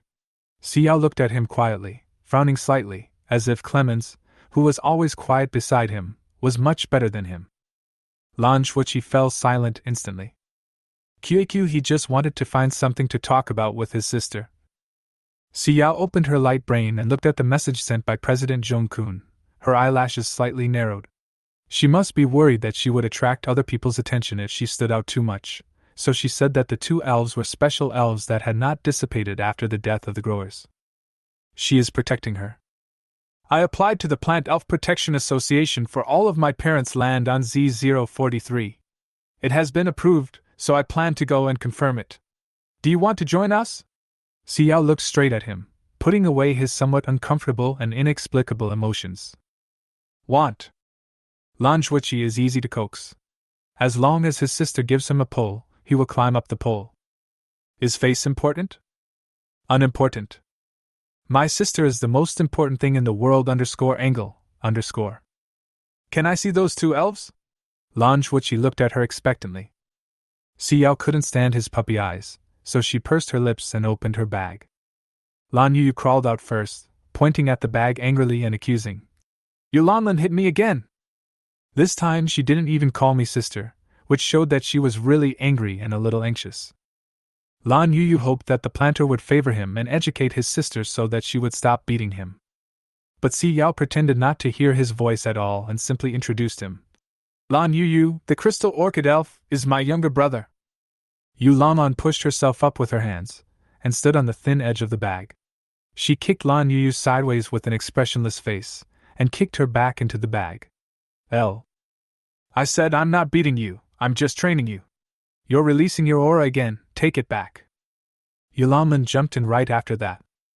There was another burst of wailing from the elves, and the sound of Ping Ping and Xian muttering while eating melons. Xiao's eyebrows moved slightly, and after confirming that Lan Yu was the one with loud thunder and small raindrops, she saw him howling desperately but not shedding a single tear, and decisively let him go. This is Yulan, Lan Yu's sister, and the crystal orchid elf. What a delicate little elf! Lan Zhuoqi couldn't help but sigh softly. After the spacecraft landed, there was a large area of green, with farmlands next to each other. The layout was extremely neat and very beautiful. However, there is not a single piece of green on the ground that is due to the death of the plant grower and the extinction of the plant elves, causing the entire acre of land to dry up. She originally planned to use these withered fields as new food to feed the two elves, Yulan and Laniu, but there was not a single dead plant. Xiao? Chapter 77 Land. Xiao and Debai walked in the middle of the field. He opened the map with great confusion and compared it for a long time. He was sure that this entire piece of land belonged to the Sea family. But why are there so many plants? Xiao Dianren looked at her from a distance for a long time. Seeing that there was a strange beast and a tall, black-haired man following her, he did not dare to go forward for a moment. It was not until he saw the white-haired girl tentatively trying to enter the field that he rushed over with a broom. "What do you want to do? Don't you know that outsiders are not allowed to enter the planter's field? Get out! If you take one more step, I will call the police. Once we get to the police station, it will be a difficult matter." Xiao was suddenly frightened and almost fell down. He quickly used his special ability to support himself, then raised his head and looked at him in surprise. A very old grandfather. Xiao looked at him and subconsciously whispered, "This is the land I just applied for." "What do you mean just applied for? This land was just sold to the Roy family last month." The old man waved the broom impatiently, thinking that everyone was trying to make a buck. "Can this land be said to be yours? Can it be said to be yours? Ridiculous. This kid doesn't know how high the sky is and how deep the earth is. He wants to occupy the land with a strange beast? He doesn't even look at whose land this is." "You mean he was sold? Sold to the Roy family?" Xiao couldn't believe it. She thought that renovating the house was already a disgusting thing, but she didn't expect that Si Shun was really capable. He could sell an unlicensed land just like that? "Yes, little girl, I advise you to go somewhere else to cause trouble. The Roy family is of great status. How can a child like you afford to offend them?" Xiao opened the land transfer certificate sent by the Plant Elf Protection Association. There was a map clearly drawn on it. Xiao magnified the certificate as much as possible and looked at him seriously. "Uncle, this is my land, the kind with the government seal. It's not the Roy family's land. The previous owner was not qualified to buy and sell land. In fact, if we look at it according to the federal code, senior planters are qualified to own land and have permanent use rights. After the senior planter dies, the land belongs to his children, ensuring that even the children of senior planters who do not have the ability to be planters have basic protection, buying and selling land. If a direct relative dies, non-direct relatives will be distributed according to genetic distance. In other words, if Xiao really died, Si Shun could really dispose of the Si family's land at will." The old man looked at her screen carefully for a long time before saying, "I don't understand this. I was hired to guard the land. Whoever pays me is the owner of the land." Xiao had a headache and could only look at him speechlessly. "Can you please contact me?" "I won't contact you. If you want to contact someone, find someone yourself. You are not allowed to go to the fields." The old man simply moved a chair, sat next to the ground, and just stared at her. Xiao tightly grabbed Debai's figure, who was trying to roll in the ground, laughed angrily, and then called the only person she knew in the Roy family. Ivor was kneeling on the ground, shirtless, with marks all over his back. He noticed his laptop was ringing and wanted to answer it, but under the gaze of his second brother, he reluctantly turned on the speakerphone. "Your Roy family has occupied my land. Do you have a say in it? Can you handle it? There have been a lot of lawsuits recently, and I don't want to add another one." Xiao's cold voice came from the computer. Ivor wanted to reply excitedly, but was suddenly hit on the back by the second brother's cane. He cried out in pain. "Ah!" Xiao was startled by the sound. He looked at the computer for a long time without any response before continuing.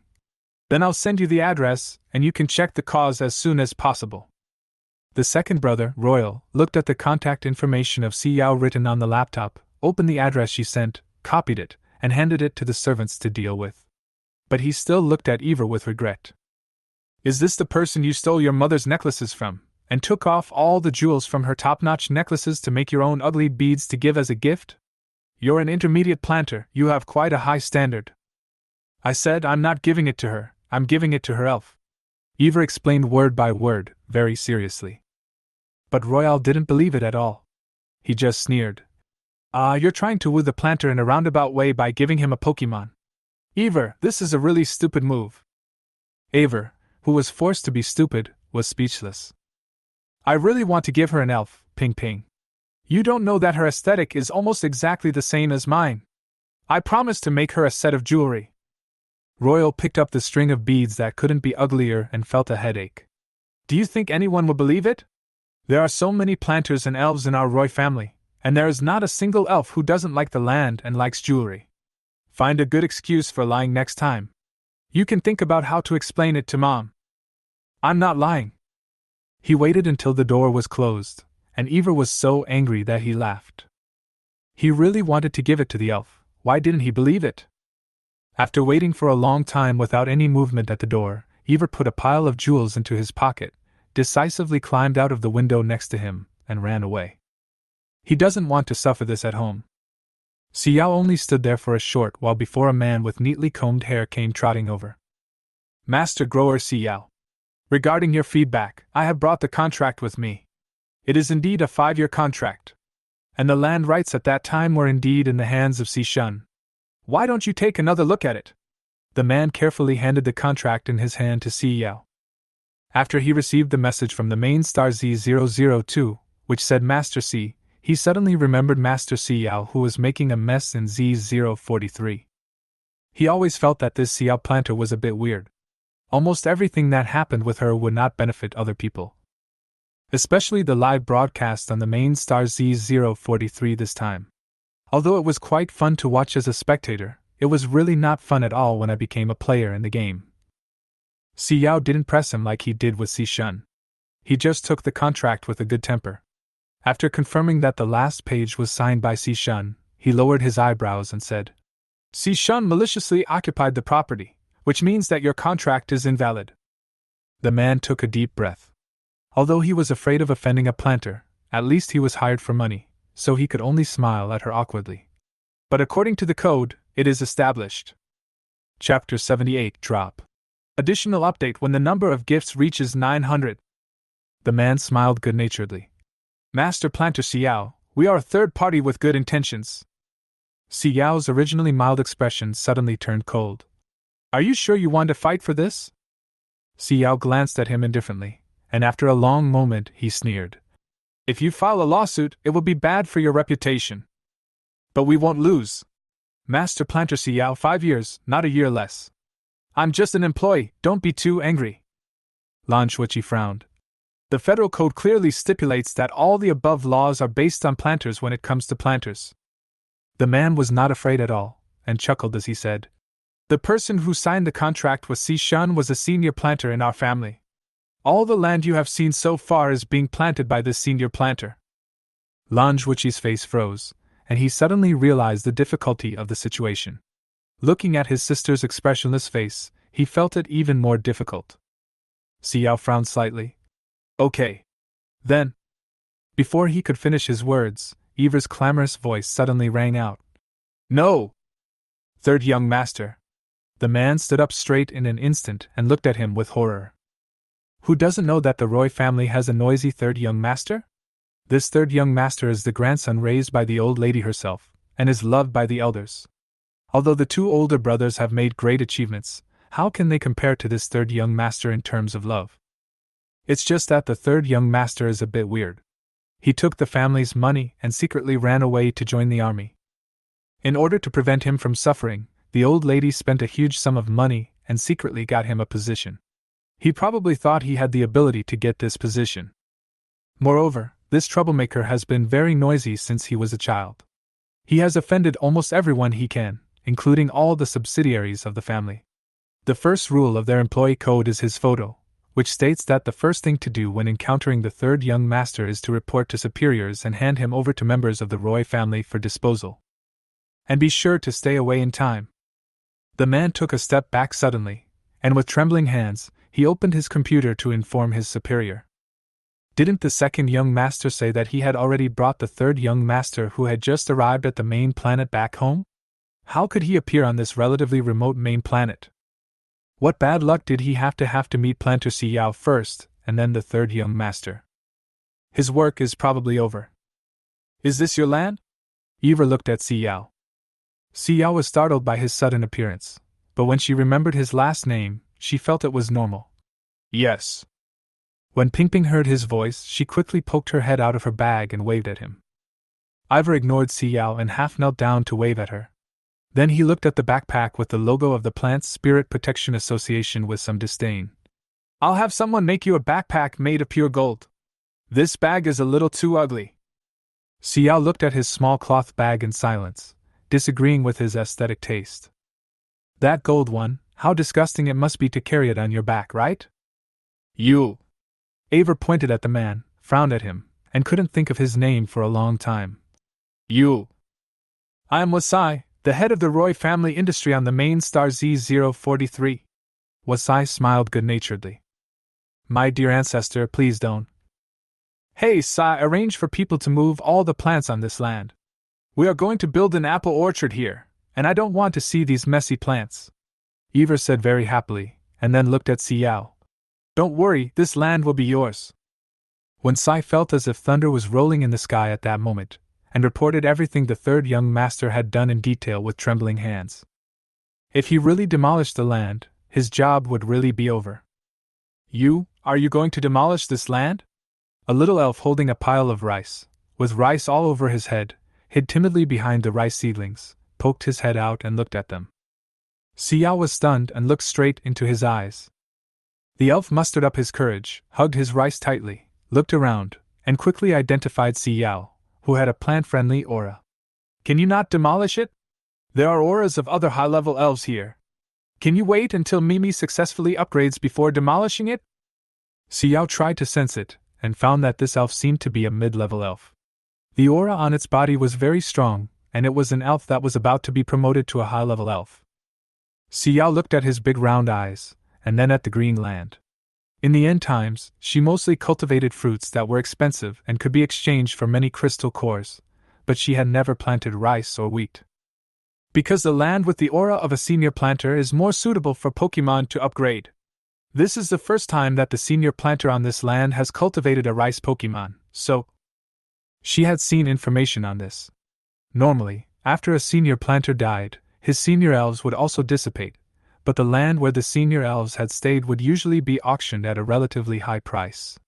Most of the intermediate elves, if of the same type, would be more likely to upgrade to senior elves on this piece of land. There are very few rice elves in the Federation, and the price of rice is strictly controlled by the Federation. In other words, this grower cannot make much money from it, but he still spends a lot of money to upgrade his elf to a high-level one. Xiao paused slightly. It seemed that the planters in the Federation were more partial to their own elves and would do their best to give them the best.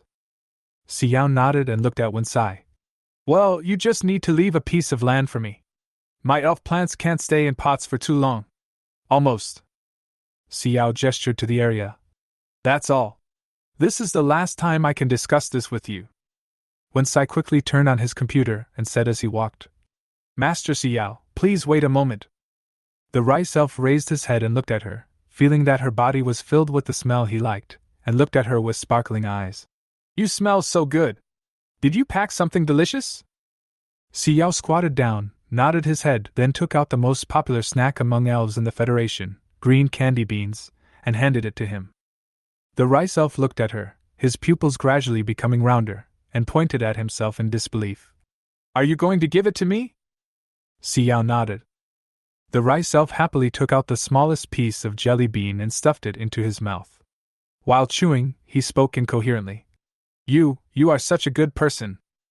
Xiao, who was given the good guy card, couldn't help but chuckle and ruffled his furry hair. Giving you food makes me a good person, right?